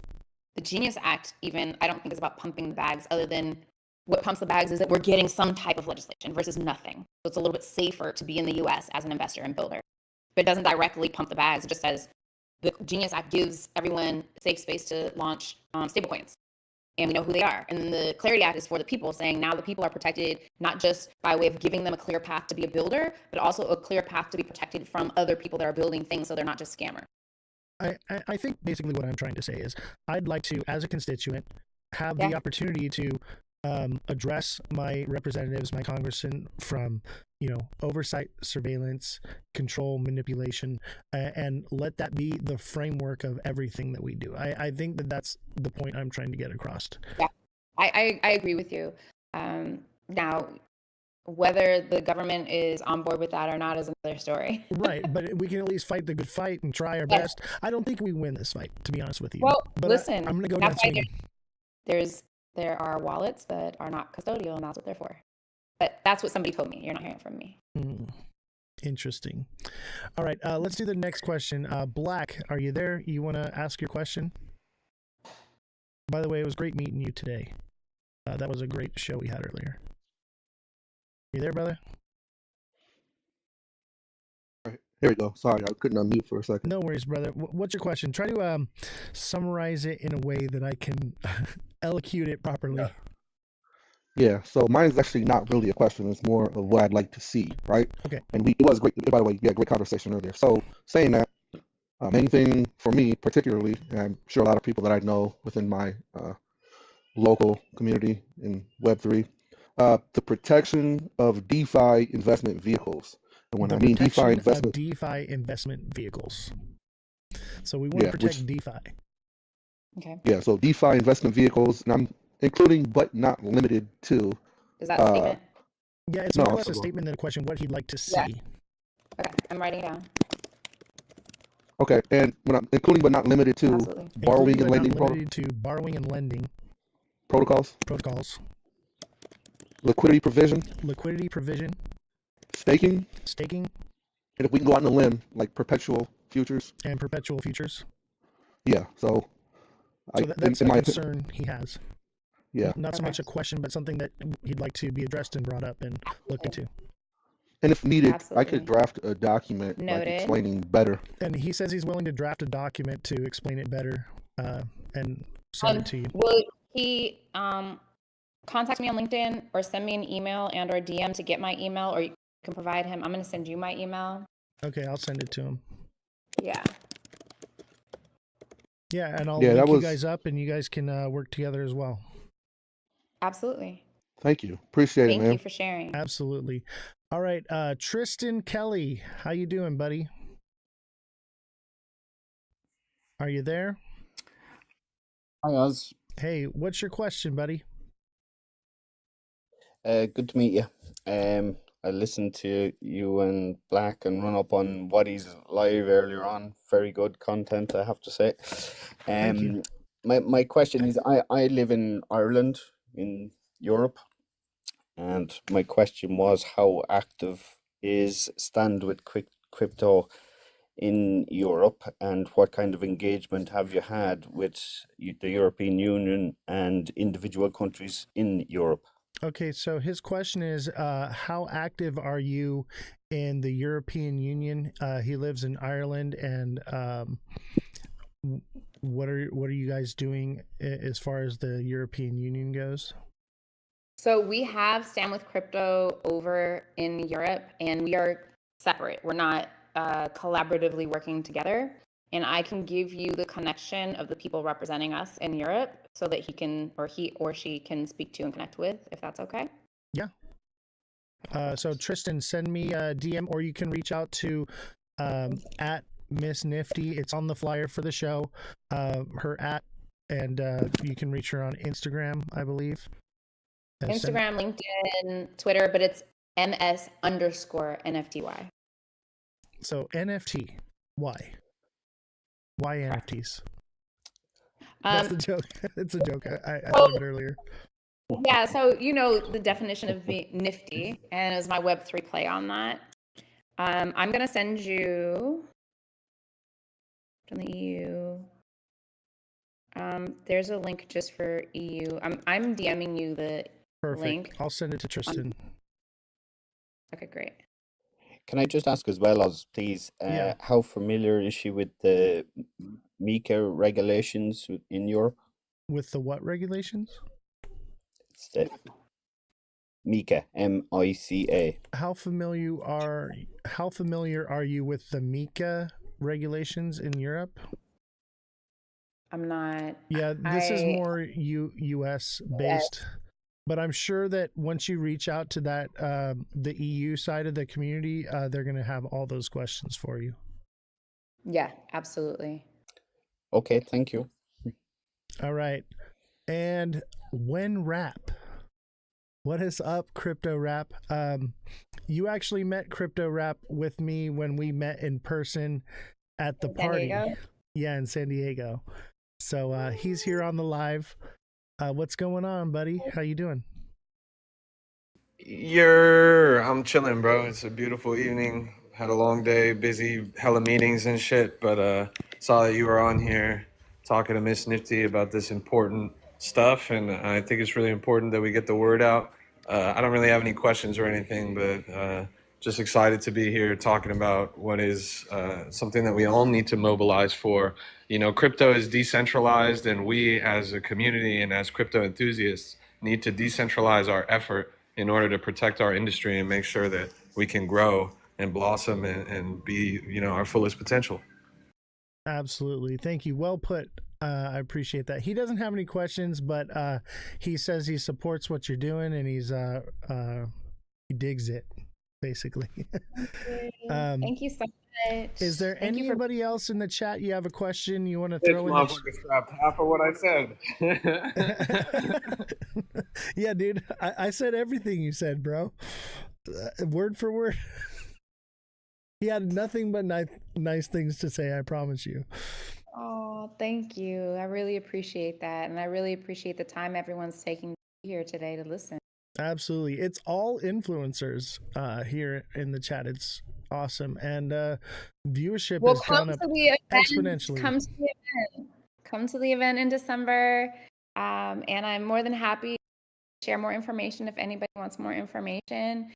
We're always doing events every month, at least a couple of times a month, all over the United States. So tap in with me. And if you have an idea, right, you are an influencer, you are in crypto, which is why you are here. If you have an idea, come to me with that idea and say, hey, Carrie, I have this activation. Maybe that's something I can fund doing, right? I want to support the community the way that the community supports crypto. Bellstar wants to know if you have any NorCal events. Absolutely. Right. We're in San Francisco. We're in Sacramento. I did not go to San Jose this year, but I do plan on San Jose this coming year. But Sacramento, San Francisco, San Diego, and LA have been hosting events and get-togethers. Once you register on standwithcrypto.org, you will have access to know, like, these events are Stand With Crypto and it's coming up in your area if you want to be notified. Yeah, I definitely want that for sure. Looks like we have one other guest that wants to ask a question, so I'm going to give them an invite for a second. Another influencer as well. Wow, everybody showed up for this one. As far as the influencers go, man, everybody showed up for this one. This was one I really promoted the heck out of. We're just not getting the regular viewership because of me getting hit with a banana today. Got slapped in the face with a banana. Money Talk, go ahead. What's your question? Good evening, all. So, my question is more in regards to the education, right? Like the education for the people, not necessarily so much on the political side, but just overall education, because clearly we have the scams, then we have the learning how to even use crypto and all these things. And that's something that I don't really see. So, her is not a question, more or less a concern about educating not just people, but also our legislators, if I'm correct, Money, in crypto, and giving them the resources and the tools to understand what they're doing, what they're voting on, and actually know about this, not just for the, you know, the policymakers, but for the people as well. So while in Atlanta, we just announced a collaboration of creating educational courses with Coinbase, the National Cryptocurrency Association, and Operation Hope. And so in Q1, we're creating that content, the classes, and it should be live for anyone to access April 2026. Awesome. Thank you for that. Yeah, it'll be a trusted Are they resource in of partnership education. at all with? Oh, Are you in partnership with who? Operation Pardon me? Shamrock and Aaron West? Operation Shamrock and Aaron West? No, it is Coinbase, Operation Hope, and the National Cryptocurrency Association.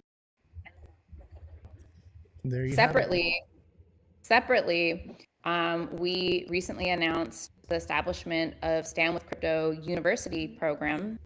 And we, tomorrow, which is why I'll be in Detroit, are announcing which 50 universities across the US will have chapters on campuses for university students.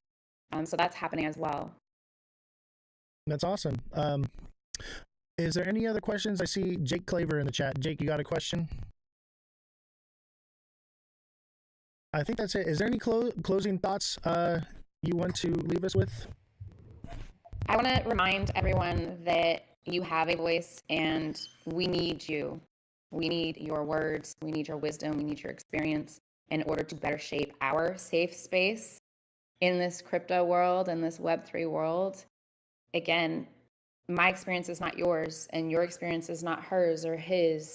And so for us to create our own path in our safe space, we need all of our information to pour into this pool and deliver it to the people who are going to be and who are armed and charged with the responsibility of protecting us. So they need to be empowered with that information, and we won't have that without you. I love it. Beautifully put. And yeah, I would encourage everyone here in the chat, everyone that's watching, whether you're on YouTube, Abstract, TikTok, X, Twitch, wherever you're watching, get involved, get engaged. Let your voices be heard. Like I said, we have an opportunity to make a difference, especially now with primaries coming up. Let your voices be heard. Stand up for yourself, and let's move this crypto space in a positive direction for the people. Wait, I think I found this little soundboard thing. Oh, cool. I didn't even know that existed. Why didn't I see this earlier? Yes, that's so awesome. I gotta look into that. That is cool. I want to do that now. How do I do that? That what this is? I don't know. It's soundboard in Discord. I'm gonna have to look into it. I'm gonna break something. Dang, you can just like hit somebody with that. That is classic. I absolutely. That's gonna be love the next one. Is there a goat one? No. Do a goat one. It's not. There's a cricket. And that's my dog. Hey, thank you, chat. Miss Nifty, I don't want to take any more of your time. We kind of ran over our hour that I usually allot, and I thank you for staying a little extra time here and coming on the show. We'd love to have you anytime you're available. I know you're a very busy woman, and like I said, any way that I can help or get involved, I want to be there. So whatever you need from me, I am at your disposal. We will recap for sure. We will definitely do this again. And thank you for doing this for the community. It's needed, and it's not going to be one person, 10 people, or 100 people. It's going to take a lot of us. It's going to take all of us to share, spread information, and make a difference. So thank you for what you're doing and for hosting. Thank you. I try my best. All right, chat, give her a round of applause. Everybody send in W's for Miss Nifty. Thank you guys. So much. I bid you adieu. Thank you, sir. All right, chat. That was awesome. So here is the website right here. You can go to standwithcrypto.org and you can find their website. And I believe that there is a directory to other Stand with Cryptos as well. I'm sure that if you don't find for your area, you can Google it. If you do want the resources, she did send out to me everything. So if you do want that information, reach out to me and I will get it to you or get you connected with her, and you guys can work out whatever questions or things you have. All right, I got something for you, chat. Yo, what is up? The greatest crypto rapper of all time. What's up, rap? Bro, you're out of control, man. Yo, what the fuck is up, bro? Hey, great conversation, man. Well done. Thank you. I appreciate it. Hey, man, I'll tell you what, that beat the hell out of the conversation that we had at the party, because I was so lit, bro. Like, I was like, you know what, I gotta have you on the show. Dude, I had way more fun at Rare Evo, but being there with you made it so much more fun, bro. And like looking back on it now, and I'm remembering, I'm like, dude, I was so messed up. Like, I kept like, I was a machine, bro. I was here, I was there, dude. I didn't stop moving. Bro, yeah. I mean, it wasn't even the biggest venue, but you were in every corner, bro. You were always like, "Oh wait, I'm about to be right back," and then I look over and you'd be like, just in a whole different conversation at a whole different place. Constantly networking, constantly moving. That's just how I am, man. Dude, 100, bro. Yeah. I network better in person. You know, That's online. real, bro. Yeah. That's strange. And I mean that even just that night alone, you scored so many guests for your show. And this program was a great program and wonderful guests. And this is like one of a half dozen people that you recruited that night. Absolutely. And you were there. You saw who these people are. These are not just some guy on TikTok with a camera. These are developers, people making huge waves in the crypto community, and we were there rubbing elbows with them and educating ourselves and getting an opportunity to spread that education to the community. It doesn't stop, bro. We're going to keep connecting, keep networking, keep, stretching our arms out. You and I, we're ambassadors from TikTok to crypto. It's a rare niche in the industry that not a lot of people respect. But I think it's one, and you obviously agree with me that this is one that's tremendously valuable and one of our best vehicles for reaching the next generation of investors and onboarding retail. And that's ultimately going to be the key, is us putting a good foot forward and wearing the banner of TikTok and representing you guys from the community and really sort of expressing your voice to the industry at large. Because right now there really is no clear sort of channel of communication from you, who are ultimately retail investors that matter a lot in the industry, because you make up the next 20 million, 30 million, 50 million people that we're going to onboard. But nobody's really paying attention to you guys right now. Yeah, and I would say, how the saying goes, go out and touch grass. You can still be about crypto and everything you do while touching grass. We were literally out, at a crypto event, touching grass, rubbing some elbows and still immersed in, coming up with content. I was live for that show. We're meeting with the people, we're getting the information. So any creators that are watching, I would encourage you to, take the phone and go out into the real world. Talk to random people. If there's not a crypto event near you, you can just ask people on the street what they think about crypto, and you can find, and I do this personally, there's a consensus out there that most of the people you ask this question, what's your experience with crypto? Basically, I go, the spam email you get, how's your crypto experience going or whatever? I ask people that on the street, right? And the consensus seems to be is it's a scam. So you have an opportunity to go out into the world and explain to them the truth and really reach more than just the tight community that we have here. Bro, what are you doing? Bro, what the all right, you're booted. Chill. I just shrunk you, bro. I just shrunk you. I fucking love you.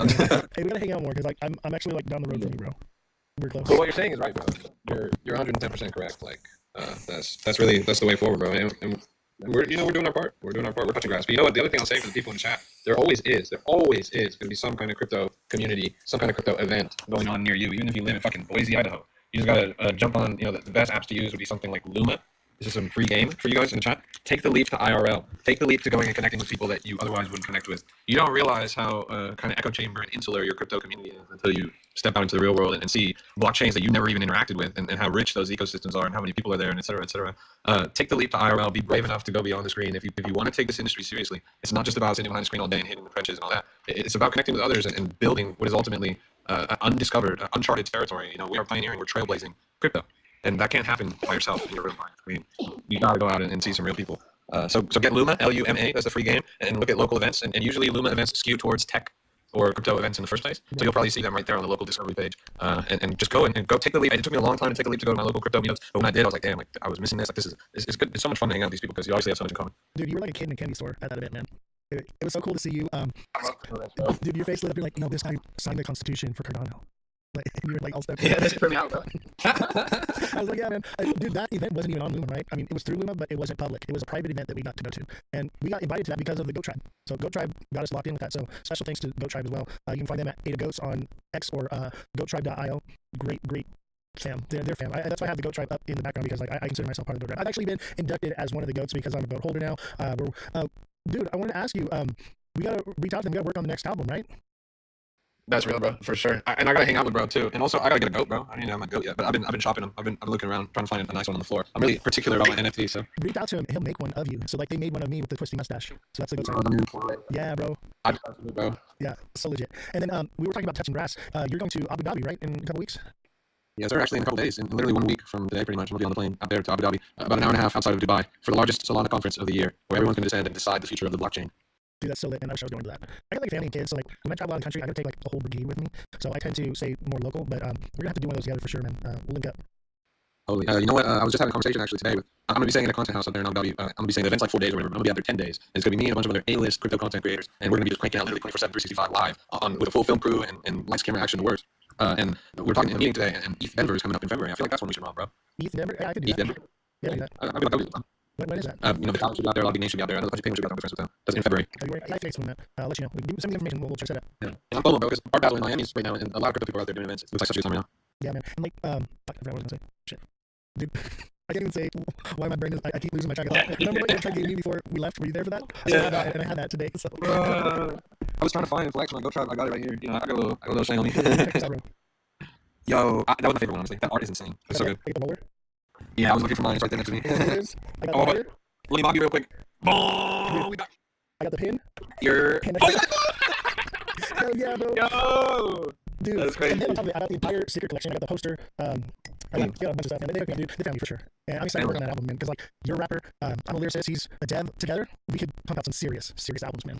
I'm excited. It's gonna be fun. I like the project a lot. I'm gonna have to pump up a couple of those things. It's on my shopping list. I'm gonna carry the NFT portfolio and start stacking like as a private reserve, and those 2 are gonna be in there. Well, plus the GOAT NFTs come with utility.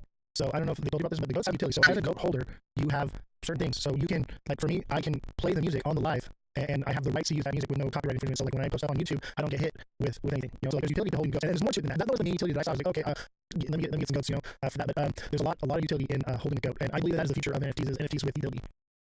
Speaking of NFTs with utility, bro, you know I gotta plug my entropy, bro, my Aslar miner.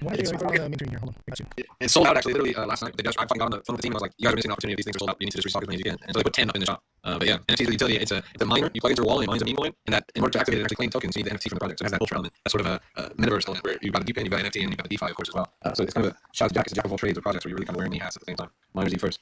Absolutely, it's sick. And so yeah, the best deal ever. It's usually like $150 for this thing, but right now it's like $90. Yeah, and it yields what, like it's like $100 a year or something like that. Yeah, right now yields are pretty low. I think it's averaging 36 cents a day or something like that. And so the thing costs $99. You got to figure it out a little under a year until it pays itself off. But when the coin goes up, then your yield is going to go up from there. But if you're looking at baseline where it's at right now, yeah, I mean, historically, the coin, I mean, there's been times where the thing is yielded up to as much as like $16, $17 a day, which is insane if you punch the numbers. Right. So like the lowest you're looking at is it might take a year to pay the thing off at worst case scenario, which is not a big deal. And it's small. It's not using a ton of power, you know, so it's not like it's going to cost you a bunch of energy to run it. Yeah, no, it's super sick. I can't recommend it enough. If you guys are interested at all in decentralized physical infrastructure networks, mining, passive income yield type projects, you like Solana meme coins, but want a little bit more depth to what you're investing in, this is my go-to for sure. And I'm only talking about it because it's literally like a temporary deal where it's like the best deal ever. You know, TikTok is always like, the TikTok shop, this is the last time this deal going to be here, 60% off, blah, blah, blah. It's pretty much what I'm doing. Word. All right. That's interesting. Where do I find it? Justentropy.lol. Justentropy.lol. Take my hat and turn it into a website. There you go, bro. I almost ordered one the other night, and then like I was on your live, and I was going to order one. I was going to order 5, but I passed out. Well, they're in stock. There's only 10 of them on the shop right now. And you can only buy 5, right? The 5 is the max, but you know what? Let me give you some super duper top secret alpha that can't be said anywhere else. Very soon, we're introducing a brand new product offering. It has never before existed. It's highly limited. Again, we're talking less than 10 units. It's going to allow you to have a sixth miner. It's going to be crazy. Love it, bro. Hey, man, thank you for coming on, dude, and being here. I'm going to cut the live out now. If you guys want to send any gifts to anybody in the panel, make sure you follow everybody that was up here. Much appreciated. Always a pleasure to have you. Crypto Rap, the greatest crypto rapper of all time. This is a Crypto Rap exclusive. This is an Ozthecryptogoat exclusive. The greatest crypto podcast of all time. Everyone go watch my live, because Oz is ending my live right now. Black, did you have anything you want to say before we get out? I know you didn't get a chance to talk too much. I want to give you an opportunity, because we had a short conversation earlier. You can expand on it a little bit.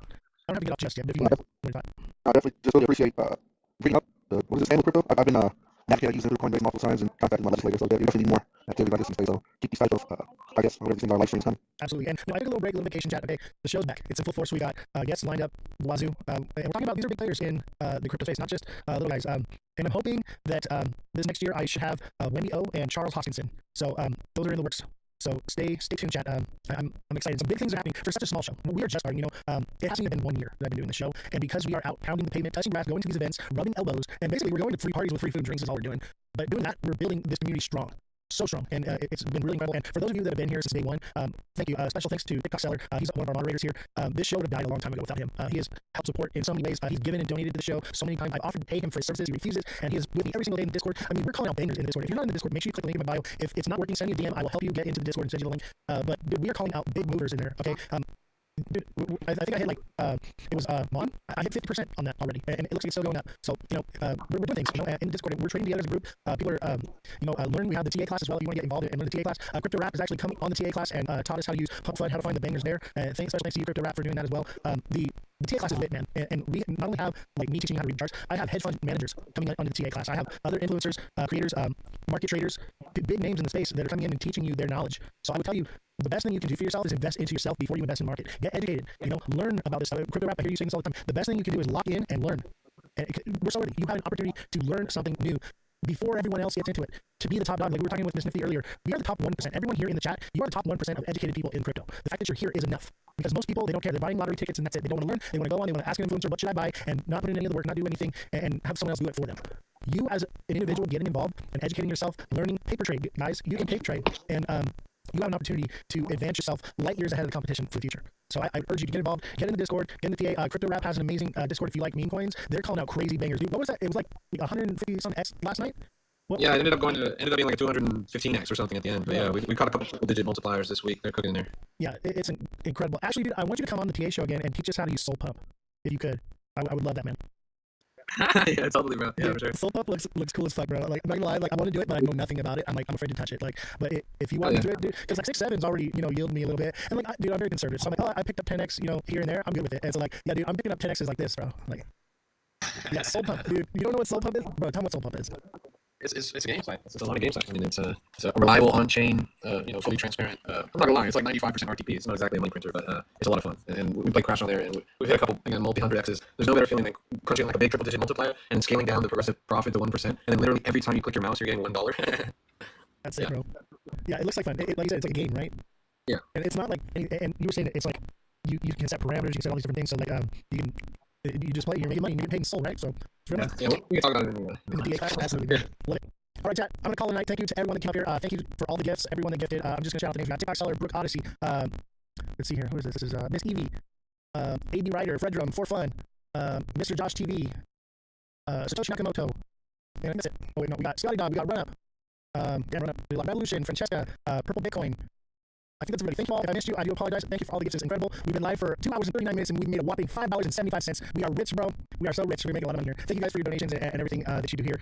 Everything that you said here now, I pretty much either donate to other creators or I give it to Jesse or Mike to get here. So much love and respect for all of you. And I will, let's see here. Let's do this real quick because Rap is doing weird shit again. I love you, bro. Dude, and if you want to watch a good live stream, follow Crypto Rap and watch his live stream and just watch him roast the chat. It is the most fun. My favorite creator here on TikTok, hands down. Like, I'm just having so much fun just listening to him roast people. It is absolutely phenomenal. I wish I had that ability to do what you do, bro. It's fucking hilarious. So definitely check him out. And then follow Black XXLR. Very educated and I trust what this guy says. We had a good conversation on Why Crypto's Live the other day, or it was today actually. And he knows what he's talking about, and he's not standing for bullshit either. So I love it. Anyone that's willing to tell the truth and not lie to the community and dump their bags on them, you got my respect. All right, chat. I'll see you all next time. Have a good night. Thanks for the liquidity, guys. Take care.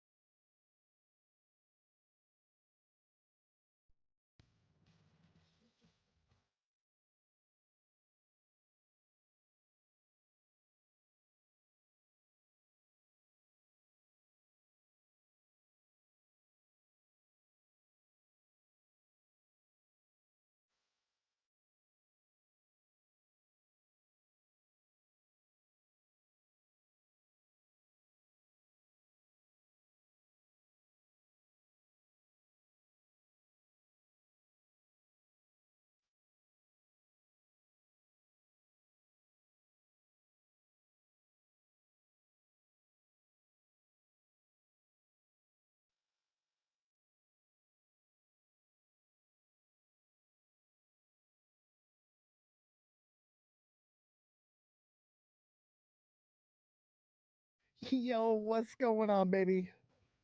Give me just a few minutes. Start hitting that like button, subscribe to the channel, share the show with everyone you know.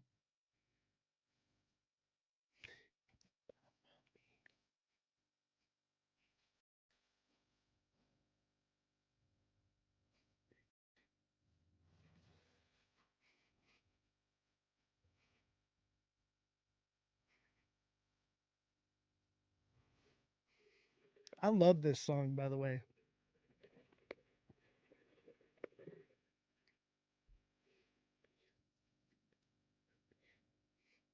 Drop a bomb on me.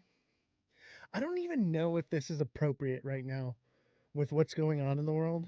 Maybe this isn't the best song to be listening to right now, but it's so good.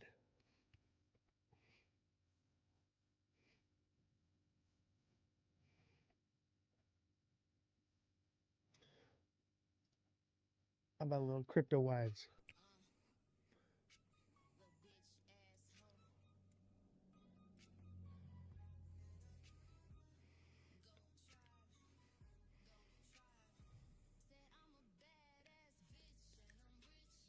I'll be right back, chat. Don't forget to smash the like button. Give me 2 seconds. I forgot something just outside the studio. I will be right back. Enjoy this music video.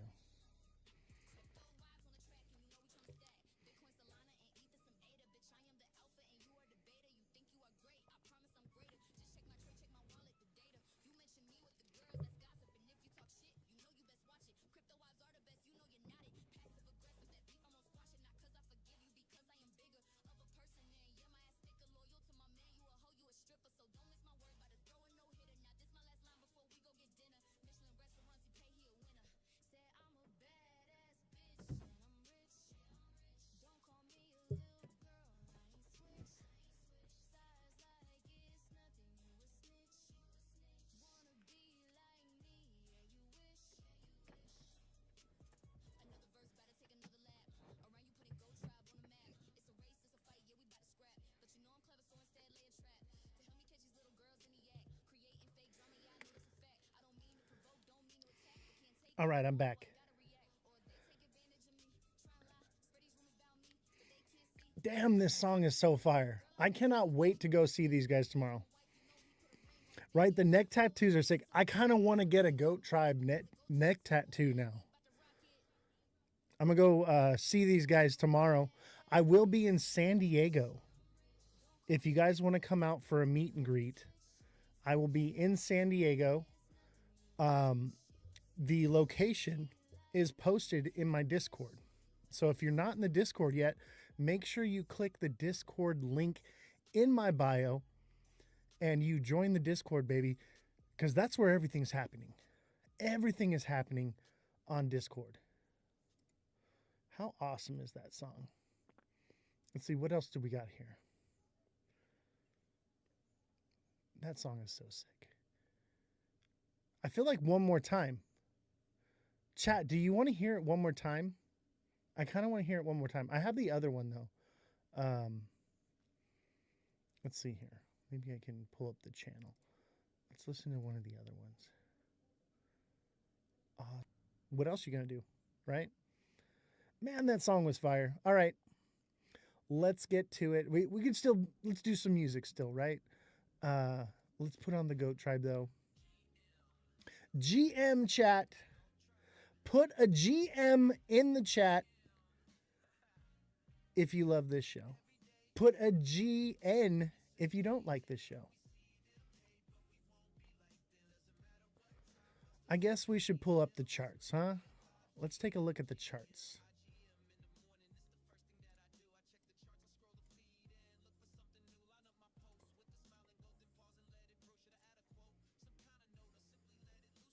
Yes, the new moon. I'm excited for the new moon. That's my buy day. That's also like, I get to buy it and sleep on it for like 2 weeks. I don't have to even look at it, and I know exactly what day I'm going to sell based off the moon cycle. There's no guesswork in it. It's being busy. It makes it easy. What's up, Miss Evie? How you doing? Good to see you. Let's look at Ada. Hey, hey. What is going on? Good to see you. Everybody put a GM in the chat. GM. So I will be hanging out with the Goat Tribe tomorrow. I may or may not do a live. Maybe I'll do some recording. Have not decided. I'll probably bring some media equipment with me. I'm taking the Corvette, so I'm limited on space because it does have a trunk. However, the trunk is full of subwoofers. So I am doing quite well, Miss Evie. Thank you for asking. Oh, man. We are getting close to the bottom here. We could potentially get another slight move up and then another run back down. Let's look at Bitcoin. How's it going? Haven't been live in a while. I've actually been live the last couple days, but I am back. So I took a vacation, some free time to myself, get, locked in on a few things around here.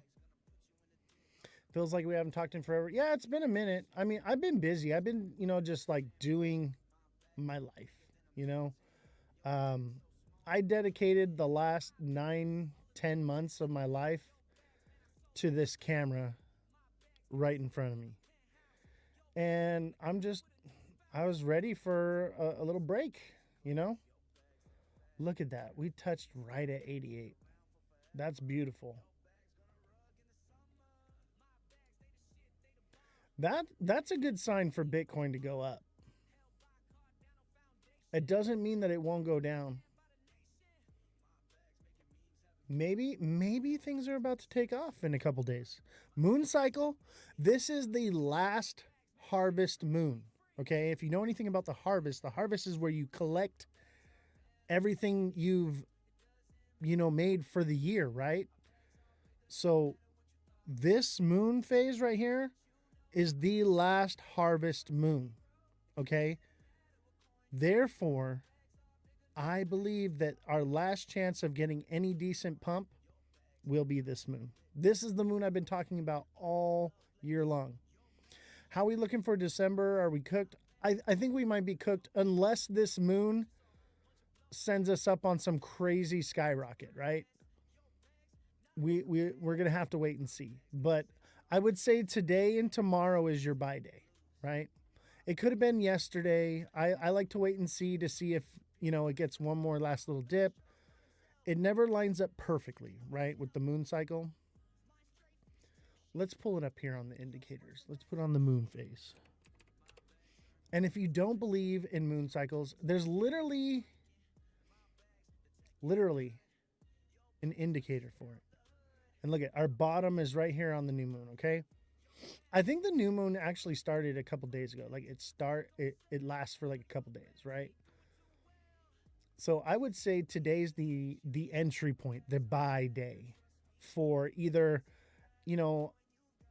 on Bitcoin, maybe it goes to 98K and then back down and it's cooked. Or it goes past and it starts working its way up for a new all-time high. I doubt that that's the case. I think what's going to happen is we're going to go up here to 98K or 99K, maybe 100,000. And then it'll be cooked and it'll just come down from there. That would look like this. So we come up. That puts it around beginning of December, and then it's done. That kind of makes sense. That lines up with everything. I would go with this. This is probably the most likely scenario. Nothing else seems plausible. And that would bring it down here to 80K. Maybe 75K. But, I'd pretty much say that it's more than likely we're cooked on this. Miss Evie, thank you for the heart me. If you're watching right now, Don't forget to send in your daily heart me. I'll pin it here for you. That helps out the algorithm. Also, if you can't give any gifts, but literally it's a penny, okay? But if you can't give any gifts, totally understand. I've made 1 cent, all right?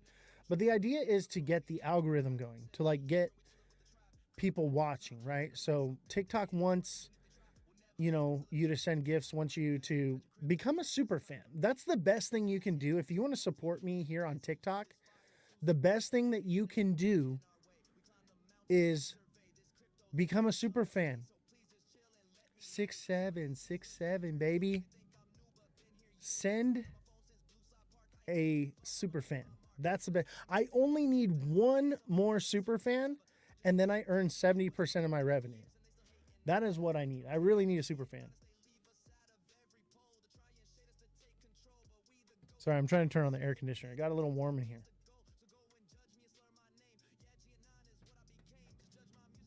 There we go. It's on. Yes, we have air conditioning. It got warm in this room really quick. Once you turn the lights on and the equipment and everything, boom, this room warmed up. I feel like we need a light show though.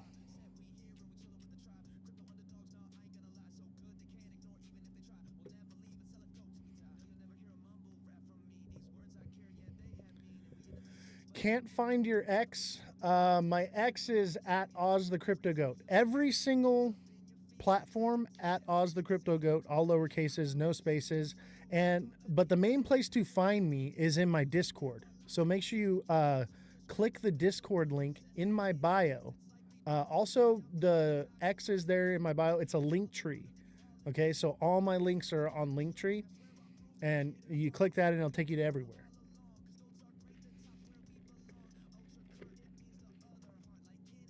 So how are we doing, chat? Are we feeling like at least mildly bullish? I feel mildly bullish right now, cautiously bullish right now. What are you feeling? What is the consensus? Because if everybody keeps saying we're cooked, I'm going to lean towards bullish, right? So I'm bullish right now. Maybe I should have the green light on. Look at it. The green light is on, baby. Green light is on. We are going up. Right now is buy time, baby. Now it could go down tomorrow, 1 more step, and then XRP to 204, 206 before up. Dude, you said in Discord today that XRP was $92. I cannot listen to or believe anything you say, bro. Yes, the green light is on. That is a buy signal. The green light is on, ladies and gentlemen. You know, I'm tempted to put in a buy order right now. The question is what do I want to buy? Can I be real with you, chat? I want to buy XRP. You know why I want to buy XRP? ISO 222. Now, does it actually affect it? No. But idiots that buy it think it does. So I think I'm going to put an order in for XRP. It had a wick to $92. No, it did not. Maybe 92 cents. There's no way XRP wicked up to $92. You're crazy, bro. Craziness. I'll tell you what, though, if that is true and there was some kind of wick thing like that, that's going to just create more FOMO. I think XRP is the one to buy right now. Let's look at it. My money's on XRP. I think that'll be the biggest mover this moon phase cycle. I've been waiting for this day. Today, tomorrow, the day before is the day that I've been waiting for since I started this show. It's finally here. Oh, no, man. What are you talking about? XRP needs to come back down. No, it doesn't. It could come back down to $2. It could. And it might. But I'm pretty sure soon this is coming up. This is a double bottom. XRP is coming back to 270 minimum. Minimum 270. Okay? I'm good with that. A move from 212 to 270, I'm good with that. Because the ISO weirdos, they're going to buy it, baby. And I'm going to make some money off that. Let's get our little ghost guy in here. Look at the charts have grown so much that we can't even get our little ghost guy in here anymore. We got to shrink it up. Our little ghost guy has been here forever. Do you guys remember the ghost? The wick is on the Kraken chart on TradingView. Now I feel like I need to pull it up. Let's find it.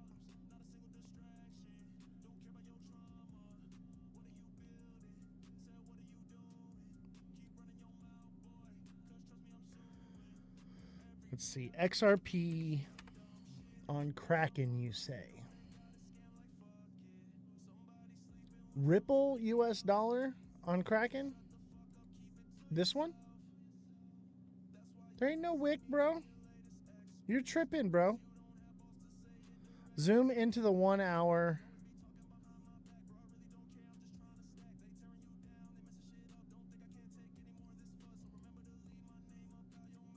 Well, I'll tell you what, the new moon, the 1 hour, zoom in.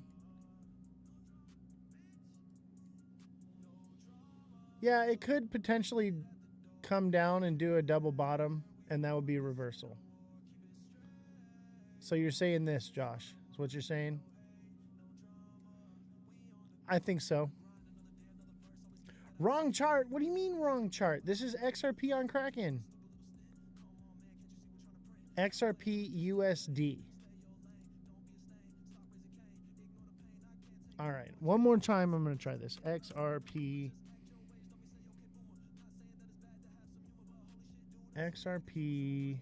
on Kraken. Yeah. Is it this one right here? Ripple US dollar? That must not be it.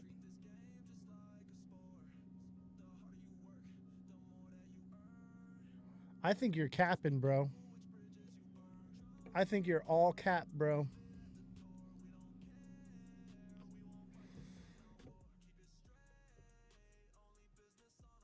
I don't even see it. Let me see.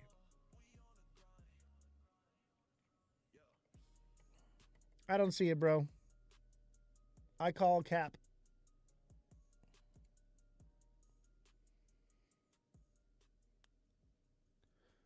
I don't know, bro. I don't see it. I don't believe it. I don't believe it. Hey, don't forget to send in your daily heart me. Don't forget to smash that like button. Don't forget to become a super fan. Josh, I'm talking to you. I need one more super fan. I just need one more super fan, and then I can collect 70% of my revenue here on TikTok. It would be an extra $100 a month for me to just get one more super fan. So if you can help me out with that. And we need the likes, baby. We need to get more viewership, right? So I need you guys to be hitting the like button. I need you guys to send in the heart me's. I need heart me's. I need some kind of gift or something, because the algorithm is just like lacking right now. Like, we have to surpass the last live, and it was only like 17 cents. I made 1 penny today, right? Like, I just need like 50 cents, and then things will get better. But we have to like build upon what we're doing, otherwise we just kill the algorithm. So I need your guys' support right now. I need one more super fan. I just need one more super fan. What's up, bro? How you doing, TikTok seller? Good to see you, bro. Thank you for the Heart Me Revolution. Thank you for the Heart Me. Jesse is in the house. Jesse, are you coming back to the show? Everyone keeps asking me.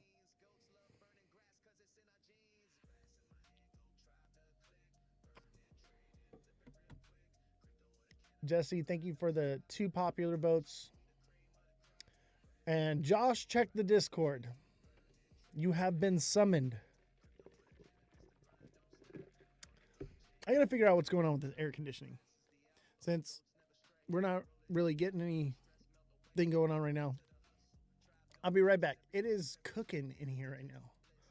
What is going on?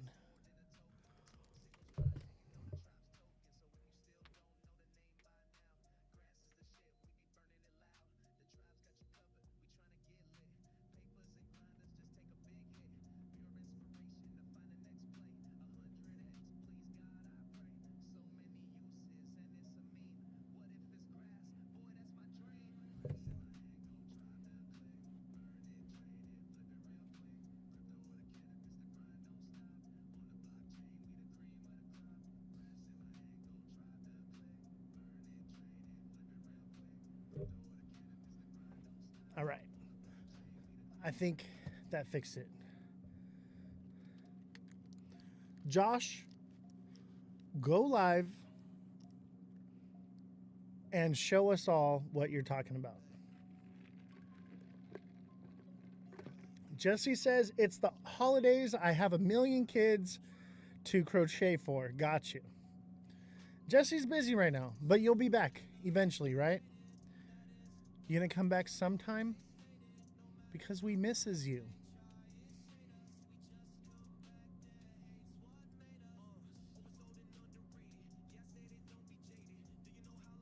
Look at this guy's face.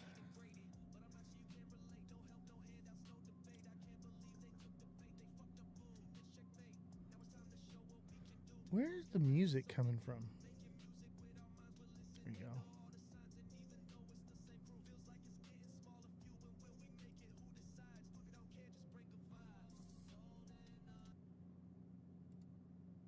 Let's see here. No, now I lost. What is going on? Okay, we're going to listen to this one.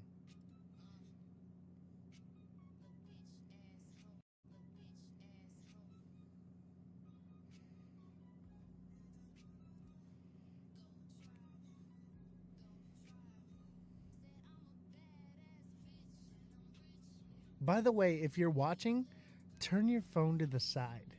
You won't regret it. So if you're watching with your hand and your phone, just turn your phone. Is yours lagging? You know what? I think that's why viewership's so down right now. Oh, I know why it's lagging. There's internet outages all over the world right now.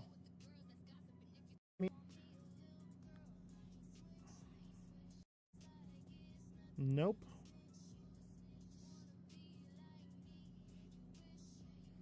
Nope, Jesse, you did not send me the article I was going to talk about today. I had a news story. It's unwatchable. That's what's going on. That's why nobody's viewing right now.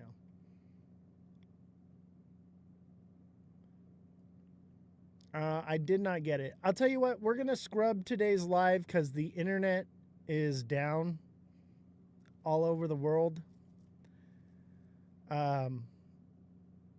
We're getting really bad viewership because of it. So I'm going to scrub the live. It was great to see you guys. Come hang out with me in Discord. We'll be in Discord. Josh, post the picture in Discord of XRP at $92. And then I'll believe you. And then I still probably won't believe you. I'll be on Discord. I'll see y'all there. Don't forget to smash the like button, subscribe to the channel, share the show with your friends, okay? And don't forget to click the Discord link in my bio. Join me on Discord. And I need one more super fan. I just need one more. One more super fan. Josh, I know you can do this. Josh, we need you, bro. We need one more super fan. I believe in you. You can do this. This is the only thing I'm ever going to hound you for support. I need one more super fan, like my life depends on it. Just one more. Just need one more. So if you can help me out, much appreciated. All right. I guess not. Josh, you're so cheap. Why are you so cheap? I get it. You lost a lot of money on XRP. I get it. I need your help, chat, though. I need one more super fan. I'll do it later. I need it now. I need it today. I need it today. Got to connect your card. All right. I believe you can do it later on while I'm not live. But much appreciated. If anyone can become a super fan right now, I just need one. Just one of you to become a super fan, and it is going to help me out tremendously. Listen, everybody says so. They say this is the greatest podcast of all time. Everybody says so. They all come from all around and watch it. Okay? I just need one more super fan. TikTok seller, thank you for the heart me. Much appreciated. Oh, we need a couple heart me's too. We got to reach this goal. It stopped lagging. All right, good. We are halfway through our goal of heart me's. Jesse, if you're watching, if you could resend me that news article, or at least tell me where you sent it to, because I have no idea where it's at. I have no idea, because I didn't get it. Anyway, we had news articles. I don't know where they are. Jesse's not here, so I don't have it. Evidently, she sent it to me. Sent it to your main email. I do not have it in there. It is not in my main email. If you could resend it again. Oh, there it is. I found it.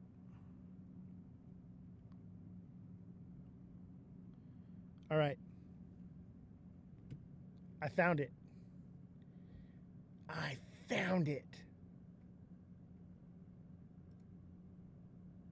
Boom.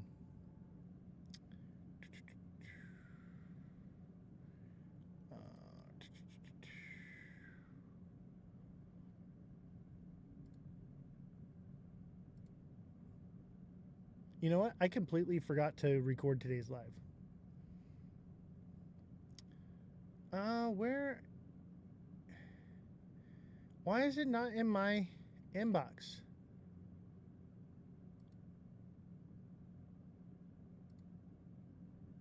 There we go.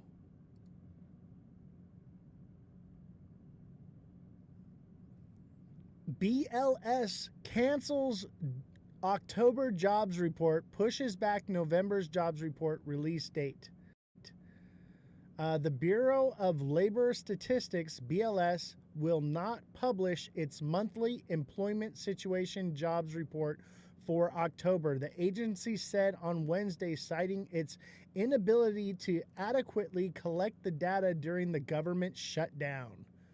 The BLS also announced that the November jobs report, officially scheduled for release on December 5th, will now be published December 16th and will contain what October data the agency was able to collect. The September jobs report, which was also delayed due to the shutdown, is scheduled for release on Thursday. Household survey data from the current population survey could not be collected for the October 2025 reference period due to the lapse in appropriations. The BLS said nothing that the household data is not able to retroactively collected. You know what this means, guys? I think that this means that the data is bad. Okay? And we're probably going to get either no rate cut or a shitty rate cut, maybe. But I think a lot of people will speculate, right? They're going to go, oh, buy the rumor, right? They're all going to go, oh, buy the rumor. This is the harvest moon, right? Okay? They're all going to be rumoring and talking and saying, hey, guys, ISO's coming. We're going to get a huge rate cut that we've been missing out. We didn't get the jobs reports. The government's not shut down anymore. Everyone's going to go to the moon, baby. And we'll go, okay? So I do think we're bullish. The green light is on. Okay?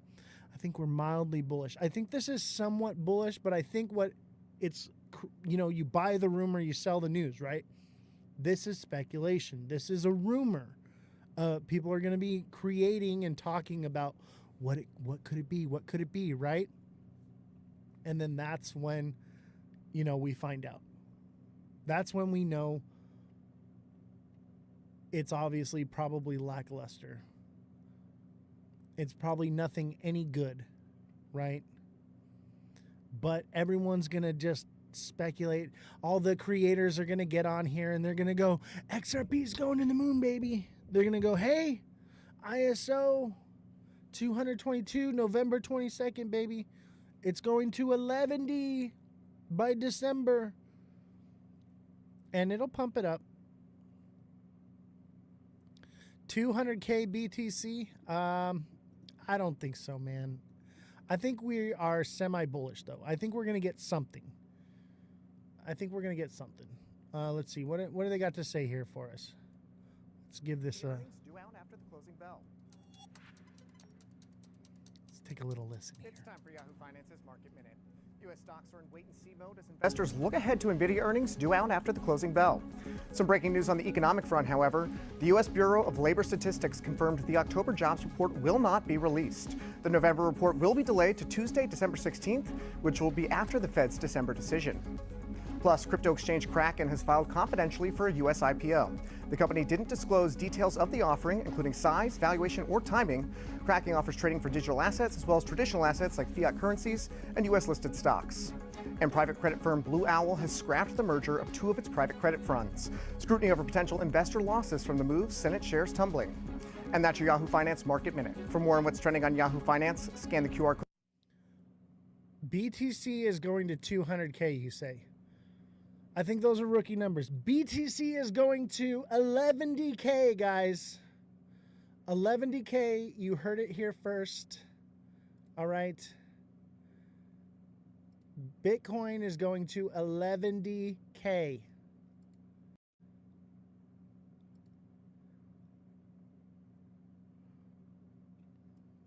The bottom is in. I agree. That's why the green light's on. Okay? I think we pump up here to 100K, bro. And then maybe we come down and we start making, but we would still be in a bearish trend. That's the next point of resistance. That's what we're looking at. We're looking at by December 2nd-ish, December 5th. That's when the new moon is, right? Or the full moon, excuse me.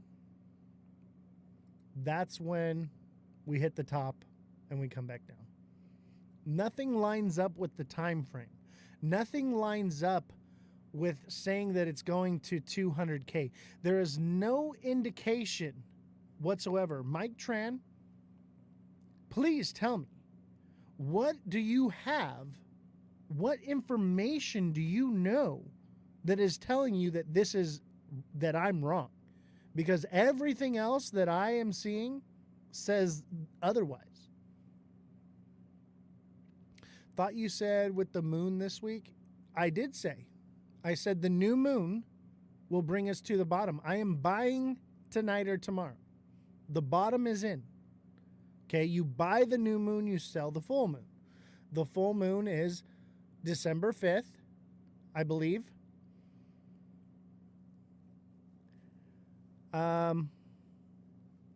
Are your comments going through? You can't unsee the candles once you see them. If you know, you know. Exactly. Sorry, brother. I didn't get to your chat just yet. Sharon, thought you said W the moon this week. Okay. I don't know what that means, but let me explain the moon cycle to you, okay? You buy on the new moon, you sell on the full moon. The new moon is tomorrow, okay?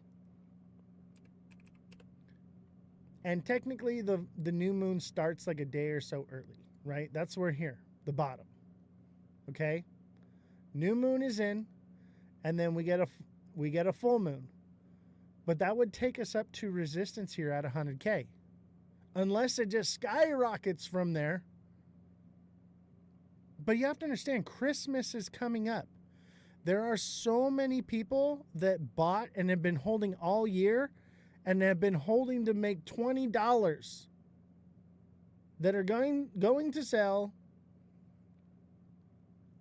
and it's going to bring the market back down. And that's usually what happens is around December, it's over.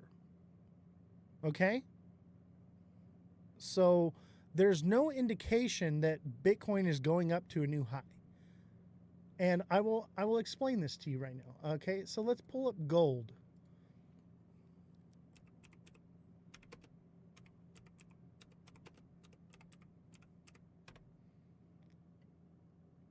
Bitcoin follows gold.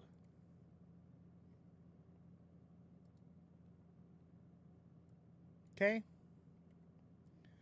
Gold is a double top and coming down. All right? Which indicates that if gold is coming down, so is Bitcoin. Okay? Also, the dollar's strength index, right? So the US dollar is strong. So when the US dollar is strong, Bitcoin Bitcoin and crypto go down. Okay? When the dollar is weak, gold and Bitcoin and crypto go up. Okay? The dollar is too strong. There is no indication whatsoever that points towards crypto moving up right now. Other than the moon cycle, we get a small move up because we are out of balance, and we have to, if things don't move straight down, they go up and down, but they work their way a certain direction. And we are working our way down. Okay? If you think Bitcoin is going to 200K by the end of December, you've lost the plot. You don't understand macroeconomics, because macroeconomics is what drives crypto. Crypto is a high-risk asset. I refuse to believe that Bitcoin is going down 200K. We get there by next year. Bro, I feel sorry for you, because you refuse to see every indicator. Maybe it's a lack of education and understanding of economics, okay? Macroeconomics. I pity you, and I feel bad for you. I hope I'm wrong, okay? And things are subject to change.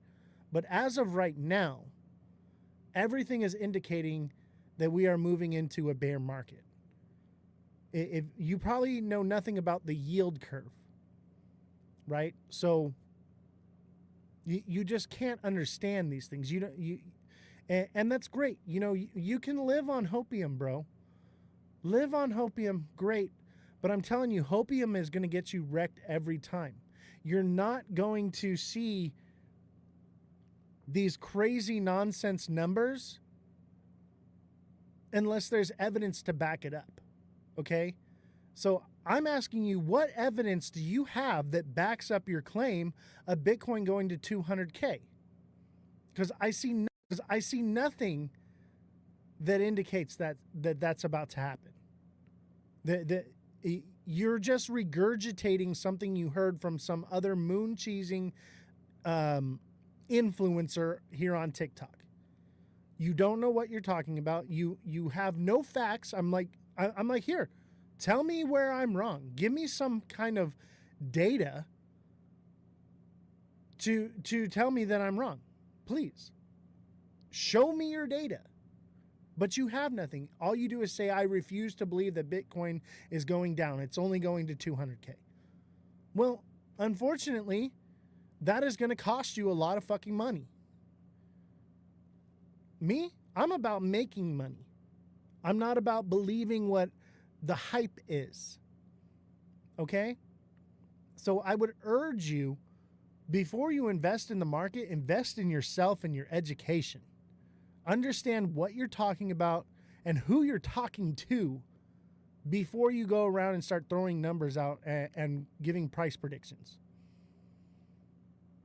They said Dogecoin will explode. Dude, everyone is saying everything's going to explode soon. They've been saying that since November, okay? After everything already exploded, everyone's been saying, oh, it's going to explode soon.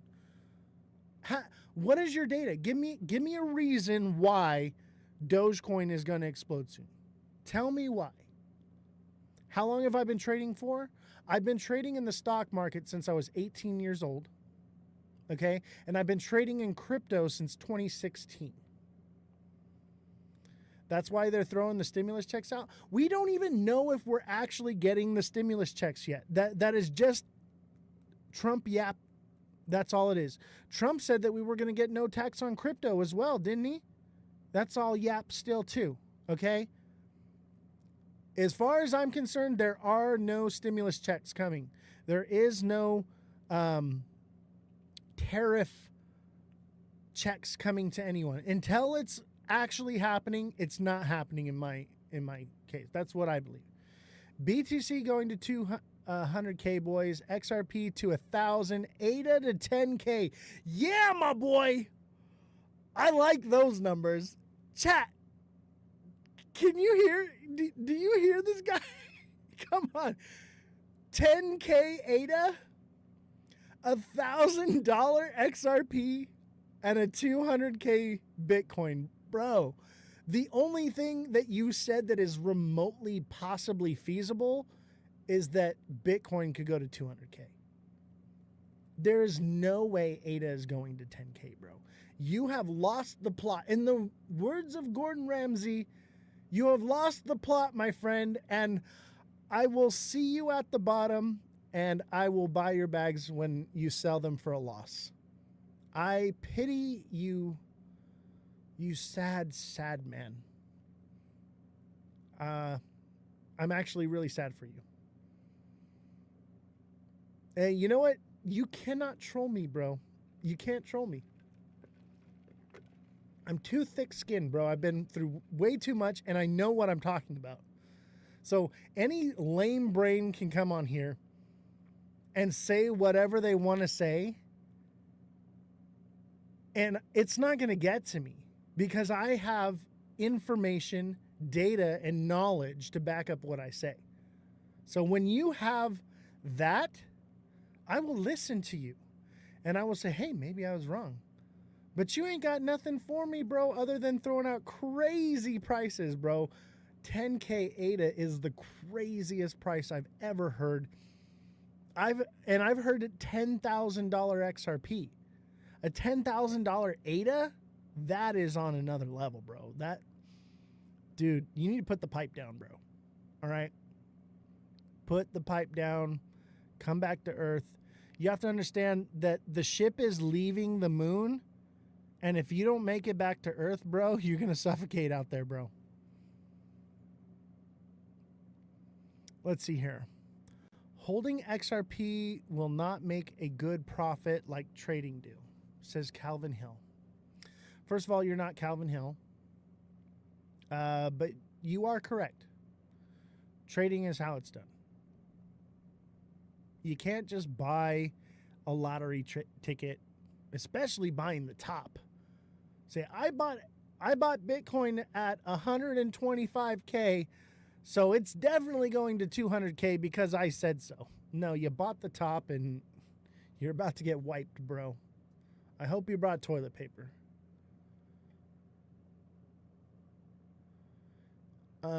He just typed it backwards, Oz. I think you're right. I think he meant a $10,000 XRP and a $1,000 ADA. Either way, those are still crazy fucking numbers. I wish y'all knew how to read individual candles. Exactly. That's literally what I do is TikTok seller 107. I taught him how to trade. Okay, so he's taken my full course on the TA class. Okay, and he understands how to read the charts now. And he's just as accurate as I am now. He's just as good. And how long did it take you? what was it, a few months, and you're on point now. You're trading like a champ. And like, you know, we're factoring in more than just the charts when we're doing it, man. We're looking at macroeconomics. We're looking at so many things. The reversals are so obvious. People don't know, though. I know. It's sad. It's sad. But I'm glad I was able to help you. Techno, thank you for the heart me. Much appreciated. Don't forget to smash that like button, subscribe to the channel, share the show with everyone you know. When was the last time you called your mother-in-law and you told her, hey, I saw this amazing podcast on TikTok. This guy's incredible. Don't miss his show. He's going to make you rich. I'm not promising riches. What I'm promising you is education. I'm promising you guys information. I'm promising you guys the tools that you need to become generationally wealthy. That's why we're here, right? That's why we're in crypto. We want to create generational wealth, right? That's what you guys want, right? I'm trying to literally give you the tools to do that. But you want to come in here and say XRP is going to 11D and that's supposed to make it happen? That's not how it works. I'm here to educate you and teach you. I want to hone you into a trading monster. But you have to 6'7", baby. 6'7". You got to get with it. I wouldn't get into BTC until it dips below 40. Yeah, that's what I'm thinking. I'm thinking like 38 to 40K will be the bottom on Bitcoin. That's where I'm at too. So that's cool, man. It seems like you got somewhat of a head on your shoulders, but maybe you were just trolling me, which is great. Because I have a good time with it, man. Because you can come at me with all kinds of crazy numbers, but I'm here to educate people. So you saying the opposite to be funny or whatever just fuels me to educate more people. So I'm good with it. Bitcoin will get to 200K first. Bro, no, it won't. No, it won't. Maybe. Okay. I will give you this. Let's just say that the yield curve flattens. Okay. And it's not because of reactionary rate cuts. All right. Let's just say that that happens. All right. And let's just say that the bull run is extended into 2026. Maybe, just maybe, it might get to like 180K, 190. Maybe close to 200. Maybe, if the stars align. But let me tell you something right now. There is no indication that the yield curve is going to flatten without reactionary rate cuts. Okay? There's no indication that we are not headed into a time of war, which we're already in. There's no indication that people aren't going to sell just because of Christmas, because they bought $100 worth of XRP because someone lied to them and told them that it was going to go up, up, up, up, up. And they figured I'd hold it for a year until Christmas and I'd cash out. There's no indication that anything is pointing for an extended cycle. And if you see an indication, please tell me, because I want to believe, okay? Because if we are going into an extended cycle, that's great. I make a lot of fucking money doing that. That is great. I want the bull run to last forever, just like all of you guys, okay? I want the bull run to never end, and we continually, listen, I want everything to move up. It's all going to move up, and it's never going to fall. It's going to be beautiful. Everybody says so. That's what I want. But the reality is, nothing is indicating that that's even remotely going to happen. And until I see an indication of that, I am not changing my mind. Now, I am not confirmation bias. I'm not here to say, I said it, so now I have to stick with it. No, I adapt. I change. I say, you know what? Things look like they're changing and I may have been wrong. So therefore, I will adapt. I will change. That's why I'm the goat. You ever seen a goat climb a mountain? It's wonderful. It's magnificent. It's almost impossible, but they do it. The goat adapts to its environment. 145K in February for Bitcoin. By the way, this is gold, not Bitcoin, up on the screen right now.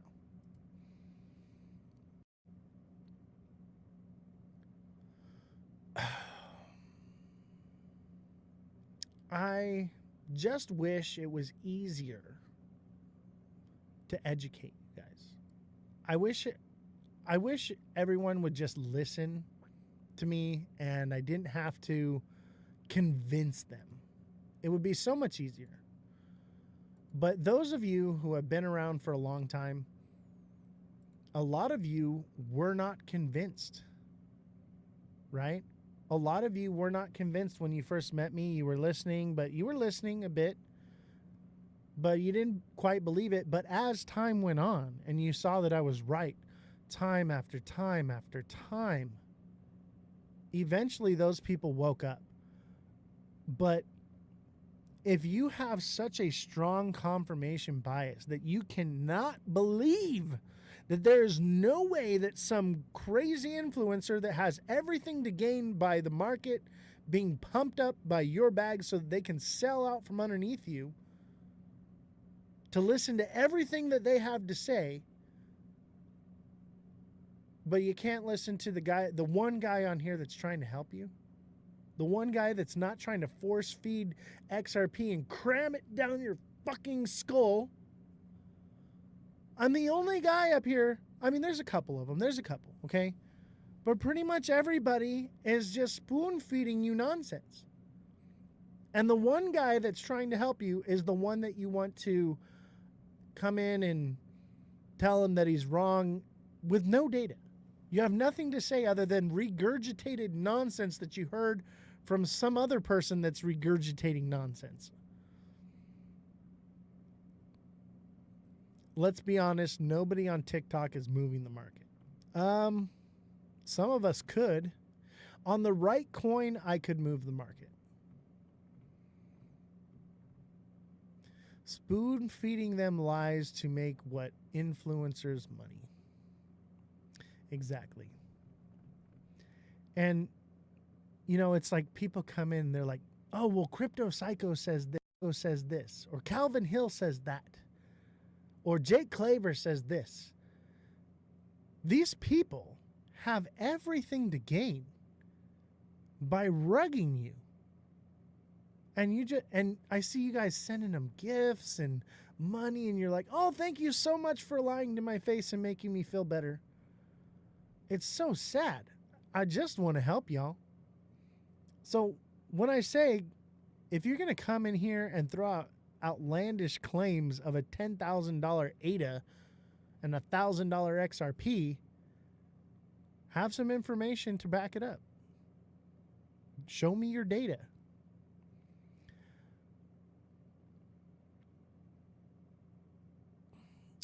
Zach Rector. I think I know him. If it's, let me pull him up real quick. If it's who I think it is, I just actually had a meeting with him. If it's who I think it is he the guy? I'm bad with names. Zach Rector. Nope, that's not him. Oh man. Zach Rector. Ooh. Can I just call him Zach Rectum? Jeez Louise. Zach Rectum told me so, so therefore it's happening, guys.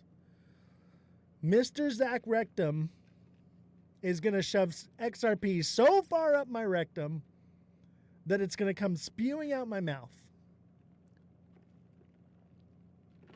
Jesus Christ. Y'all are crazy. I hope you didn't talk to Zach. No, I did not talk to Zach Rectum. I was thinking of a different guy. And he's actually good. Now, he's a little bit of a, on a different level with XRP, but he's not an idiot. He actually has data to back up some of the things he says, but he's not. It, also, a lot of us are just speculating, and I get it. You know, we can speculate on all kinds of things, but for me, I'm looking for real hard data.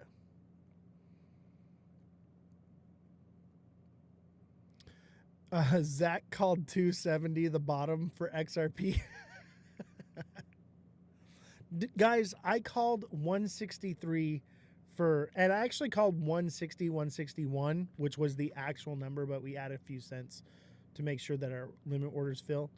I called the 163 dip on XRP in January. And I said that XRP would continually move downward until it hit that point, and then it had the potential to go up, which it did. Months in advance. No one out here is calling it like I am. Let's see here. Oh, another one. You seen XRP hit $91 on Kraken glitch today. Yeah. You know what? I think that those things happen to create FOMO. It's right before the ISO thing. They got to create more FOMO. So what now, Guru? What do you mean, what now? What now? We're going up. The green light's on. We're going to go up a little bit, and then we're going to come back down. That's what. We're at 92 on Bitcoin. We'll probably see 98 to 100K, and then come back down. That's what the guru says. Maybe I'm wrong. Maybe it goes parabolic from there. But it's going up from this point. Okay? What I would say is 139. And if you don't know what I'm saying when I say 139, then you need to get in my TA class, and you would understand that. And if we are going to 200K Bitcoin, you're still going to make plenty of fucking money. Answer YOS, please. Where? Bro, Bitcoin to 74. Yes. Let me see here. I think lower. I mean, that would be a stopping point for Bitcoin. 74. But here's what you need to understand, okay? If Bitcoin does go down to 74K, you know what you're going to see? You're going to see this. It's going to hit. It's going to shoot up. It's going to stop here around 100K and then come back down, and it should break through. It should break through here, or at least stop at like 50K, maybe 45K. But that would be a head and shoulders reversal, and then could potentially from there come down more. This is possible. This is not unreasonable to see right here, especially the fact that it's pretty much a triple top at the head. That's an indication of a strong hard move down, a move up that will be weaker, and then coming back down, which builds a head and shoulders. I don't think Bitcoin's going to zero. I'm just saying, look at. Let me see if I can get rid of this here. Look at. It comes up, it goes down. It comes up, it goes down. It goes up, double top, and it comes down. Now it gains a little bit of value. It holds its power, and then it comes up again. Eventually, this bubble has to crash. You have to understand that the reason that the price of Bitcoin is as high as it is because it's leveraged. Look at Michael Saylor. Over leveraged bubble. Eventually, that bubble has to pop. Look at Bernie Madoff, okay? If you don't know who Bernie Madoff is, Google it, okay? That is what we're looking at here. Eventually, the bubble has to pop because it is not real money sitting in the market. It is debt. Debt is keeping the prices up. That's why you're seeing these crazy liquidations, because you're seeing more people trading with leverage than you've ever seen in crypto history. You're seeing more liquidity spread out off of all over the place in crypto like we've never seen before because there's so many projects. This is different than anything we've ever seen. The bubble will pop. This is just like the .com bubble. You want to buy in smart money. TikTok seller says, invest that bottom part.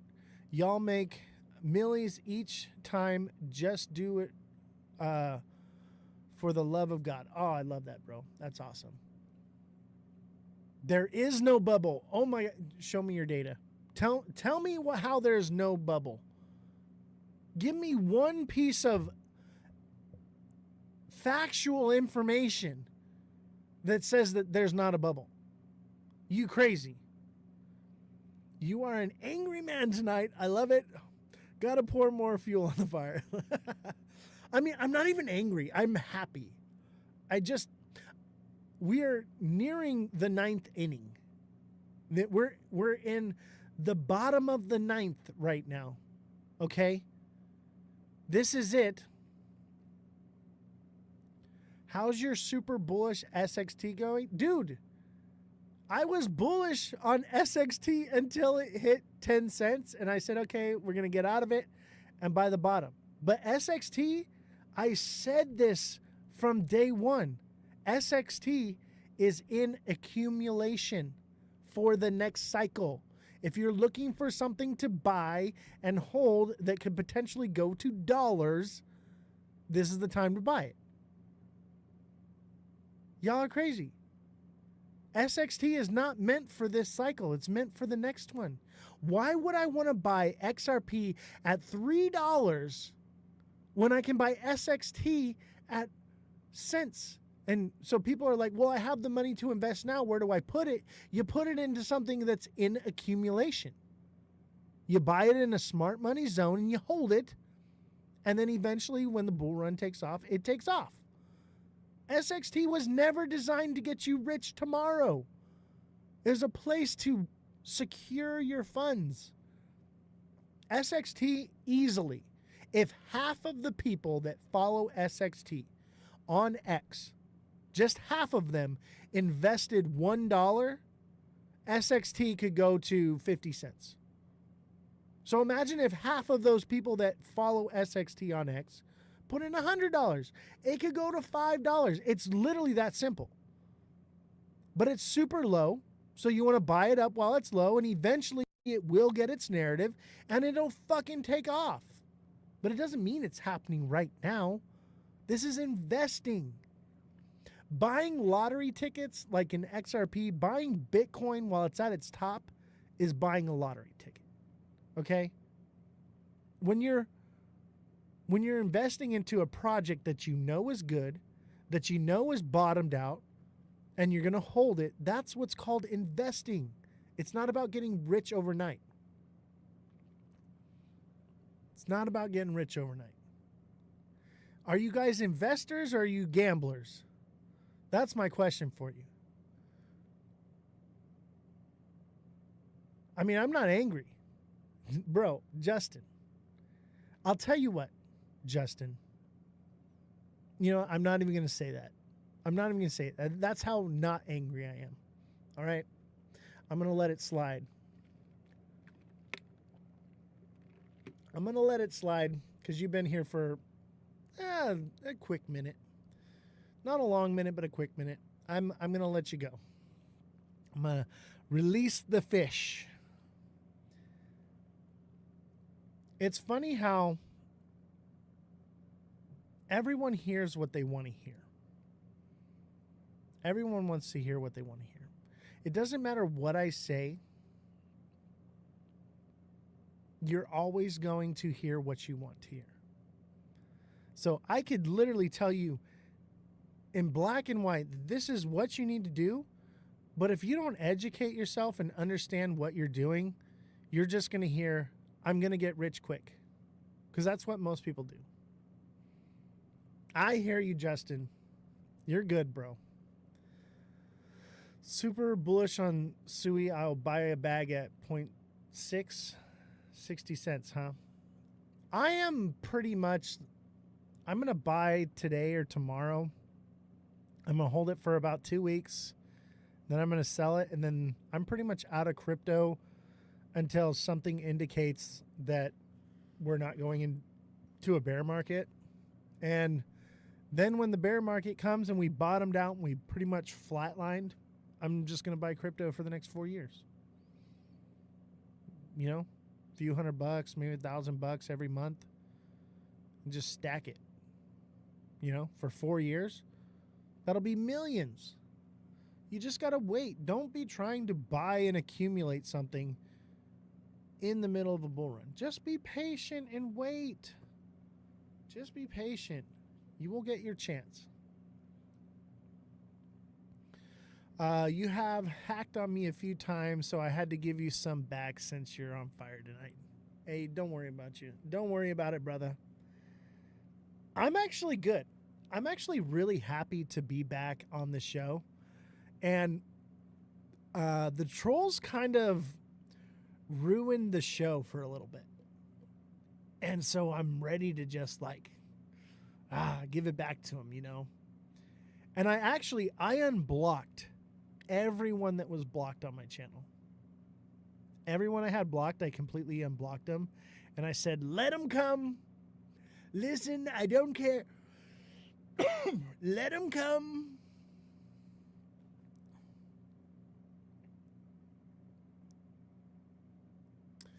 Now we're going to 40K. It's just not going to take 12 months. I think it could take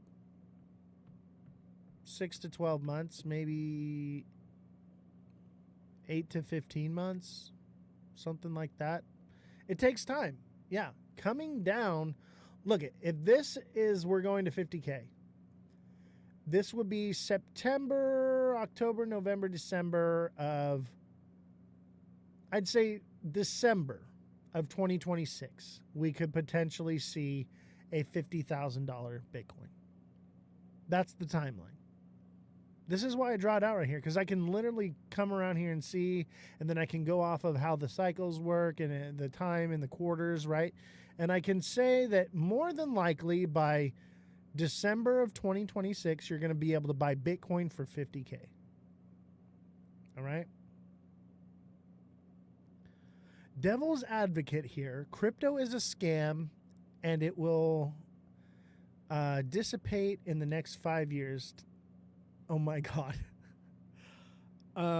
So are you saying that in reference to the idea that mass adoption already happened? Chat, what if crypto is a pyramid scheme? What if it's all a scam and we're already using digital currency right now?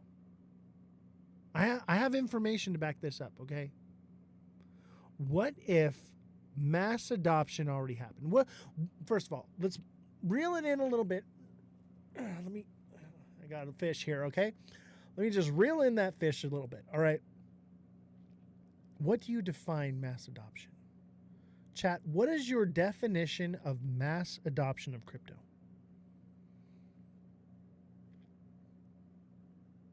$200K by 2029. I actually think that that's a good prediction.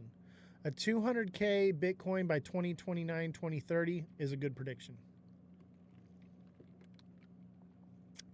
I've been here so long, he repeats all his stories. I know, right? Well, we're just kind of getting back in the flow of things, right? We're getting back into it, baby. We got to get things rolling again, right? You got to get the flow. But there's so many people that haven't heard. You know, once we get through this bull run, everything's going to change. It's going to be so different. We gotta inform as many people as possible. You know, we want to help them. So, mass adoption, to me, is when people are using digital currency without them even knowing it, right? Using it on the back end, right? People using digital currency and they don't even know it. That's my definition of mass adoption, right? Some people are like, oh, well, institutions using it. Well, hold on. Even institutions have to be using it before daily people are using it on the back end without them even knowing, right? So, I'm talking about the end.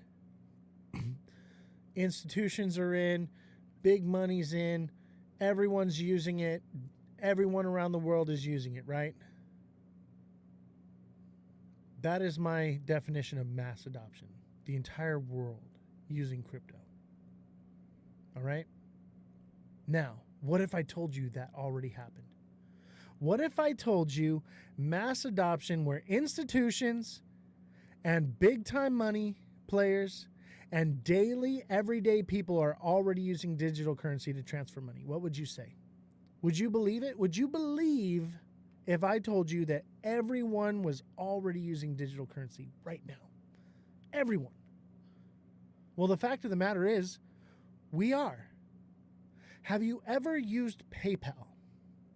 You can send money to somebody cross-border instantaneously within seconds with no fees with PayPal. Isn't that what XRP is supposed to do? Right? You can use PayPal. You got Cash App. You got Venmo. Right?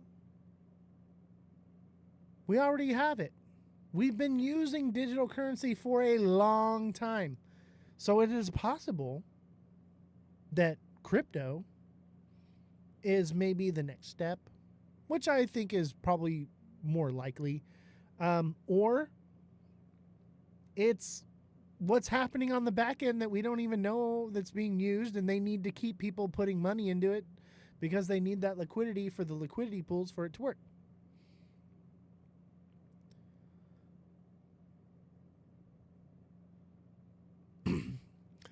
Uneducated people don't know Bitcoin is dropping because Satoshi Nakamoto is alive and finally selling. Okay, so let me clarify on that. You can track the old wallets. So there are a bunch of old wallets that are coming alive from the Satoshi era. Okay? Now, it's one of two things. It's either Satoshi Nakamoto has woken up and he's starting to sell off, right? Or it's multiple people that it bought a long time ago that have been holding it for a long time. They're like, you know what? It's topped out. I made my money. I'm getting out.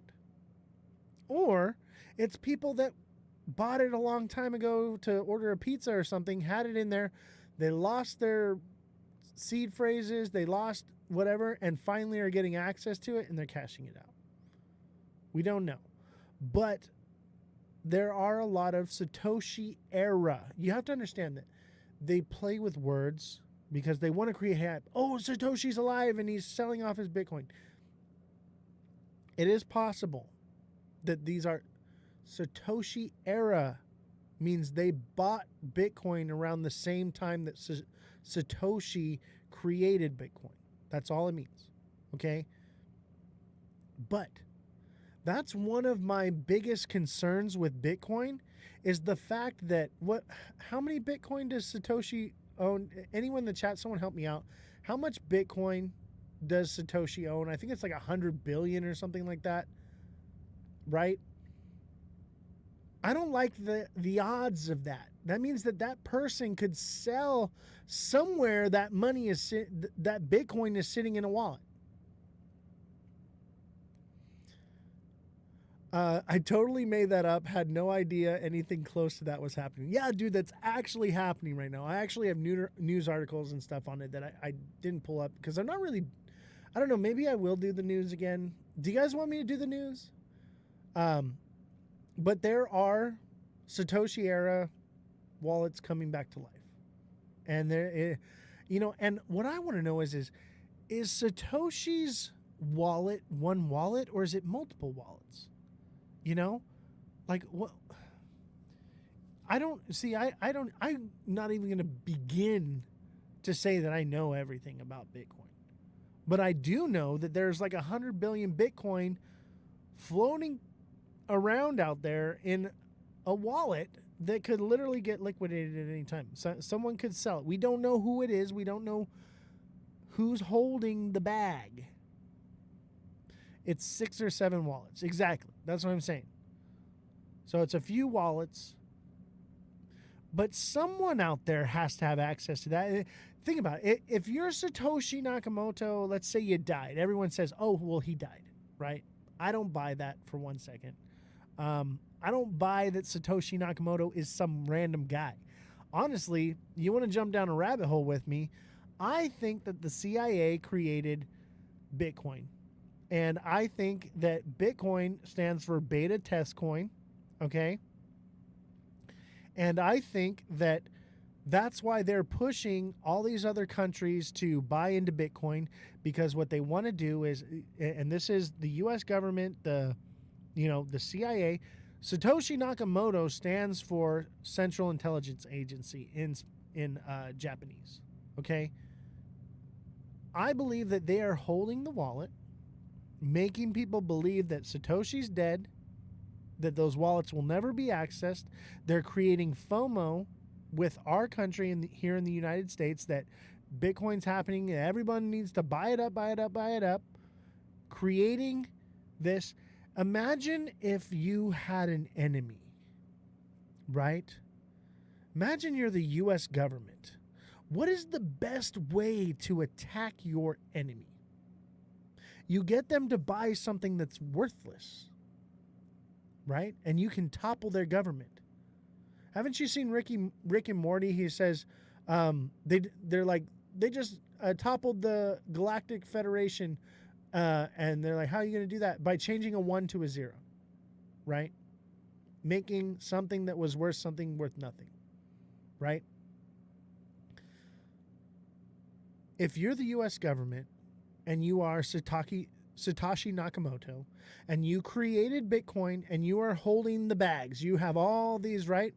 And you're creating the narrative for everyone to buy into it. Nations are going to start creating these strategic reserves, right? See, we're not actually buying it. We're just seizing it and holding on to it, which is creating value. Where other countries are like, oh, well, we're going to, because they're dictatorships, they're like, we're going to buy it. We're not just going to take what we seize. We're going to buy it. We're going to hold it. We're going to create our own strategic reserve. We're going to get rich too, right? Well, let's say you just want to control the entire world. What do? You sell all your Bitcoin. Now you've extracted the wealth from the entire world. That's how it's done. That's what I think is really going on. And I think it is the beta test coin, and there will be something else that is used, or we're already using it right now. We've already adopted it. Satoshi Nakamoto's real name is probably Jeff. Oh my God. It's probably Justin. Satoshi's real name is probably Justin Kelly. His real name is probably Ozthecryptogoat. Jake Claver just joined the live. Everybody give Jake Claver a hand. Jake Claver, thank you so much for the trolls that you send my way. I appreciate you very much. A round of applause for the biggest moon cheeser in the XRP community. Brava. Brava. You think Jeffrey Epstein is Satoshi? Maybe. I'll tell you what, I don't think Jeffrey Epstein's dead. And I don't think Satoshi's dead. I don't even think Satoshi's a person. It's an organization. And I mean, I can't say this stuff on TikTok. It's coming soon, though. I have information, okay, from Hollywood, from working in Hollywood, that I will be releasing at some point. But we got to get more viewers. We got to, because, I mean, if we get to a point where we're just not growing and that's just what it is, I'm going to still tell you guys. But I'm hoping that my life will be spared if I have a big enough following. Or at least it'll create, like a legend effect where people will start to, it'll go viral because of my death.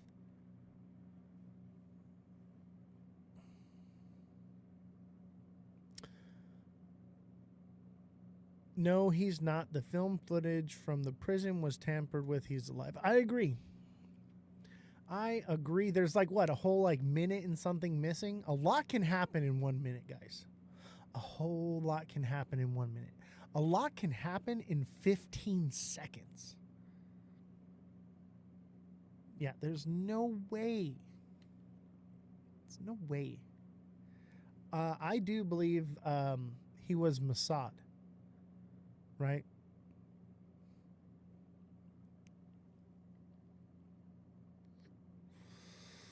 Oh, I needed that. You know what? I need a bigger one. Give me a second here. Let's see here. Let's do this here. Oh, look at that.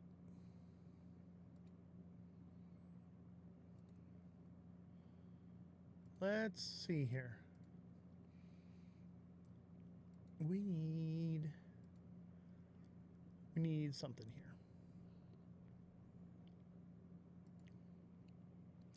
Hydration break, maybe. Yeah, I need to change the music.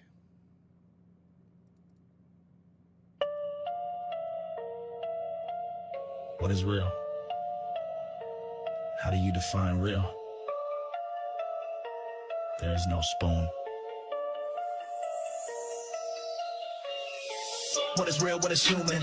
This world got me questioning, consuming. Stuck in the matrix, feeling like I'm Truman. So upside down, disconnected from the human. But Morpheus is here now, you ready to go? The red or blue pill, you already know. Down the rabbit hole, we going below. Layers they can't see, I'm going to show you what is real, what is fake, take it slow. Been doing it for years and now I'm a pro. Fiat the fake, it's a sham, it's a scam. 2.3 trillion, a supply like goddamn. They print and they steal as much as they want. But old Uncle Sam, he just runs a front for the shadiest scheme you've ever seen. Completely worthless, worse than a shit meme. Coin got us all stuck in the system. Crypto the fix, let me give you some wisdom. Bitcoin and Cardano use UTXOs. XRP and Solana for speed, I suppose. Assets that go up, not down overnight, but the system won't die without a big fight. That's why they delay, that's why they keep stalling, but nothing can stop destruction from falling. So let's quietly build and quietly stack.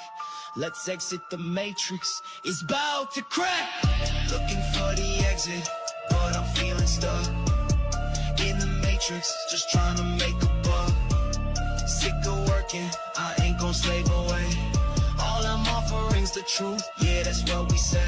No more lies, no more fake shit. Man, I really can't take it. I know what is real, so please don't mistake it for new cars and new clothes with next level flows. I try to compose this life that we chose. The matrix is everywhere, it's all around us. Even in this room, it must surround us. You can't see it, you feel it, it's in your soul. Breaking the matrix, they losing control. Politicians and judges, they have the role to keep you in line. Yeah, that's the goal. But when you wake up and then you bake up, you must shake up the matrix and break up. You see the code, not Haskell or no, but the system they built, it's gonna explode. You're faster than this, so upgrade your mode. Don't think no you are, ancient knowledge bestowed. Don't listen to media, turn off the TV. Don't watch that fake news, they'll have you believe lie after lie. That's all that they doing to keep you from chasing that dream you're pursuing.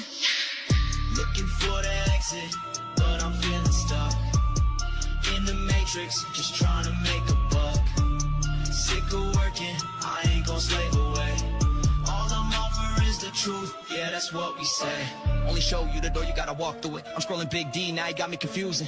The shape of the earth, no way that we moving. Long distance test, that's how he can prove it. Starting to be like my big homie Wiz. He thinks that his flat and handles his biz. Just sound like the dumbest thing I ever heard. Read a book, check the net, just follow the herd. But Google be playing with your search results. They be gang gang, I'm sure just a cult. So no matter how many times they insult, we think for ourselves, not a stupid adult. Is it true, IDK? Yeah, I really wouldn't doubt it. Check the views on YouTube, they really ain't about it. On the news, blew a fuse, yeah, that's when the dreaded is controlled. No excuse, that's why they freaking the ladder. Breaking through, no kung fu. Yeah, I see the matrix falling. Payphone crew, deja vu.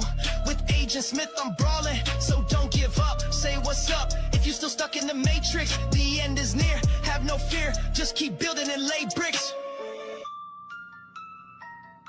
Goat Tribe, baby. That is Goat Tribe. I'm going to be chilling with those guys tomorrow in San Diego. If you want to come and hang out with me for a little meet and greet, come on down to San Diego. The flyer for the event is in my Discord. Click the in my bio. Don't forget to smash that like button, subscribe to the channel, share the show with your friends, become a super fan. Become a super fan today and help support my show. I need one more super fan. I just need one more. If you're watching and you like this show, help me out. Become a super fan. Now's the time. Look at all the super fans that just joined right now. What is going on, guys? Thank you all for joining me today. We were live for an hour and 29 minutes. That's awesome.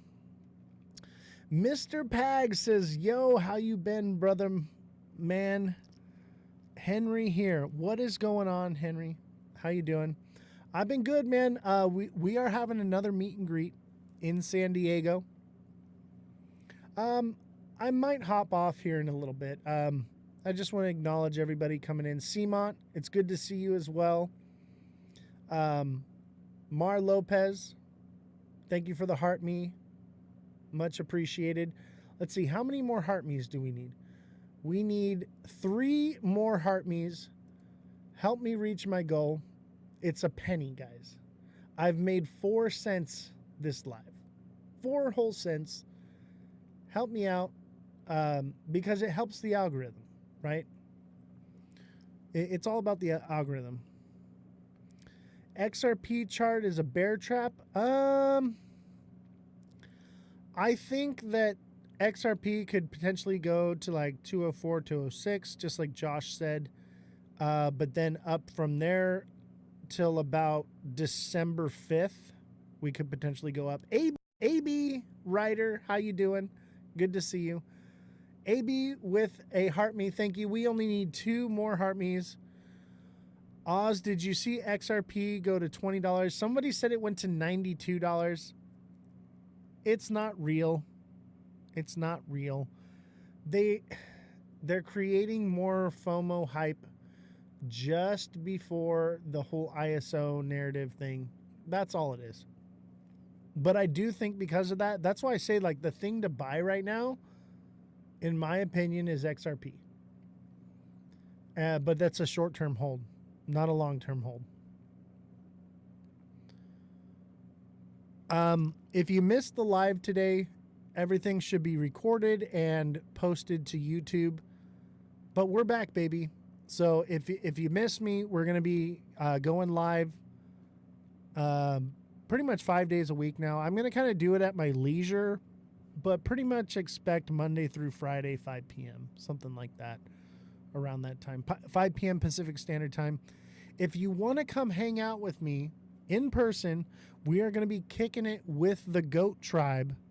All right. We are going to be hanging out with the Goat Tribe tomorrow in San Diego. The flyer is posted in my Discord. If you're not in my Discord yet, Vint, thank you. Vintnor, I think that's how you say it. Vintnor, thank you for the heart me. We need one. Oh, live goal has been achieved. Seamont, thank you for the heart me. AB, thank you for the heart me. We achieved our goal. If you miss a live, you can always go watch it on YouTube. It's recorded. Watch it there. But pretty much we're going to be back at it just like we were. I just need a little vacation, guys. I just need a little break. But everything's back and we're rocking. Jesse should be back maybe soon, like for like a cameo, and then probably after the holidays she'll be back. We'll see. We will probably do some pre-recorded stuff for the Rabbit Hole Show, and that'll all get posted to YouTube. The Rabbit Hole Show is not going to be live anymore.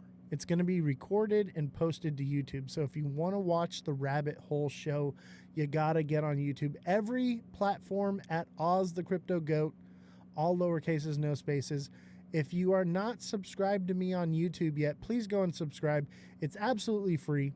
All you got to do is go over there, hit the subscribe button, and yeah. And by the way, Vintnor, thank you for the 20 lives. Much appreciated. I need one person to become a super fan today. I need it today. I need one person to become a super fan today, and I will start receiving 70% of my revenue on TikTok instead of only 50%. But I got to get one today. I need one. Just one of you. Who's it going to be? Help me out. become a super fan. I can't wait to buy Ada and SXT. I know, right? And we're pretty much there. We're so close to accumulation. I can't wait. I cannot wait. Thank you all for your overwhelming support.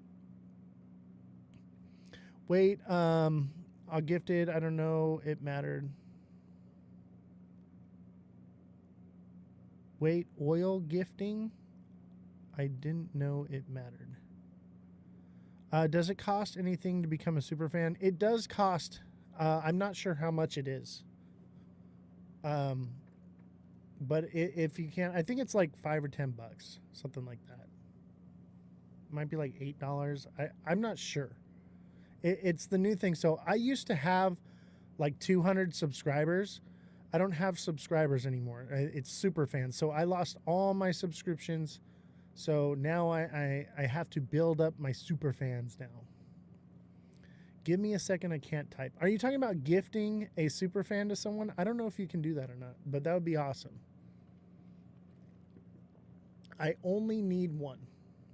I don't know if you can. The whole super fan thing is new.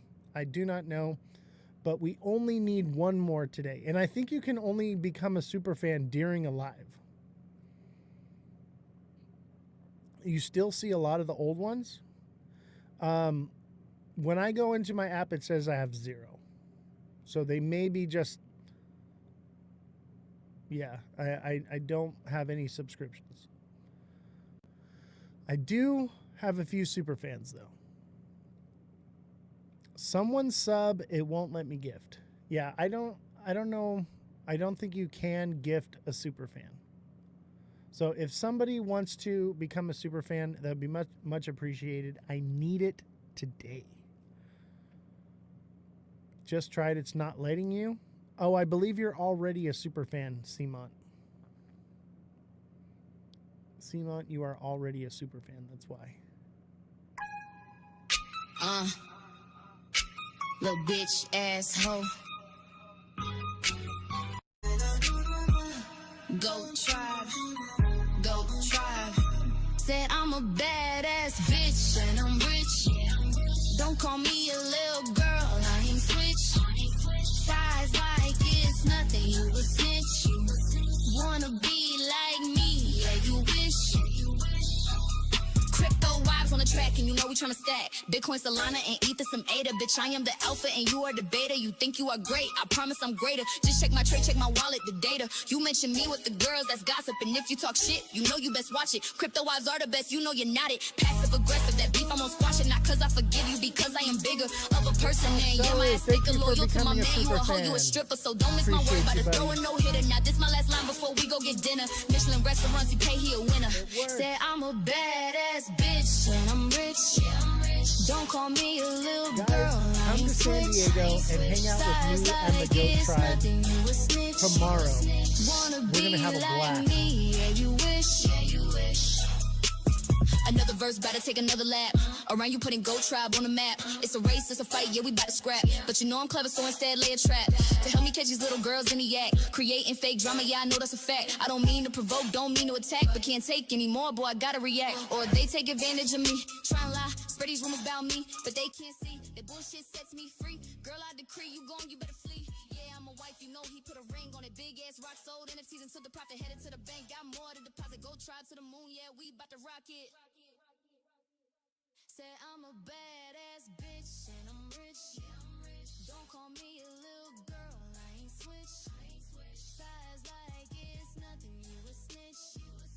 Wanna be like me. Thank you to everyone that gifted today. Thank you to everyone that became a super fan. Thank you to everyone that joined and watched and hit the like button. Don't forget, tomorrow in San Diego, I'll see you there. Hit the Discord link in my bio and join my Discord, and you can find the flyer there, and that's where we'll be. We will be there tomorrow. Hope to see you all there. Have a good night.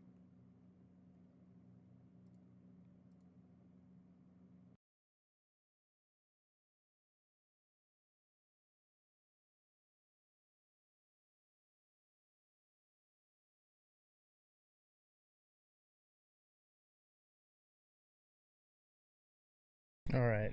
I think we're good now. Oh, we gotta check the camera.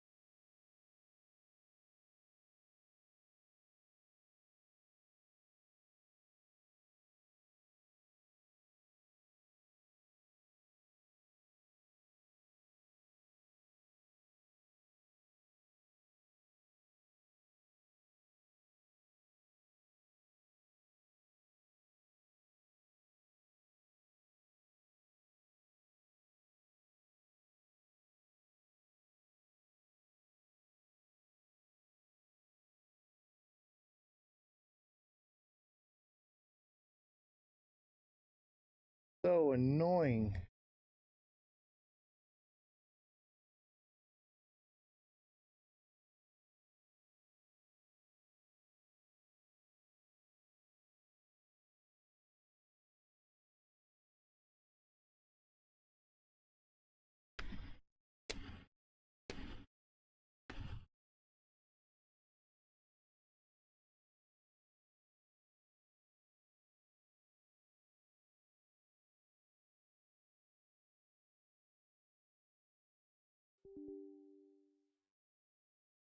Good.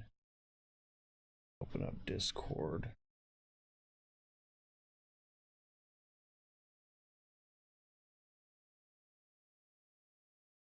What a pain in the...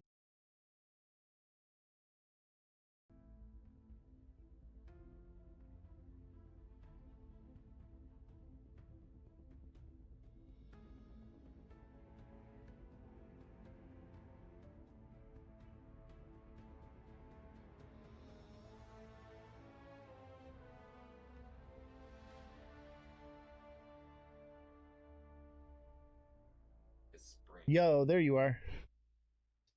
What's up, chat? Sorry, my oh, what the hell? I did it again. Let me see my Popcat shitcoin. See if it fell to the ground. Yep, 8 cents. Let's fucking go. Yeah, Cardano is a little bit under 5% away. Got close though. It did. I wonder if that's a double bottom. It's not. It's a lower low. Wait. There we go. Your game launching? Yeah, dude, it literally like crashed everything for me. All right, so we're in here. Josh, are you playing? No, I'm still clearing up storage. Copy. I might not even be able to play tonight, honestly, because it's gonna take a minute to install. Well, I'm gonna be doing this daily now because Abstract won't let me stream recorded stuff anymore, and they're paying me in like ETH and Pudgy, so I'm like, It's work now. yeah, now it's work.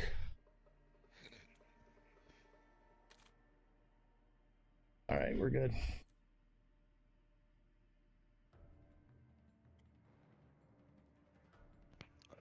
Are you in squads? Yeah, I put us in quads. Yeah, TikTok, we did a ranging channel. Do you want to know how close we got to filling the gap back in the 1st of December? How close? 2% would have filled it. God, bro. I'm just waiting for it to be borders filled, right there. bro. It's edging. It'll fill. It'll probably drop lower. I have waiting for that fill. like it'll go down and then it'll recover up, but it's never gonna go to higher highs until possibly November next year, maybe, if we get lucky, but I doubt it. I think the cycle's just over, and I just don't think I think we got alt season, you know, the simul cycle thing, and people are just holding Bitcoin. I blame Michael Saylor for no fucking alt season. Honestly, I think about it differently now. I'm just gonna DCA in as we go down and just not care when it goes back up because it will eventually. Right. Just make sure you get out when it goes back up, and then you're winning. Yep. I'm just waiting for it to flatline, and then I'll hop in. But build a nice floor. Cardano is almost at its bottom of the last cycle though. I have a feeling we're gonna see lower though, because we hit that despair in the cycle. It always drops lower than it ever has, and then it picks up. So I want to catch that low, and then just buy a little bit every day. Yeah, I'm gonna start. Well, I'm already DCAing it. Already. I think it's a little early, bro, but I mean, you're a little more bullish than we are. I mean, if the crazy super cycle does happen, you'll be positioned, but either way, you'll just be holding a little longer. If you're buying Cardano, you're probably fine. Dude, I mean, But if you're buying XRP, bro, something could happen this Or year. XLM or some inflated. Next year. yeah. Who knows? A lot of stuff isn't too inflated anymore though. So much shit dropped. Did you see Mega Crypto's TA for XRP? Even What, he's, a new one? yeah, he just posted it like yesterday. Oh, I gotta watch it. Yeah, he's basically XRP's cooked. No, no. Yeah, That's how you you know know it's it's funny. good. This whole argument right now, people are arguing over if it's doing Wyckoff or not. I mean, it's been following. No. Oh wait, where are we going? I just farmland. Actually, let's go to the lumber yard. Where's that? I just marked it. I don't think it's gonna hold though, to be honest with you. I mean, it's been following the Wyckoff pattern perfectly, but it's like the spring phase now that it needs, you know, like that next lower low. You have to understand that in crypto, and this is what Steven was saying about crypto is that they will set it up like that it can be highly manipulated, so they can make it run Wyckoff, and then they'll rug it so that everyone will buy in, thinking that it, you know, when it's so obvious like that, that's when I'm looking at it and I'm like, okay, I'm gonna do the opposite, because I've seen other cycles. I've seen so many, and this is what happens every freaking cycle, man. Yeah. They find a screenshot to follow. I mean, to be honest, it's gonna sound crazy, but like I do agree with you. I think my only pretense is the fact that everybody thinks Bitcoin's gonna go back down to that 30, 40. And for me, it's just like I don't see it. But I mean, if we break 70s and then two other key zones I have marked out in the 60s, I'm on that page. Yeah. I just don't want to tell people it's going that low till we've broken through lower zones. Here's the thing is Bitcoin might hold and everything else crashes. Yep, exactly. So be prepared for that. That's what I'm kind of like looking at Bitcoin, that DCing at 75 and 45 pretty much. Well, dude, while you were gone, me and TikTok so we're talking about it. Like Algo is bottomed, or at least lower than where it started. November 2024. Like most of it is already basically done. Yeah. So we're just waiting on XRP, ETH, and Bitcoin. That's it. Poor Cosmic. I mean, dude, I don't know. I think ETH bottom is 26 or 25. If we go back up. But like,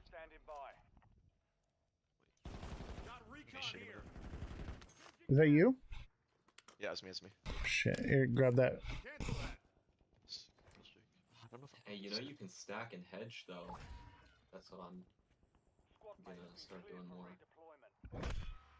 Steven's coming back to the TA class after the holidays, and he's the guy from Wi-Fi. Remember the guest we had, the hedge fund manager? So he's going to be coming, and we're going to do the show together regularly. Oh damn. Like twice a month. And he's going to teach us like macroeconomics and all kinds of stuff. We're going to work together. That's cool. Yeah. I like those collabs. That last one you did was so good, bro. Yeah, anyone that signs up or has purchased every class by the end of the year will have all TA classes free for life. Josh, I think you only need like one more class.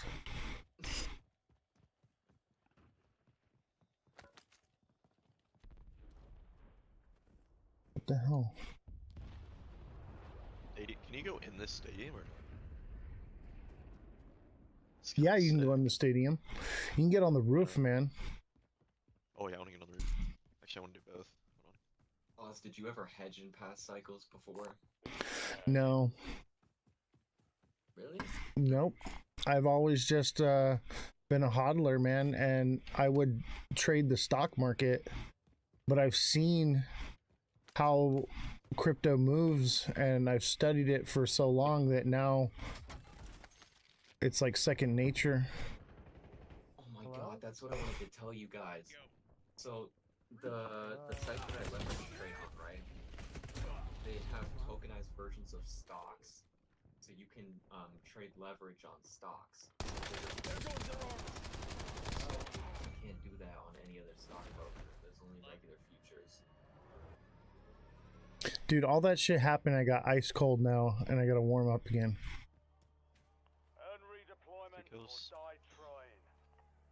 Wipe this team stadium.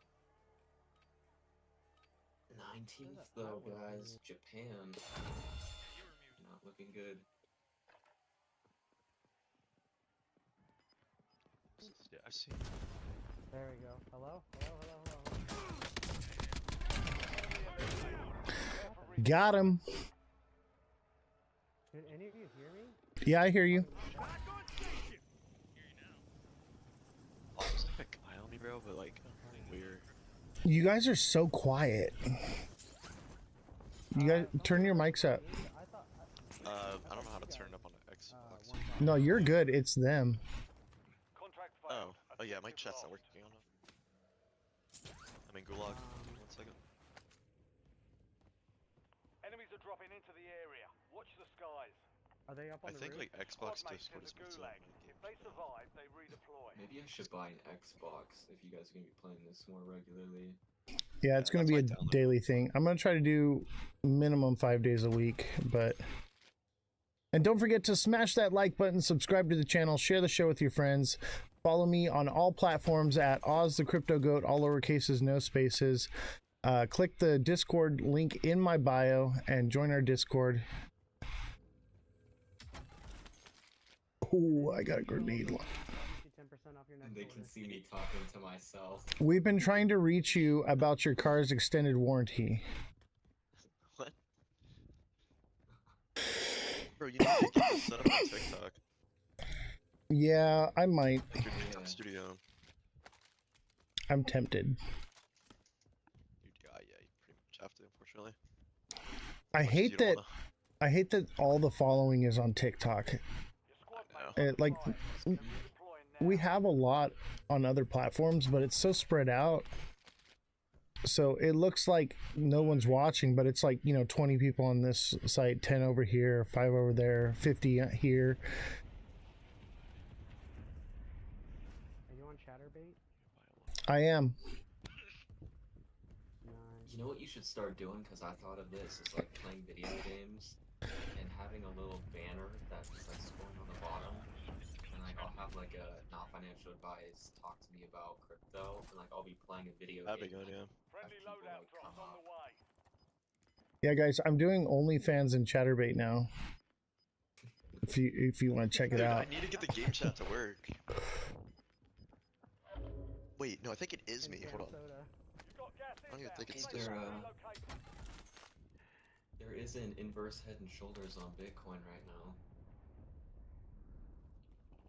Is there in what, the 1 hour? 4 hour? On the daily. Really? Wait, what? What'd you say? Looks like it, yeah. But if you want to know what the kicker is, if it goes up to just 108, like you know, and it stops there, that'll be a head and shoulders. Yeah, I feel like that is more likely to play out than the inverse. But we're coming, here's the thing is we're coming up on the new moon. So we're looking at a drop coming soon. You know what I mean? And then we have the quad witching as well. I'm not even scared of the quad witching. I think we're just gonna drop because you have December 19th. Yeah. I'm not scared. I understand what the overall sentiment for the market is like, and so yeah, it's cooked, and I'm not going to be blinded to that. I want to make money. Like, I just think that, you know, maybe some shit turns around and everybody gets trapped thinking it goes down and it'll be a good year. I think that sentiment though is only coming from the people that bought the top and they need to push a narrative.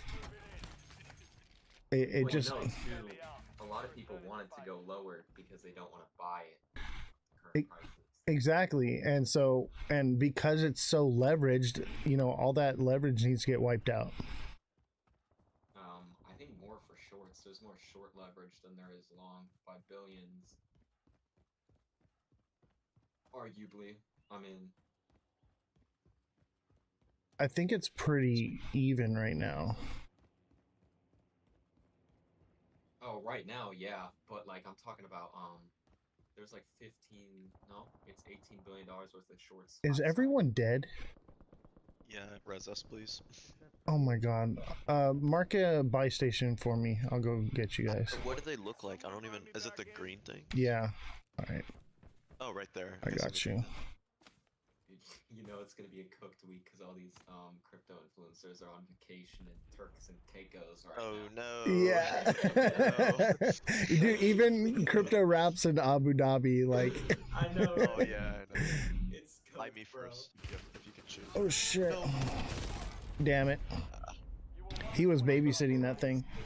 Holding it out for everybody right now, bro. Everybody's on vacation, taking one for the team. Yeah, dude, it's Christmas time. I told you guys, like, you know, tons of people bought in January and have been holding this whole time to buy Christmas presents, and that's it. I wish you and TikTok seller would trade like the larger moves on perps. That's what I've been doing. It's so fun. Dude, that squad was trash.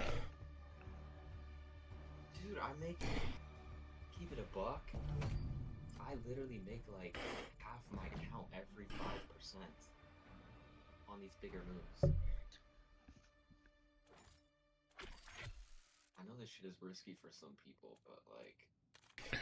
Well, you gotta play with money that it doesn't matter. You know, money that matters should be in the stock market. Not in gold, but, you know... looking into trading tokenized versions of it. Dude, I'm thinking about selling my farm because of the price of silver going up. There's a silver mine. And I've been getting calls from people wanting to buy it. Don't get a scam though. No. I'm gonna take cash offer, bro. Escrow. They're lying about silver though. Like, think about it. Whatever they're offering you right now, think about how much it's going to be worth when silver pumps another $200 here soon. We'll see. Either way, dude, I'm gonna make so much fucking money, bro. I honestly wish I could long silver. I'm gonna be dead honest with you guys. I'd rather sell a little early than hold on to the property and it just like doesn't do what everyone hopes that things are gonna do. When I'm up right now, and I paid like nothing for all this property.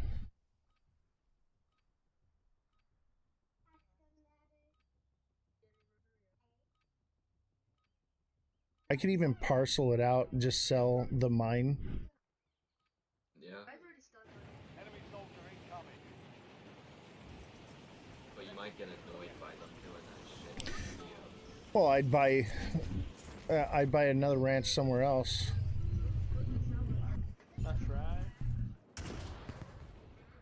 Do your thing, my boy.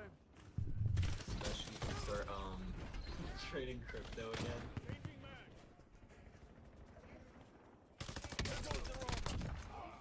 Right now, like, I really don't care how much I make. My main concern is just keeping the flow of income coming in so I never have to work again. Right. That's right. You go. And as long as I keep doing Cali, Oh, nice, nice. What part of California? SoCal.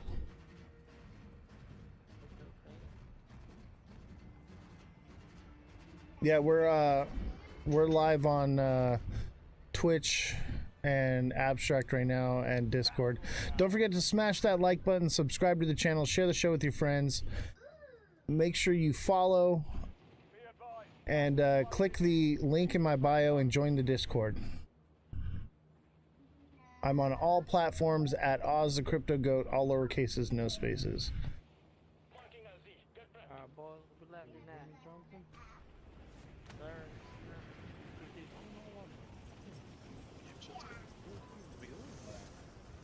Man, Superstore is gonna be busy, bro. Yeah. It is so busy. I'm not even going there. I'm going over here. I hope I'm where you are. I don't know. I'm in like All some right, fine. warehouse. I'll stick with you guys, but my loadout's shit right now.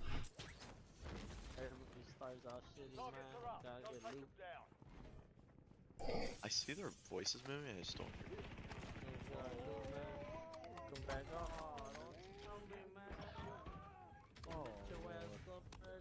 So you know what could fill in the bottom if we get a good year in 2026? What's up? 19th. Last time that Japan did the rate hikes, Bitcoin went down 20%, and if that happens again, we would fill the average low. Hold up. Shh.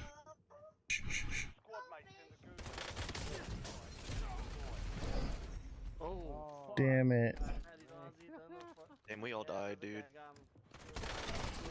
Damn. Wait, I was in like the prison in the gulag. What? All right, we're good. Gulag. Dude, I haven't lost a gulag. I think I lost one gulag today, and that was on purpose, just so that I could get out and play with Jesus. That's the only way I live. Yeah, the gulag's been fucking easy to me, but I'm getting kind of cooked. This guy's moving around a lot. It's 20 health. I got this shit. He's in the back. Oh. Is that Chucky? Dude, this guy's Chucky. Never mind, Let's go. Universe and Shoulders isn't validated now, so forget that shit. He's in the middle. Where do I even go, man? Our drop is cooked. No, I'm watching green cap the flag on Dude, the squad I had earlier was so good. Oh, I know. Dude, me and Jesus, we almost won. I know, I wish I We could came play in with y'all, but second. This like random dude showed me this like glitched spot on Arc. Like nobody knows about it. Got him. Regular Warzone or Black Ops 7? Which one do we got? Warzone. We're just playing Warzone. But it like downloads COD anyways, cause it's stupid. I know, that's so dumb.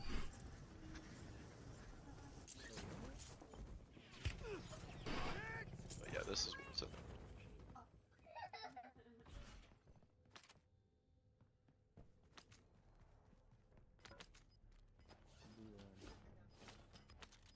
Like I don't even know why I have COD or how or. I don't even like COD. I like Warzone, man. No, I don't even want COD, bro. Brought somebody back. Like, I'm back. Why'd they take out Rebirth? Wasn't that like the thing everybody